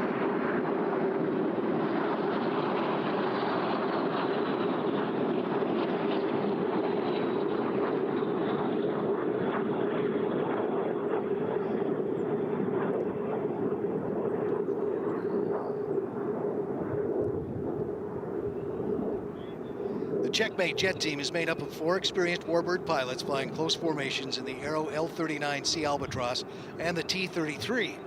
The team made their airshow debut in Michigan back in 2019. primarily perform here in the Midwest. The team's aircraft are based in Michigan. The pilots are members of the Class Jet Aircraft Association and the Red Star Pilots Association.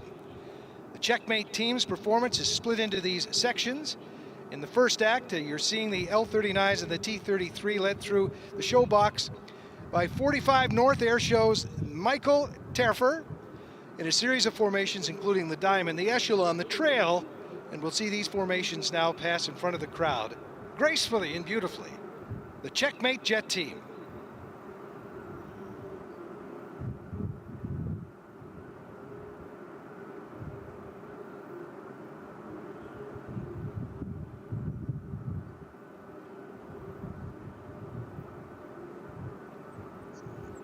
In trail formation now from the left.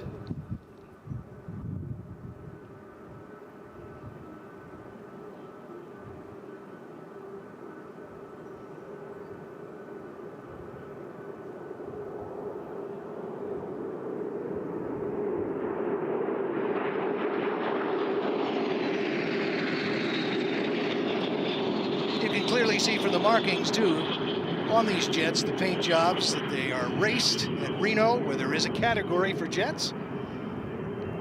And when you see them fly in the trail formation, the wingmen now pay attention to the tailpipe of the jet ahead. And the wingmen are listening to that lead pilot. Michael is being clear in his communications to his inputs, whether he's climbing or turning, and whether he's turning a lot or slowly, and again clearly communicates while they completely trust the lead pilot to be flying safely a safe distance from the ground and keeping the formations flyable.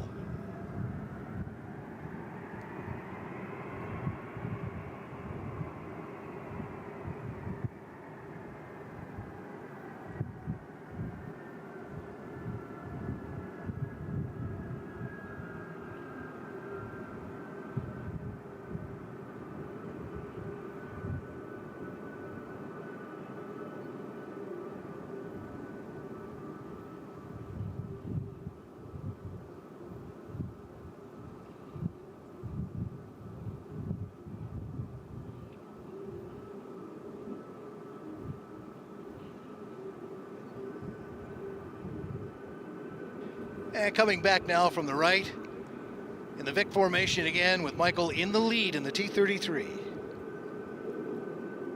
The L-39 is a Checkmate trainer and one of the most popular warbirds, if you will, in the jet warbirds in the world today. Beautiful jet.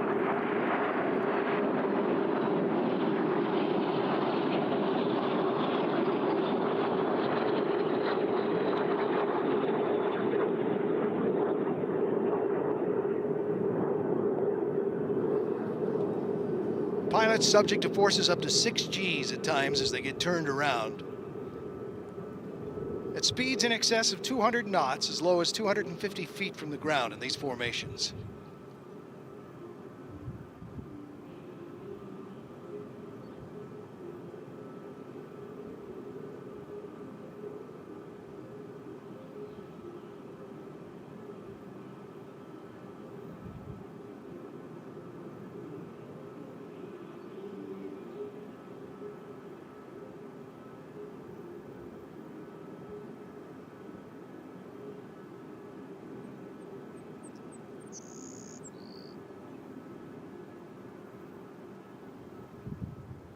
I didn't need to see the uniform. I knew the Royal Canadian Air Force team are setting up beside me because I just saw their paperweights set down over their script for the CF-18. And of course they use hockey pucks to keep the sheets from blowing in the wind. Not just one hockey puck, but 2 hockey pucks. Very nice. Go Habs, go. I know, I forgot where I was. Sorry, go Wings, go. There we go.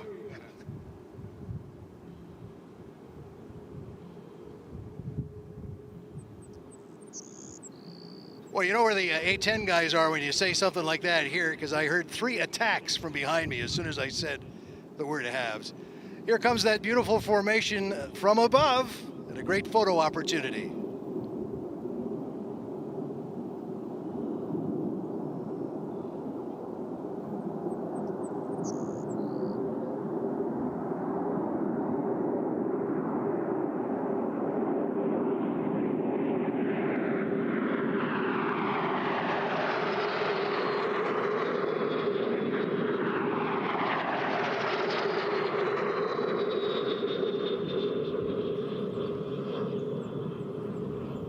So for like $250,000, you could be zipping around the country in that if you get your jet rating and get a hold of one of these, the L39.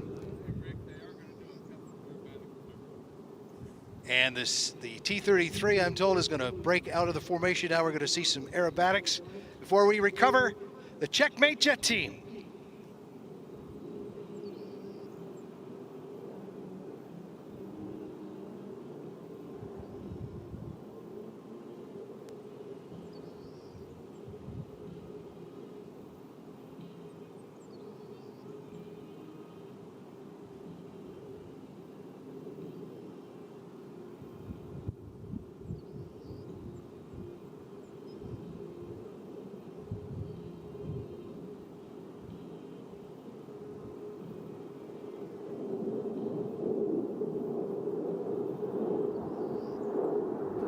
Another trail formation, well, echelon formation now.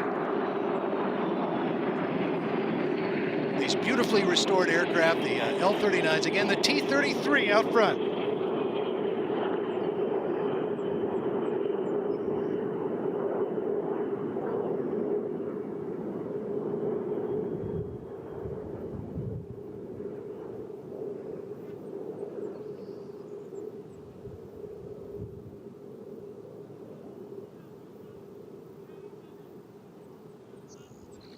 And as I mentioned, the T-33 will be giving us a short demonstration of some of the aerobatic capabilities of that as Michael leaves the formation now. After leading through these graceful formation flights, Checkmate jet team, local pilots here, as I mentioned. Great to have them here to show us these airplanes. Before we get over to that monster sitting off to the left, because coming up next is the C-17 Globemaster 3.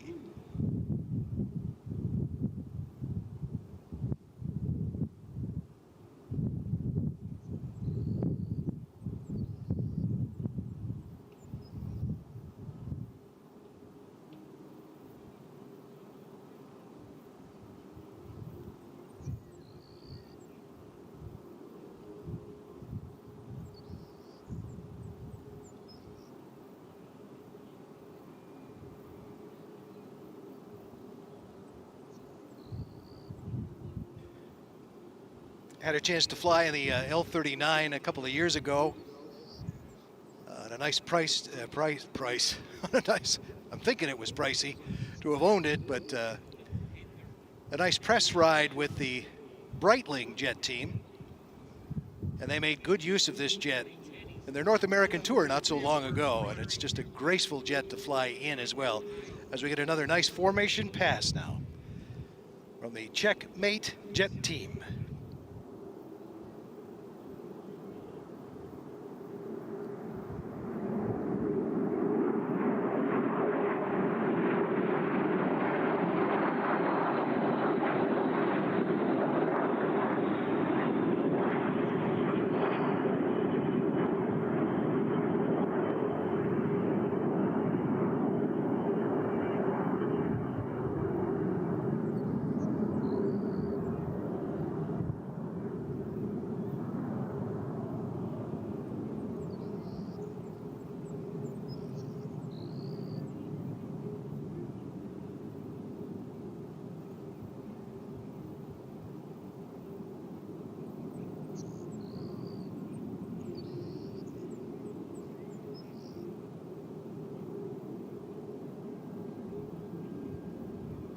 Always nice to include the local pilots at the air show too. And again, they started as an air show team in just 2019, and then the COVID thing hit, and well, you don't even want to go there.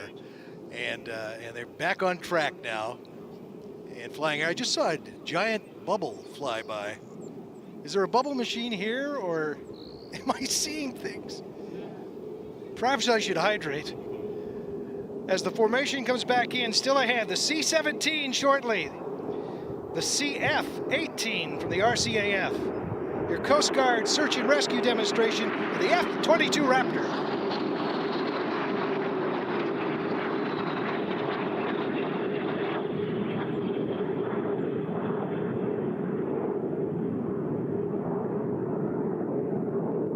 we start the process of recovery.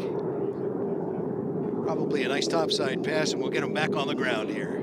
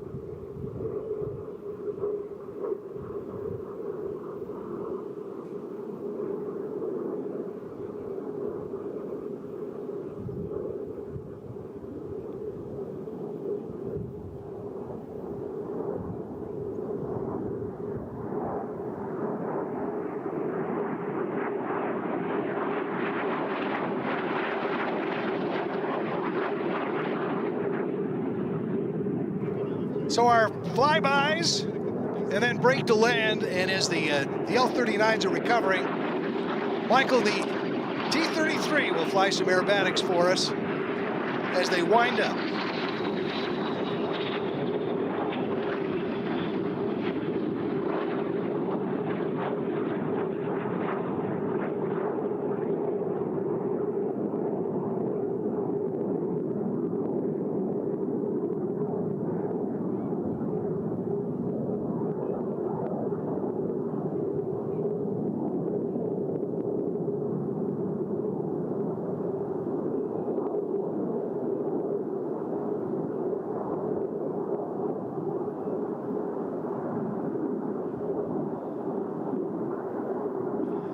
Sometimes the smoke is used too to help one of the other pilots in the formation see where some of the other members are. And the second of the series of 3 passes.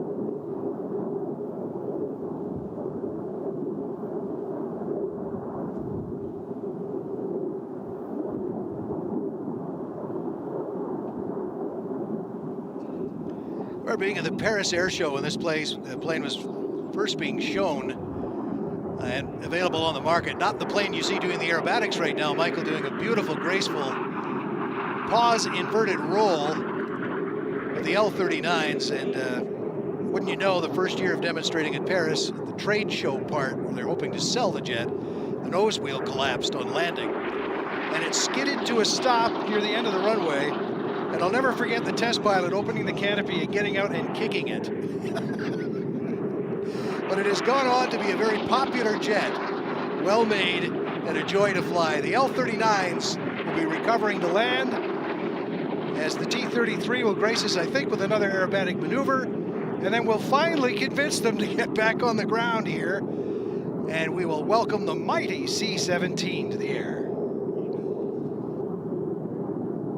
Rick, just want to mention for all of our great fans that have been out here with us all day, seeing some amazing flying from the Department of Homeland Security, from the United States Air Force, all of our great warbirds. I mean, remember that Jenny this morning? I mean, that just kicked it off. And seeing those great Korean War era. The stainless steel skins, just beautiful. The camouflage painting from Vietnam. And now as we look off to our left and see that C-17 modern day Air Force strategic airlift aircraft, and setting up just immediately to my right here in the show booth, some members of the Royal Canadian Air Force getting ready to give us a demonstration of that F-18, a very capable, very powerful aircraft that's flown by the United States Navy, as well as many of our allies around the world, including our great partners from Canada. So lots more flying still to come, including that F-22 Raptor demonstration. And if you've never seen that demonstration, believe me, you are going to want to stay and see that.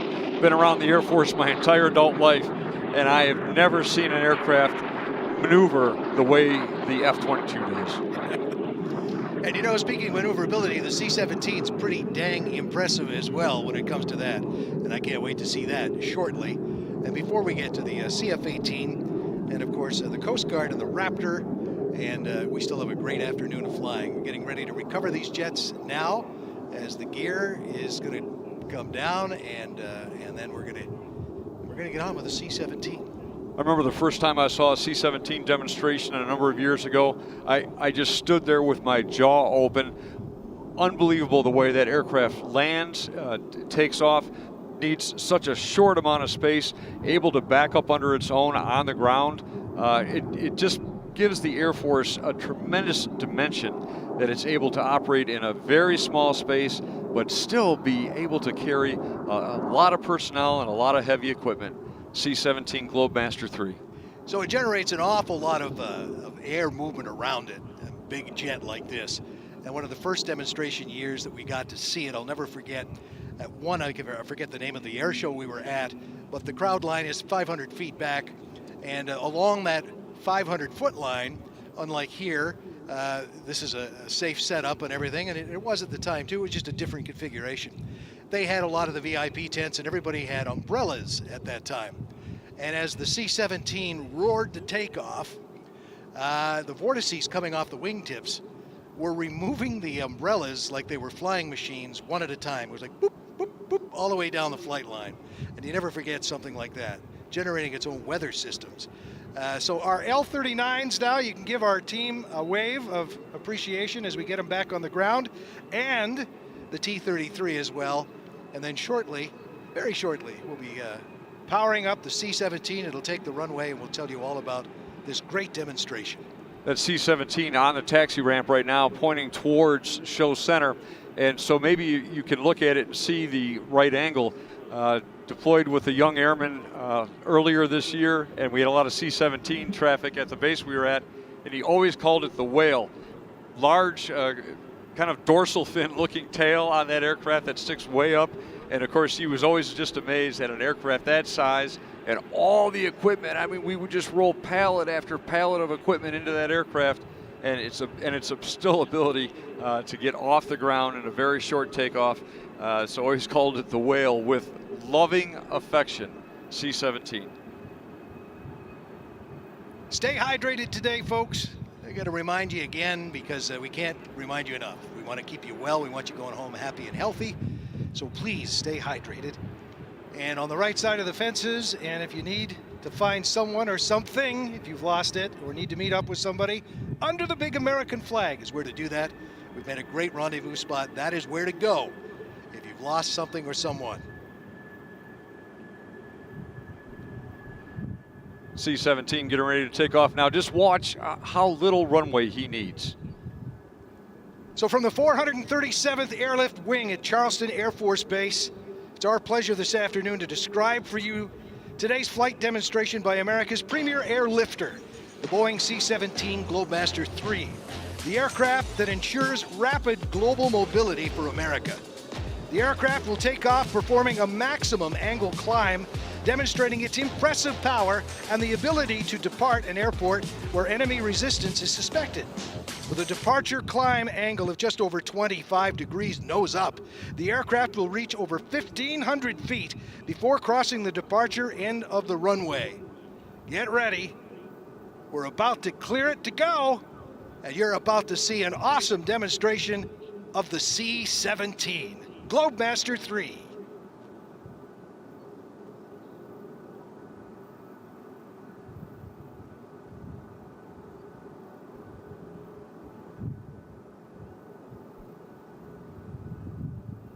Just waiting for the clearance of the T-33 to get off the runway.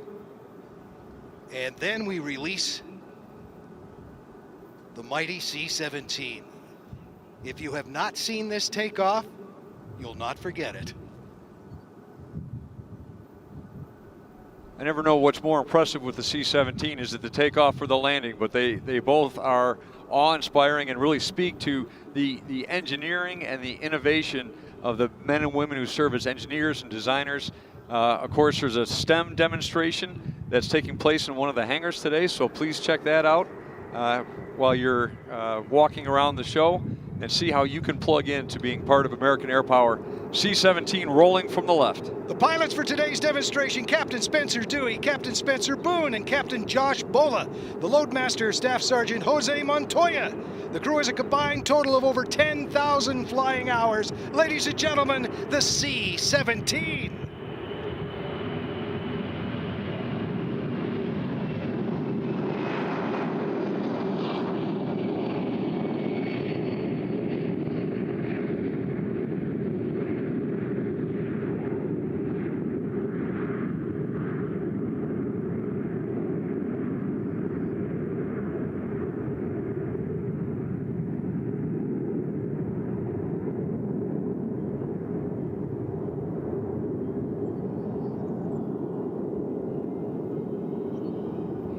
The C-17's first pass today will be a high-speed pass. After completing a teardrop maneuver to align with the runway, the crew will accelerate to 320 knots, demonstrating the rapid strategic capability of the airplane. The C-17 design includes a modern computerized glass cockpit, 2 heads-up displays at both pilot stations, and 3 advanced cargo handling systems, allowing it to operate with a crew half the size of current aircraft. Only 3 crew members are required to fly a C-17. The aircraft's advanced design allows it to accomplish its entire mission with this minimum crew.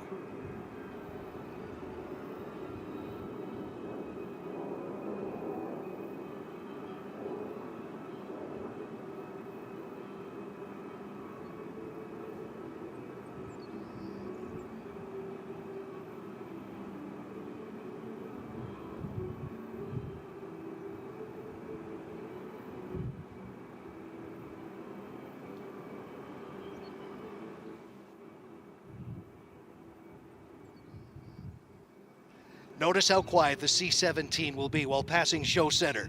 This gives the Globemaster a tactical advantage while flying low over hostile territory. And it's also more environmentally friendly.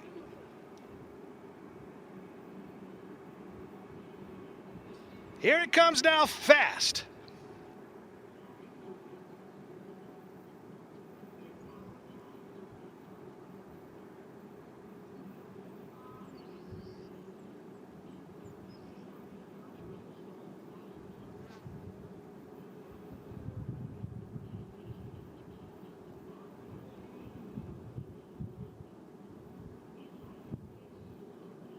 "320 knots, the C-17.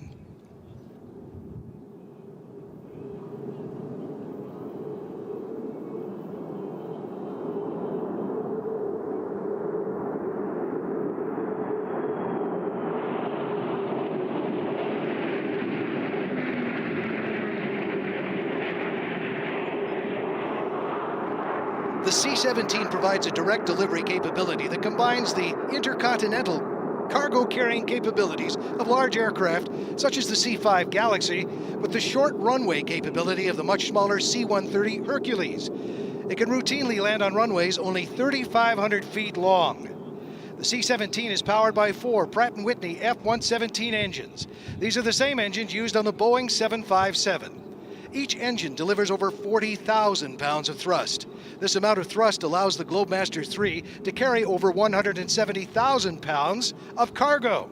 The range of the C-17 with this amount of cargo is 2,400 nautical miles. However, the C-17 can reach anywhere in the world non-stop using its air refueling capabilities.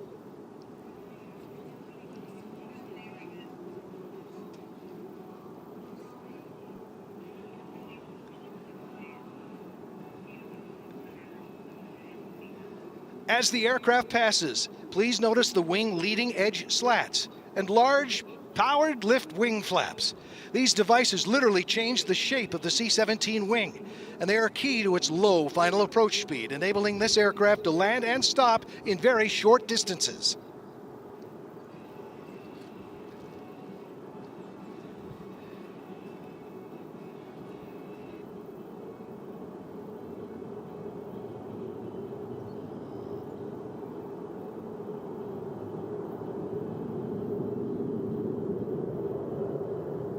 The aircraft will perform a go-around maneuver using maximum power to demonstrate its ability to part an airport where enemy resistance is suspected.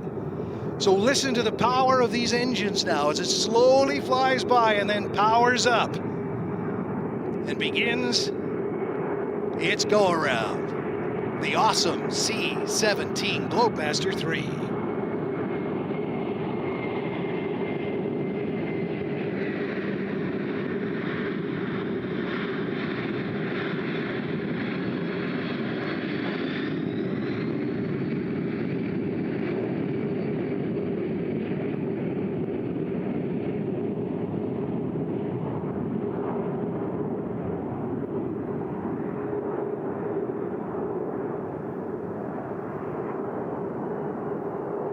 The C-17 will now maneuver to show its ability to fly at slow speeds and demonstrate its advanced aerodynamics in action. The aircraft will perform a series of steep bank turns to maneuver for a low-speed pass and circle over the mid-air field.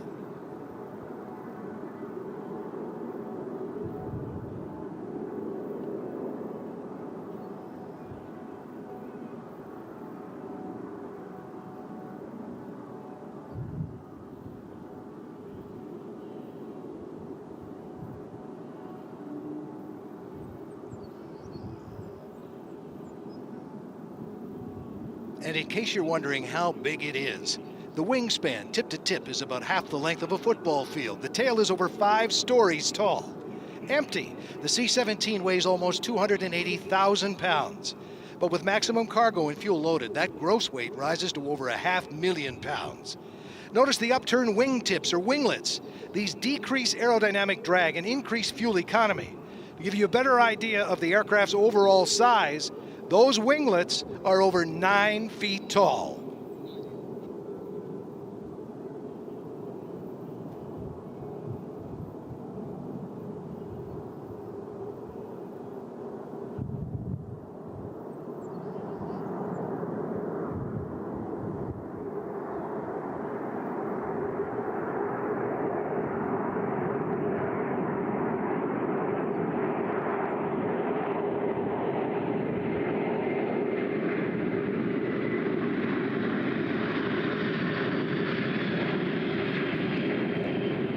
The C-17 uses a quadruple redundant fly-by-wire system to run its flight controls.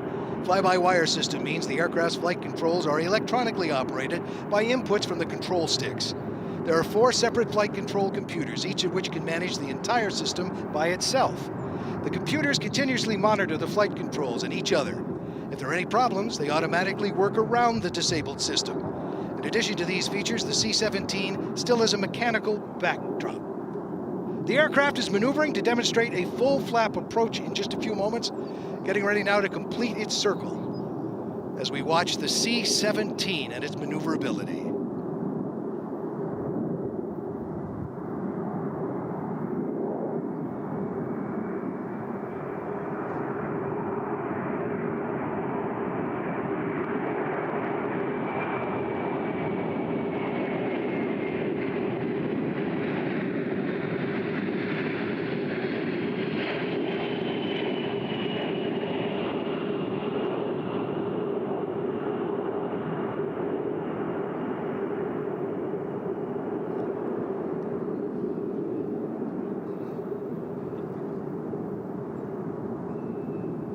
The aircraft maneuvering to demonstrate next a full flap approach to a simulated short field runway. This short field capability allows the C-17 Globemaster 3 to land at over 6,000 more airfields worldwide than currently available to the C-5 Galaxy or commercial wide-body aircraft. In fact, the C-17 has made short field landings in Bosnia, Albania, Iraq, Afghanistan, Haiti, El Salvador, and many other countries, while boasting an impressive reliability rate. The C-17 you see today weighs almost 340,000 pounds, as is, on final, its speed approximately 120 miles per hour. That's a lot of energy to get stopped in a very short distance.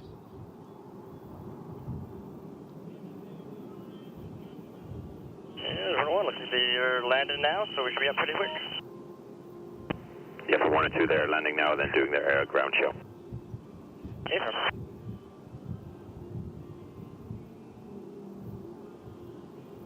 Approaching the end of the runway, the crew will simulate arrival to an airfield with hostile forces nearby. This approach tactic can also be used from very high altitude to avoid enemy fire. The C-17 made its inaugural flight September 1991. Since then, the C-17 has set over 20 world records, including payload to altitude and time to climb records. Boeing delivered the first operational C-17 to Charleston Air Force Base in June of 1993. Watch now as the crew demonstrates a very short landing. The distance of the C-17 will only be 1,500 feet of runway. Ladies and gentlemen, that short landing now from the C-17.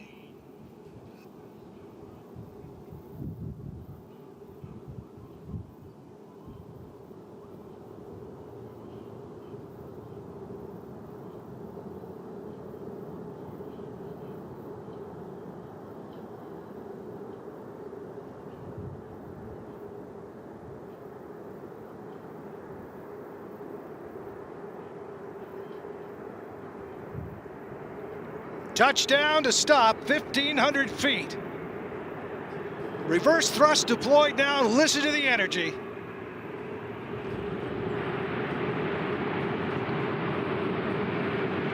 And the aircraft demonstrating a capability limited to very few aircraft, the ability to routinely back under its own power. Ground maneuverability, extremely important when space is limited for offload operations on a day-to-day basis. Backing the C-17 up. Amazing.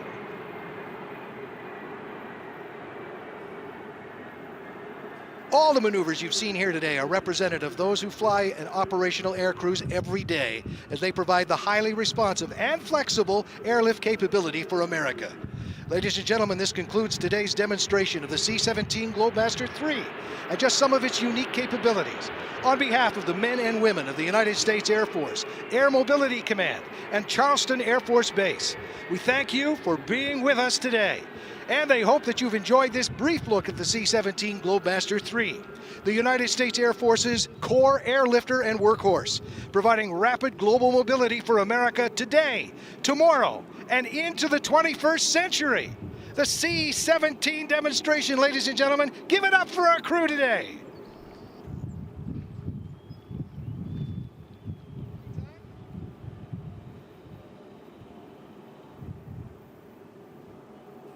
And now, ladies and gentlemen, we're going to turn things up, not down. Ladies and gentlemen, it is my honor to hand things over to the Royal Canadian Air Force in the CF-18 demonstration. Number 211, confirm duration commenced. Stand by, about to commence. Good afternoon, ladies and gentlemen. My name is Captain Ken Jacobson, the Public Affairs Officer and voice of the 2022 CF-18 demonstration team. With me here today, our eyes and ears on the ground, is our safety pilot, Captain Jacob Van Dyke. On behalf of the Royal Canadian Air Force, welcome to the Canadian Armed Forces CF-18 Hornet Air Demonstration. Each year, the Canadian Armed Forces presents a theme through its air demonstration teams. This year, we are recognizing the Royal Canadian Air Force's fighter operations and their responsibilities domestically and internationally. Those that fly and maintain Canada's frontline fighter force are always mission ready. For anyone interested in keepsakes from today's performance, 2022 CF-18 demonstration memorabilia featuring Captain Hornet is available online at canix.ca. Carrying on the Canadian tradition of excellence, flying the demo Hornet today is Captain Jesse Haggard-Smith, call sign Modem. Modem is presently the Unit Flight Safety Officer and 2-ship lead at 401 Tactical Fighter Operational Squadron at Fort Wayne Cold Lake in Alberta. He has been flying since he was a child and has logged nearly 1,000 hours in military jet aircraft, including 600 hours in the CF-18. He has served on NORAD missions and deployed to Romania as part of Opera Assurance, Canada's contribution to NATO air policing. Captain Haggart Smith was interested in being a pilot from a young age, and at 12 years old, he joined the 583rd Coronation Squadron Royal Canadian Air Cadets in Maple Ridge, British Columbia, where he would receive his glider's pilot's license before enrolling at the Royal Military College at the age of 16. Captain Haggart Smith was accepted into the Royal Canadian Air Force in 2011 and was given the opportunity to follow his dream of becoming a fighter pilot.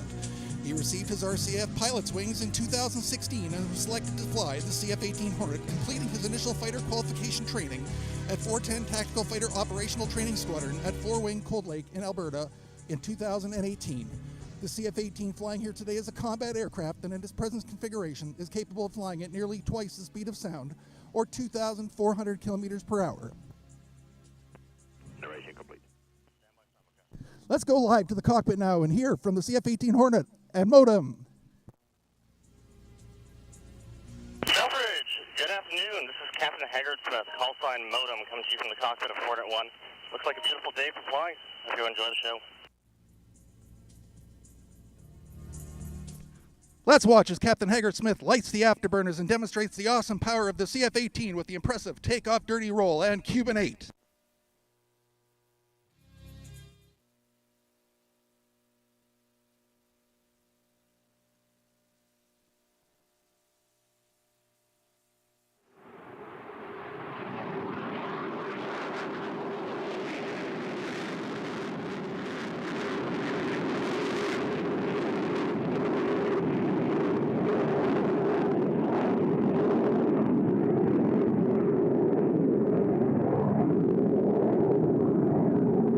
Although we do not have our official demonstration painted jet operating today, we do have here with us today last year's CF-18 demonstration aircraft, and this will not change our dynamic, challenging demonstration that Moda will perform. Instead, you'll have the chance to officially see the tactical CF-18 flying the sharp, precise maneuvers used during Canadian Armed Forces operations.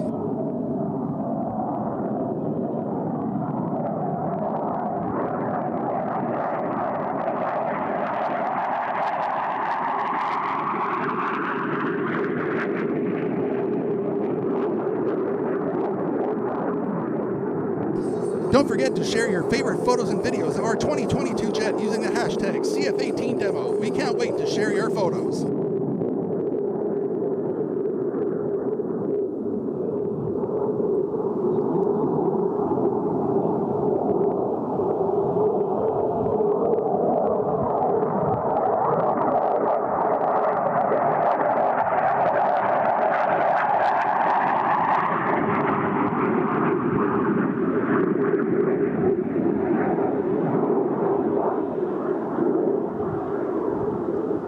With over 200 switches in the cockpit, a CF-18 pilot can make all necessary selections using the 16 buttons on the stick and throttles, thereby eliminating the need to look inside the cockpit to find that critical switch during aerial combat. This is especially impressive considering the speed and agility needed to make effective tactical decisions during aerial combat operations. Now watch as modem displays the CF-18's exceptional rolling capabilities. From the right, the Quad 270 roll.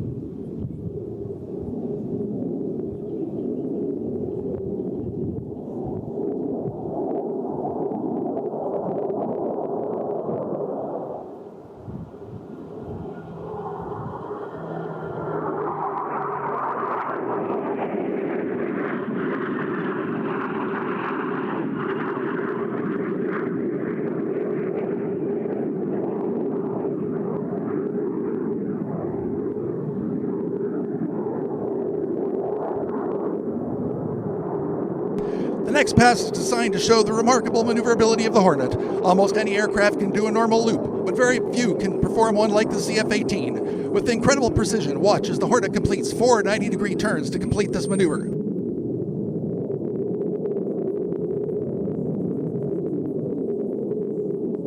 Ladies and gentlemen, with a 7G pull to the vertical, Captain Haggart Smith and the square loop.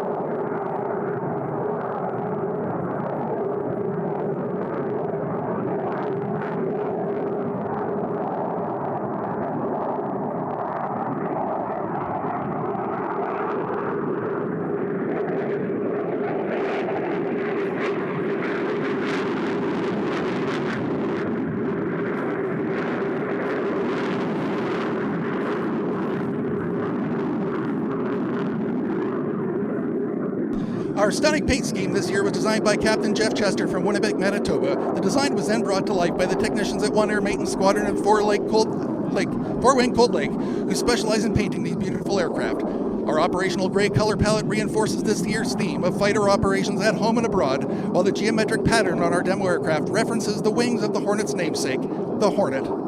Get your cameras ready as Modem demonstrates the topside pass.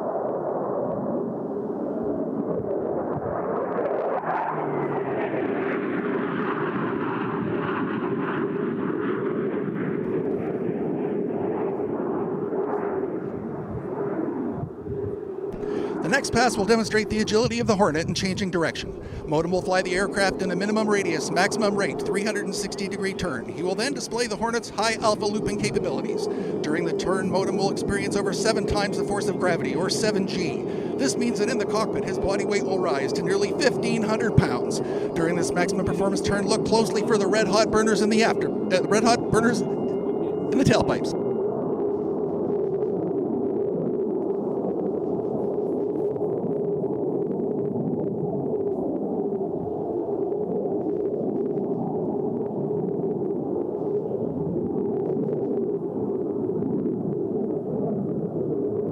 Ladies and gentlemen, from the left, the max 360-degree turn.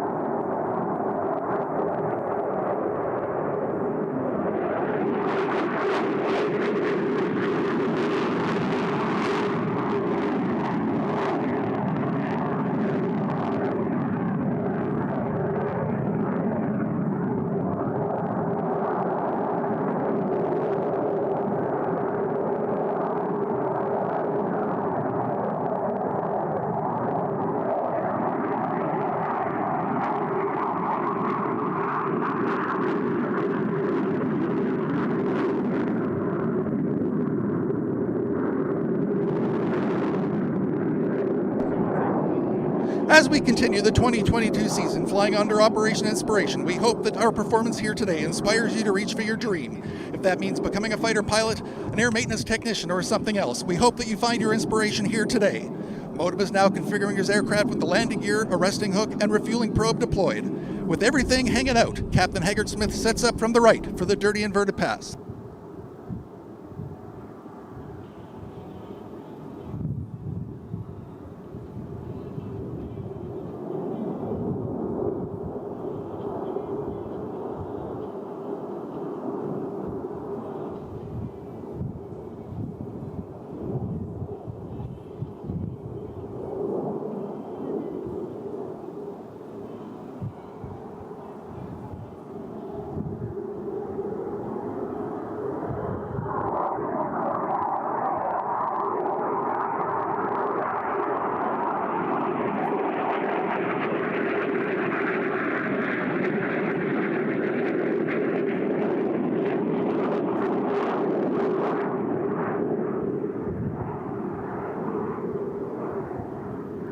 In order to get behind an enemy into what fighter pilots call the control zone, a pilot must occasionally slow down. The aircraft that can fly the slowest will gain the advantage. Captain Haggard Smith will now demonstrate the high-angle attack capability of the Hornet at a minimum speed approaching center stage of only 190 kilometers per hour, which is the equivalent cruising speed of a Griffin helicopter.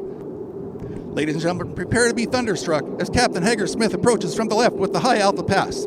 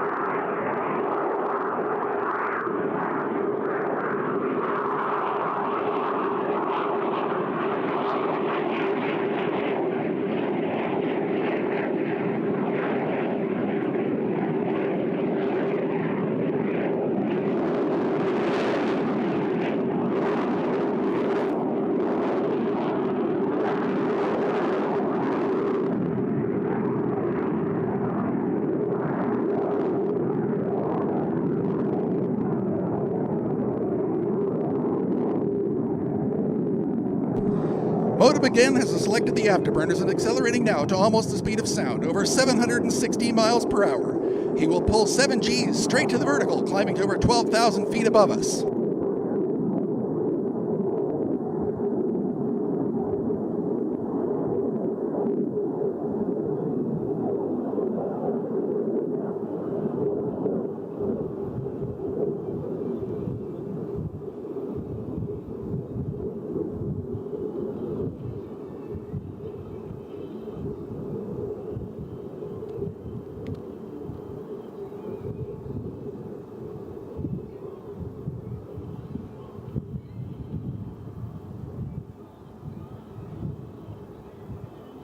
Let's go live to the cockpit with Captain Hager-Smith in the CF-18 unrestricted vertical climb.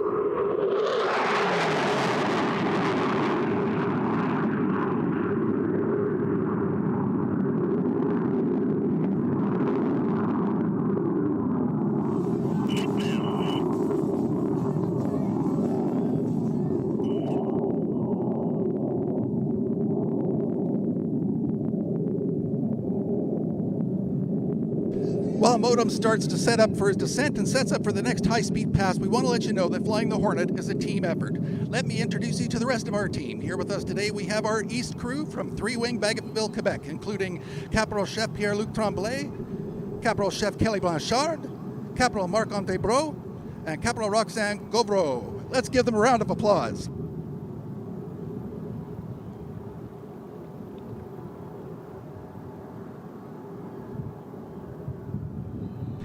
Ladies and gentlemen, I believe Modem is feeling the need, and I think you know what need that is. Yes, the need for speed. During this next pass, the CF-18 will be flying at only half its maximum speed, but half the speed for a Hornet is still more than 1,200 kilometers per hour.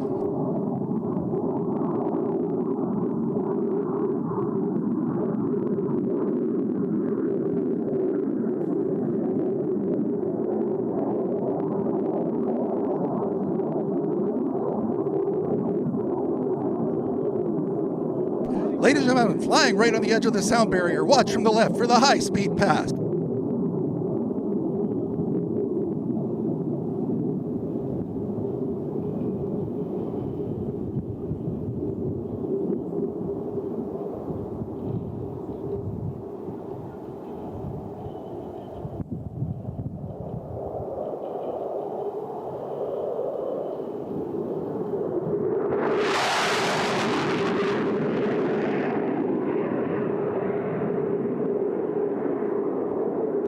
The Royal Canadian Air Force is committed to 24/7 operations, both at home and abroad. The CF-18 is Canada's multi-role fighter aircraft. It is used for air defense, air superiority, ground attack, tactical support, training, aerobatic demonstration, and aerospace testing and evaluation.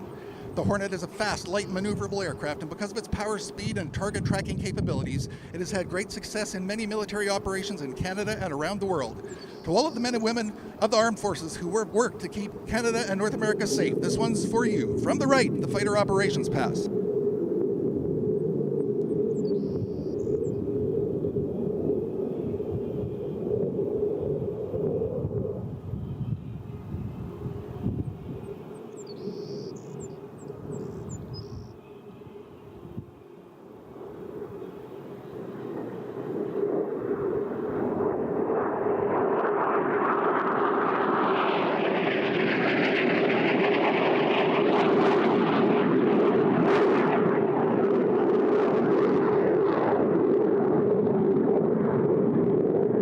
Before his next pass, let's check in with Captain Hager-Smith in the cockpit of the CF-18.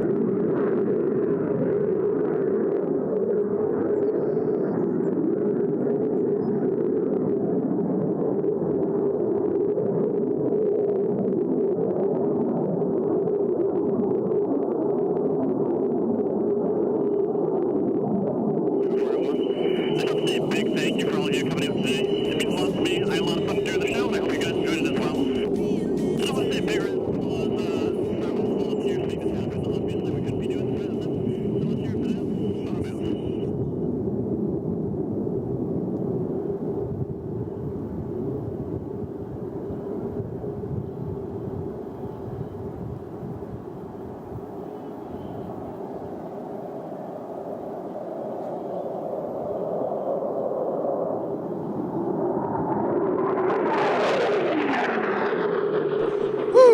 I never get tired of hearing that sound. Ladies and gentlemen, Modem is now coming in for his final pass, during which time he'll be waving to you. So make sure you give him a wave back. He can see you. We would like to thank the amazing organizers and volunteers who made this great event possible, and for everyone who came out to see us. It was an honor to be able to perform for you here today. Ladies and gentlemen, from the left, Captain Haggard Smith giving you a wave.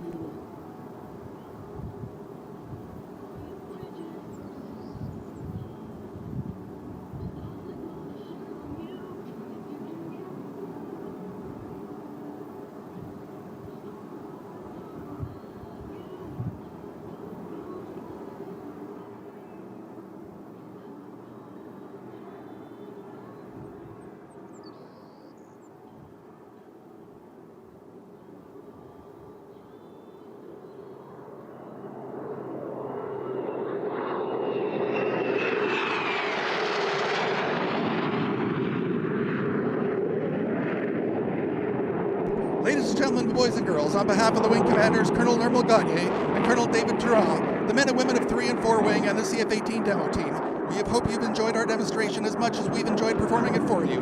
For anyone interested in keepsakes from today's performance, 2022 CF-18 demonstration team merchandise featuring Captain Hornet is available online at canix.ca. Remember, we look forward to hearing your comments and seeing your photos on our Canadian Forces CF-18 demo team pages using the hashtag CF-18 demo. And now back to your air show announcers.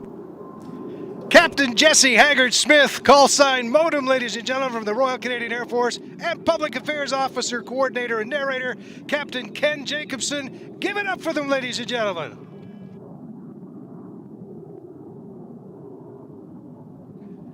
And of course, the East Coast team, as he pointed out, they're from Bagotville, Quebec. You probably saw the vehicle, perhaps in the parking lot or around this weekend in town. The Quebec license plate is emblazoned with the words, Je me souviens, which means I can't drive. I kid. Nice to have them here, though, and I can kid like that because I'm from Montreal, so it actually means I will remember, appropriately enough. And it is a great treat to have the RCAF here with us, as now Modem sets up to recover. Still to come, the search and rescue demonstration from your Coast Guard, the Raptor to follow that. And what a day it's been, Dan. I mean, it's just hard to believe we started at like 10:30 this morning with the Misty Blues and the Jenny and all of these historical aircraft to help us tell the story, and then we end it appropriately with the F-22 as we look into the theme this weekend, into the next 100 years. You know, and part of the next 100 years is having great partners, and that includes the Royal Canadian Air Force just coming in here, and of course our partners across the Joint Force, Army, Navy, Air Force, Marine Corps, Coast Guard, which we're getting ready to see here in just a minute. Rick, as this F-18, CF-18 comes in and prepares to go to the parking ramp, I want to go back to the C-17 that performed or demonstrated just a few minutes ago. It really put me in mind as I was watching this, and a group that we haven't mentioned today is all of our great aerial port airmen that do all the loading on that aircraft. I'll tell you what, you go into a forward environment, the aircraft comes in, the Logies roll out, they've got all their trucks and their vehicles, and of course they immediately start refueling the aircraft so they can be ready to just turn and get it into the air. It really is a ballet that you see, and it's so well orchestrated. You know, there'll be a master sergeant out there kind of giving directions, and there'll be a half dozen airmen that are moving the cargo onto the aircraft. It truly is something to see, whether it's loading or unloading. C-17 is just such an incredibly important asset for the United States military. And Modem, of course, will take a wave as he taxis in, and I see to the right now that the Coast Guard is setting up. So as the CF-18 taxis in, please give Modem a nice wave of appreciation. And then we're going to see here off to the right, in very short order, your Coast Guard and a search and rescue demonstration before we hand things over to the F-22 demonstration team. Of course, the Coast Guard is such an important part of the community here, Southeast Michigan. The Coast Guard Air Station Detroit, which is located just across the airfield from us here at Selfridge. The Coast Guard Air Station Detroit covers the entire eastern half of the Great Lakes system. And then there's the air station in Traverse City that covers the western half. They are doing the live mission, unfortunately, almost every day as they're out there. About 300 rescues a year, about 300 saves a year. So almost every day they are out there saving somebody's life that's in peril or in some kind of distress out on the Great Lakes. So they are about to begin, ladies and gentlemen, and we're looking at over 100 years of history and how it all began. I mean, it starts with the Wright brothers, the Coast Guard, believe it or not, as we involve the Coasties in our salutes and this rather dramatic search and rescue operation. I think they're taking a look at all the boats out here behind us. They've had a busy morning, actually, and someone told me that I could actually get back to Canada without ever getting wet if I just walk across the water here, because there's enough boats out there all lined up onto the other shore that you could just step from boat to boat to boat. And that's how many people are enjoying the FM broadcast. And again, we've got people from around the world joining us worldwide at Live Air Show TV. And the live feed continues. So folks, here we go. This is going to be fun. Over 100 years since the Coast Guard began flying, the Coast Guard has been involved in aviation since the beginning. Guess who helped the Wright brothers prepare their plane for the historic first flight back in 1903? It was the crew of the nearby Kill Devil Hills, North Carolina life-saving station, led by John T. Daniels, who also photographed the iconic event. That's right, it goes all the way back to then. Ladies and gentlemen, from the left, here comes your Coast Guard. Make them feel welcome. Get your hands in the air. Give them a big wave as the helicopter approaches center stage.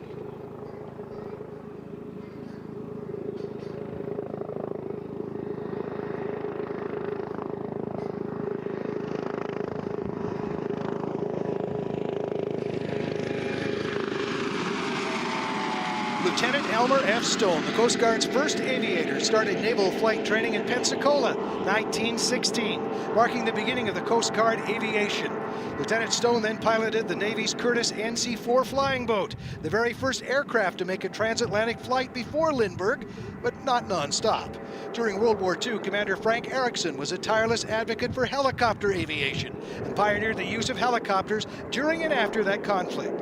First for anti-submarine warfare, and then for search and rescue. Yep.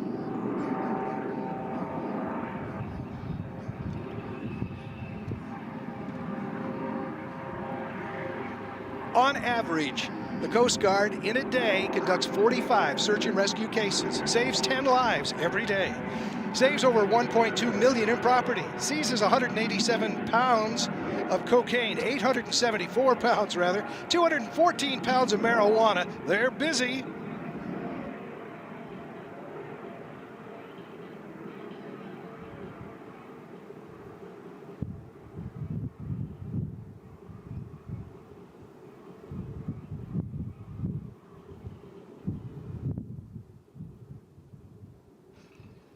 Setting up now to come back to show center and begin the search and rescue display is the Dolphin helicopter that we'll tell you more about in just a few moments.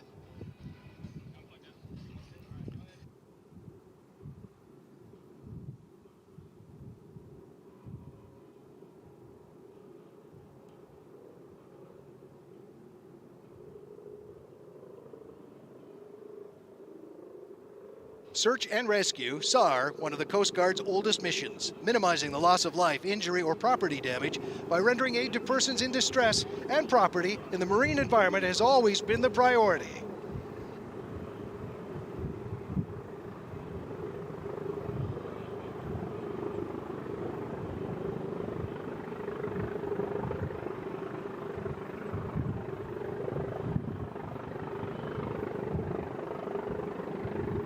Slowing down now at show center. The search and rescue begins, Dan. They have saved over 78,000 lives in the last 10 years alone. The average out to life saved for every 65 minutes they save a life. An important role our coasties play. Coast Guard Air Station Detroit's been here at Selfridge Field, Selfridge Air National Guard Base, since the late 1960s. And that orange helicopter is such a familiar and a welcoming sight over the Great Lakes. Of course, they work very closely with the cutters based down in Detroit, small boat station in St. Clair Shores and Port Huron. Coast Guard, just such an important part of our community here in Southeast Michigan. The MH-65D Dolphin that you see here, originally manufactured by Aerospatiale in France, the late 70s. Coast Guard procured it in 1984 and converted it into a highly capable short-range recovery asset. Top speed 175 knots or 200 miles per hour, a range of 250 nautical miles, and an endurance of 2.5 hours. The crew of 4 of the SAR missions, and they're located at 18 different air stations around the country, more diverse missions than any other airframe. The Dolphin is an iconic workhorse of Coast Guard aviation.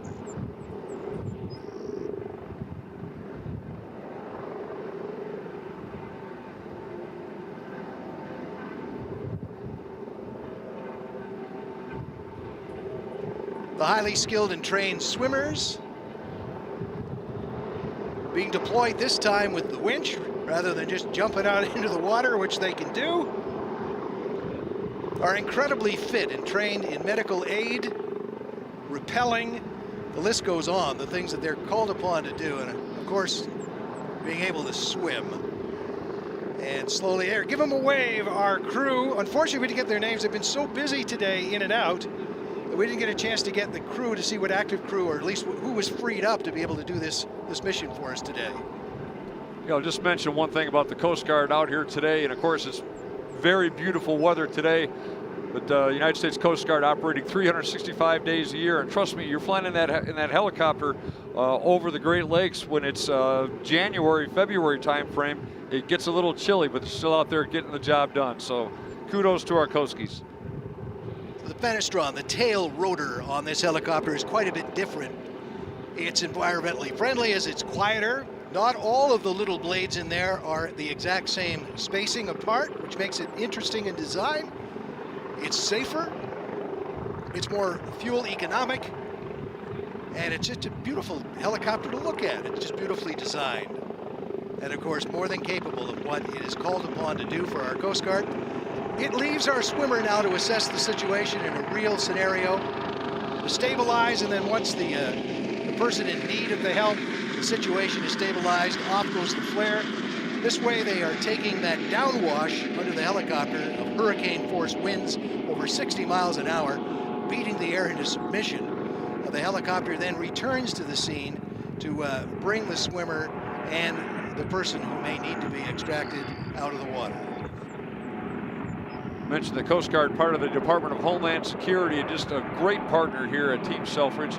Approximately 150 or so Coast Guard personnel assigned here, and part of this 24-hour search and rescue operation that exists here at Team Selfridge.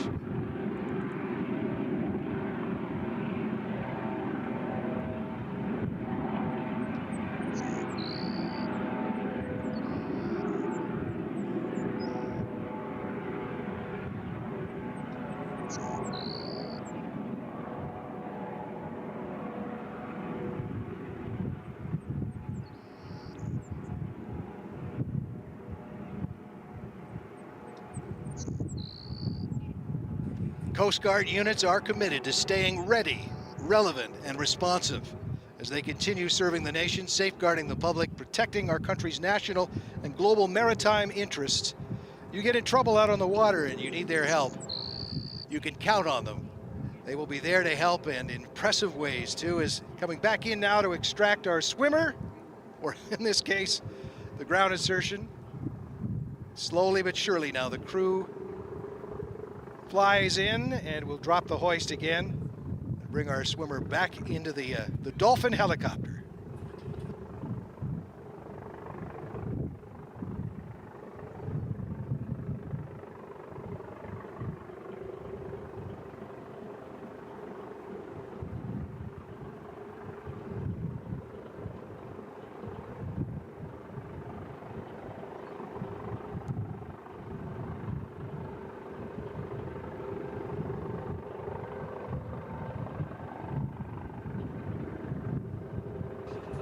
You know, helicopter pilots actually could use another hand. It's amazing how hands-on flying it is. It isn't all automated stuff. They have the collective and the throttle controls in one hand the control stick for roll, and in the other hand, and then both feet are busy on the pedals with the yaw and adjusting that tail rotor. And did I mention the collective? It's a handful to say they're busy in that cockpit. And there goes our swimmer.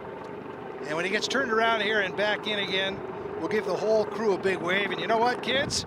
We might even get a wave back if you're really enthusiastic and show that appreciation for them. So let's see what happens once they get everybody on board and refocused again.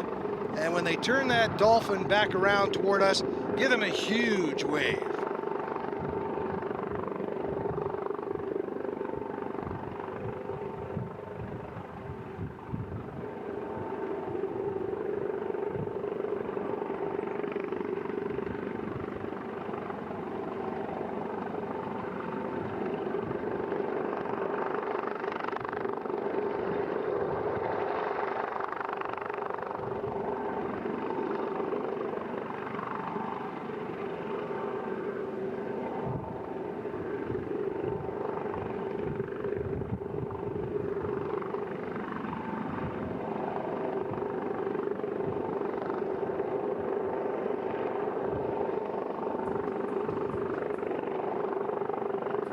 And here they come, folks, so please give them a big show of appreciation. Get your hands in the air, give them a huge wave. Your Coast Guard!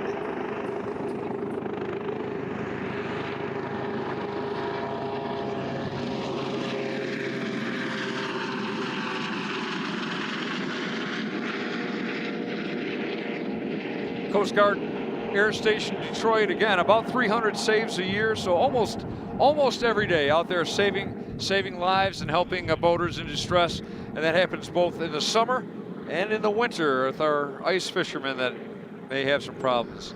You know, I've been talking all day about recruiting, and I want to mention one other opportunity that's out there for younger people, both Civil Air Patrol and the U.S. Navy Sea Cadets, which are for younger people in middle school and going into high school.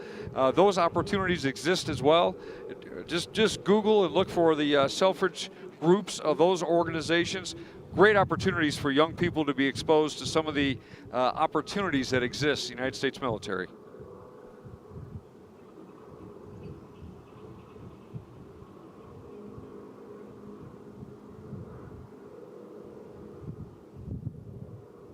And once again, they're just doing a nice fly out over the water there and checking things out because they are on duty after all. Way off to the left, I think you see what's going to come up next.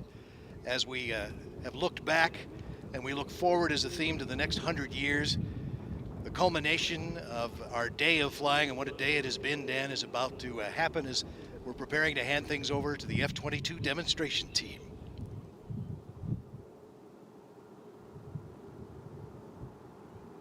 And the Coast Guard finishing up now. They've got a look at the lake, and here comes the last pass, another chance to thank them for their service. And then we're going to hand things over to the F-22 Raptor demonstration team, Major Joshua Cabo Gunderson, of course, who Dan talked to before our second part of our flight during our lunch break earlier today, and what an outstanding young man. Just a phenomenal guy, and can't wait to see the performance he's going to put on today.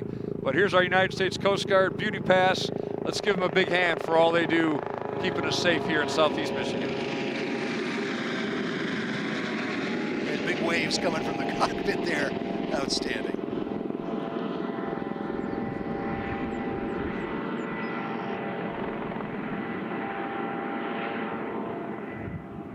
Yeah, the Raptor has taken up position on the runway.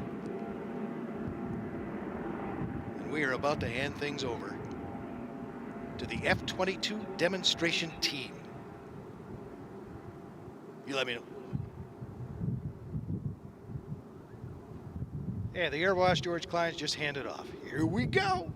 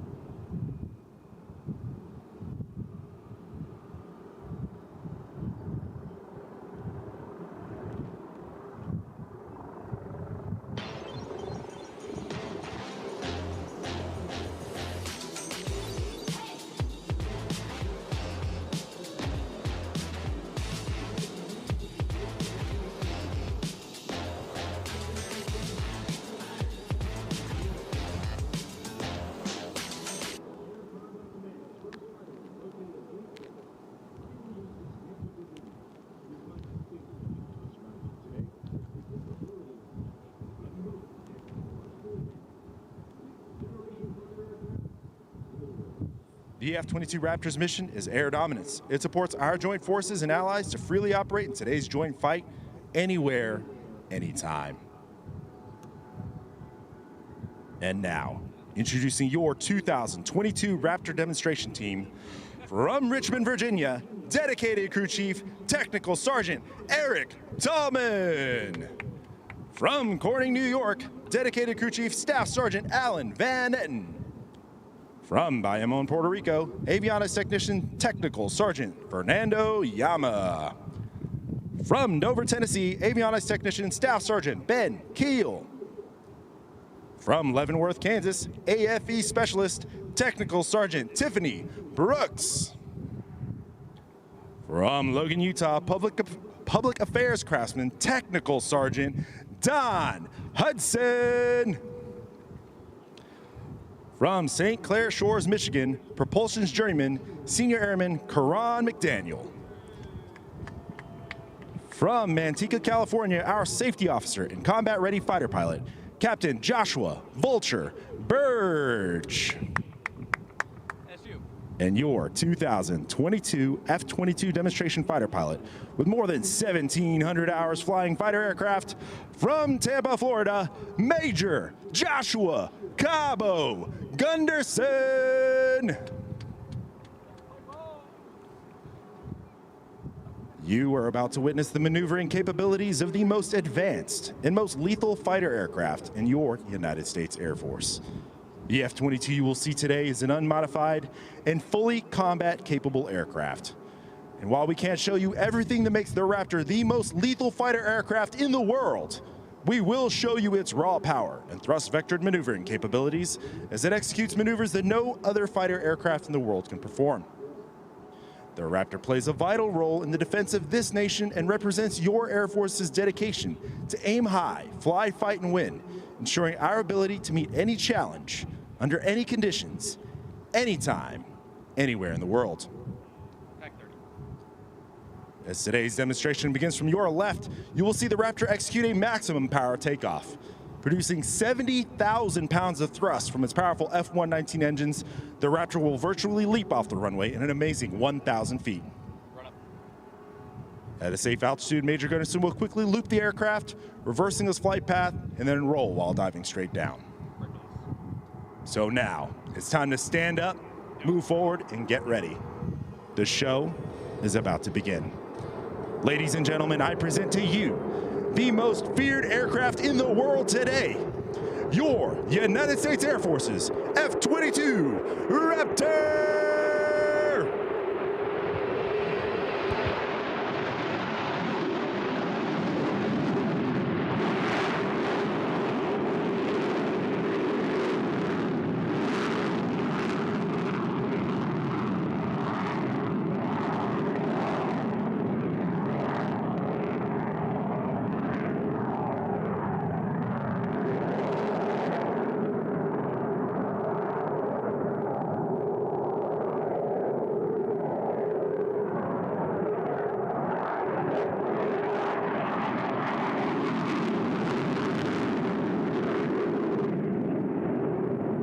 The Raptor's advanced flight controls combined with its powerful engines allow the aircraft to pull more than 9 times the force of gravity. Watch from the right as the Raptor demonstrates its tight turn capability with a min-radius horizontal turn and then powers straight up into the vertical. Then watch as Major Gunderson changes his direction with the amazing J-turn reposition.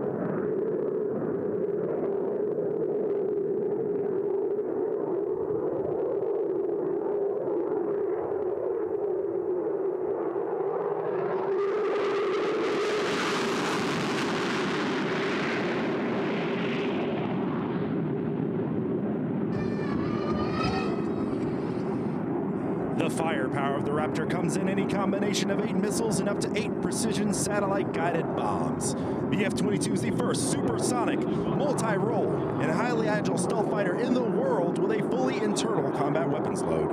Ready your cameras as the Raptor banks in from the left and cycles its weapons bay doors.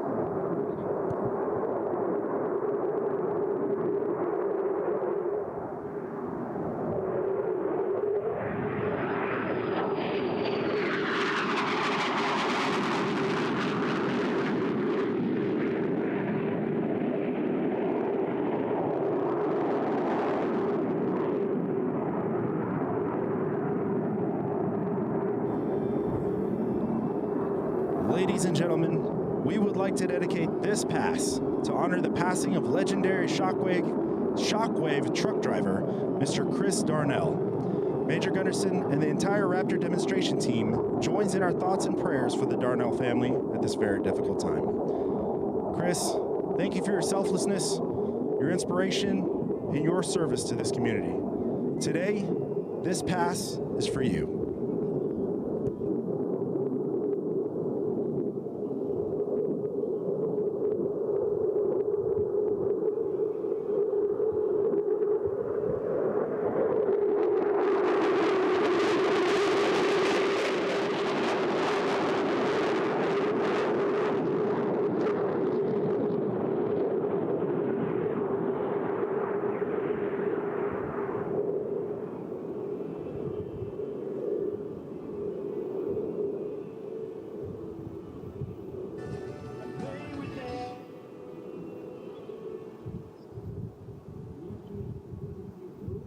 At will, even at extremely low air speeds and high angles of attack.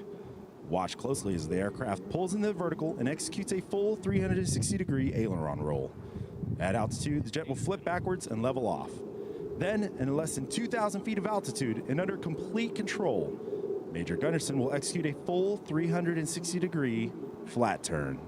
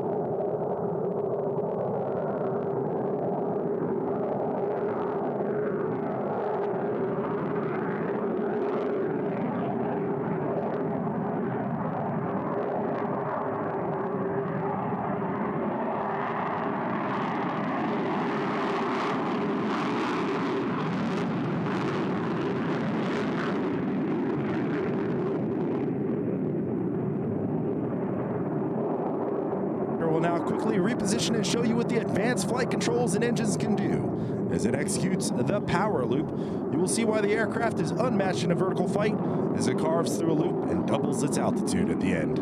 At the top of the loop, you will see the Raptor rotate around one spot in the sky utilizing the vector thrust of 2 powerful F-119 engines, which literally flip the aircraft through the vertical and back to level flight. Following the power loop, you will see the Raptor perform the loaded roll.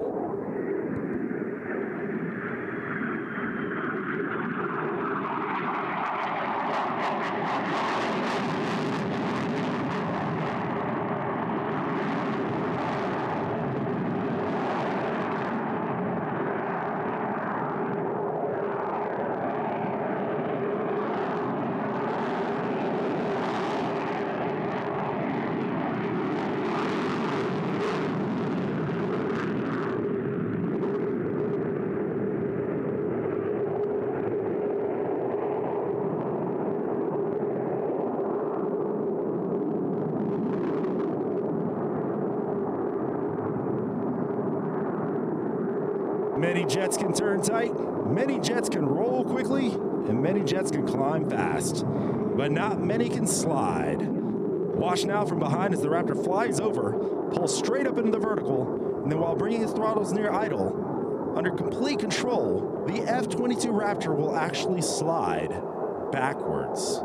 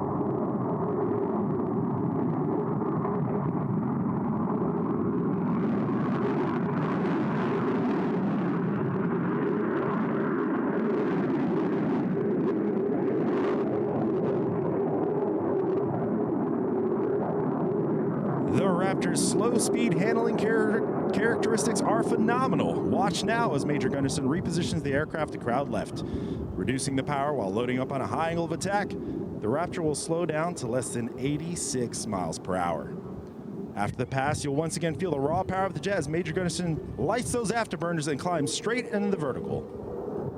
Ladies and gentlemen, from the left, the Raptor's slow speed pass.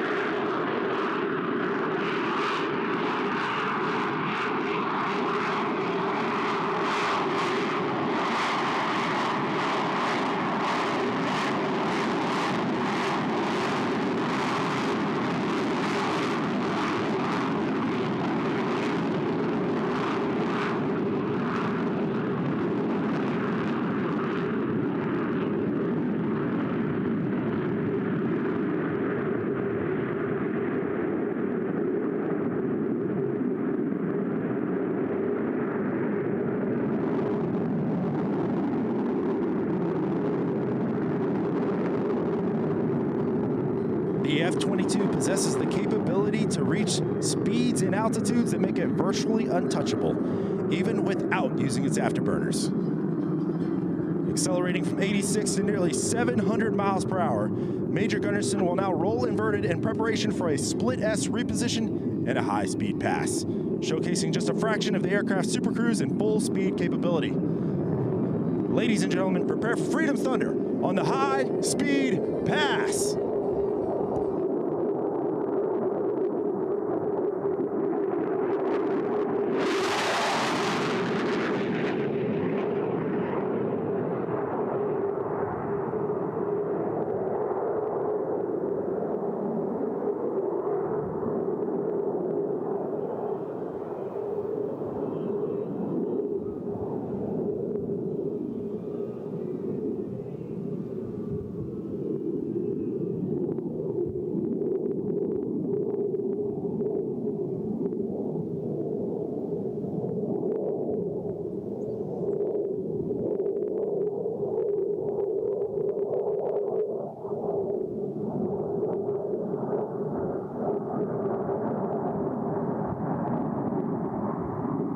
Will now set up to perform a Hoover pitch. Named after the most beloved aviator of our time, this maneuver is a double knife edge separated by an inverted tuck, followed by a pitch to line up in preparation for landing. This will be another great opportunity to capture the Raptor on your camera during our demonstration. Ladies and gentlemen, Named after the late legendary Bob Hoover, the Raptors Hoover pitch.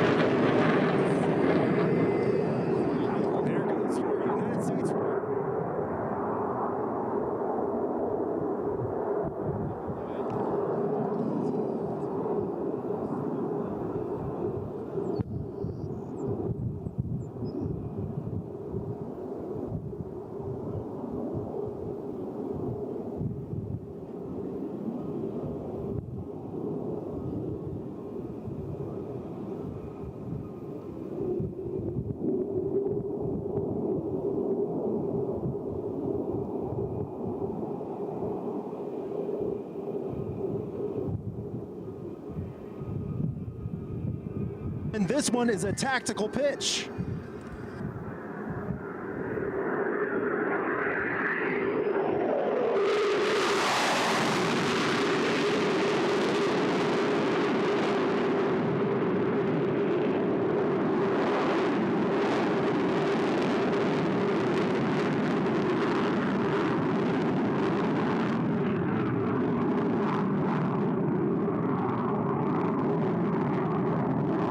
Rollout right here.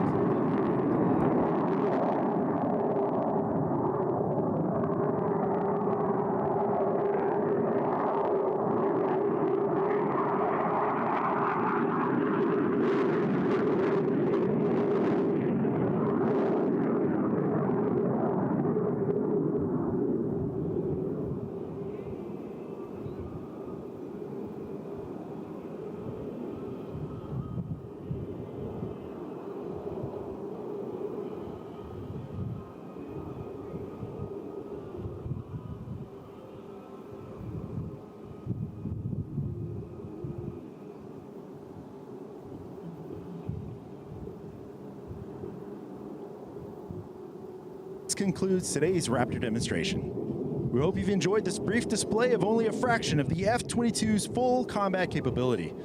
As a key component of the most capable Air Force the world has ever known, your F-22 Raptors are ready to defend our nation's skies and dominate the battle space, anywhere on the globe. Ready to aim high, fly, fight, and win. Air power anytime, anywhere. You can see us on Facebook, Twitter, and Instagram at F-22 Demo Team. Once again, on behalf of the United States Air Force, the Commander of Air Combat Command, General Mark Kelly, and all the men and women of Air Combat Command, thank you for your attendance, thank you for your patriotism, and thank you for your support. And thank you. Let's hear it for the F-22 Raptor demonstration team.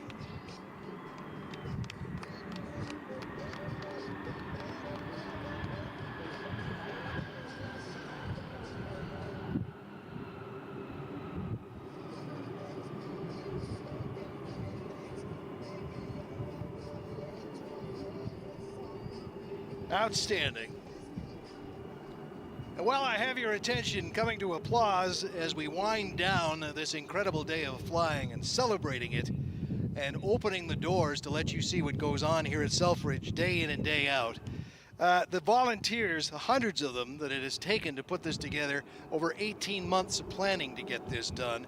The sponsors that have helped make sure it gets done, please give them a round of applause. Thunderous so they can hear you way out in the parking lots where they're continuing to work on our behalf and where they do have a plan to get you home as quickly as possible. So please follow their instructions. Your cooperation will be appreciated. And why not wait some of that traffic out? Enjoy the static displays, the food. If you've lost something or someone, you head to the flag, right, Dan? Just make sure if you've lost a child, if you've lost a parent, if you've lost your car keys, go underneath the giant American flag hanging from the crane out by the two hangars in the center of the field.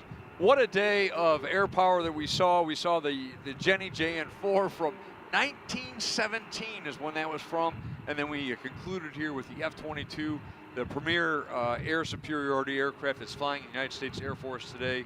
And not just the raw power of that, Rick, but the maneuverability. And again, like the airmen who were narrating that performance said, they're not showing us everything that the F-22 can do. That's so you right. can only imagine if called upon, the capability of that aircraft. Whereas with the Jenny, we saw pretty much all it can do at the beginning and enjoyed every minute of that. So for those of you watching online from anywhere in the world, and there have been so many of you, this is going to sound strange to those who are still here. We're going to sound like we're saying goodbye. We're not yet going to do that here, but for those of you watching, as far as it goes at Live Airshow TV, where you can continue to watch this. By the way, if you get home tonight, you can watch the replay and see it all over again and the magnificent coverage they've done. But for those, we're going to leave it with a bit of a recap so you can see what you missed perhaps if you just joined the broadcast, and we get to do it all over again tomorrow. Live Airshow TV is where to catch this. Here's a highlights package for those watching from everywhere else but here today.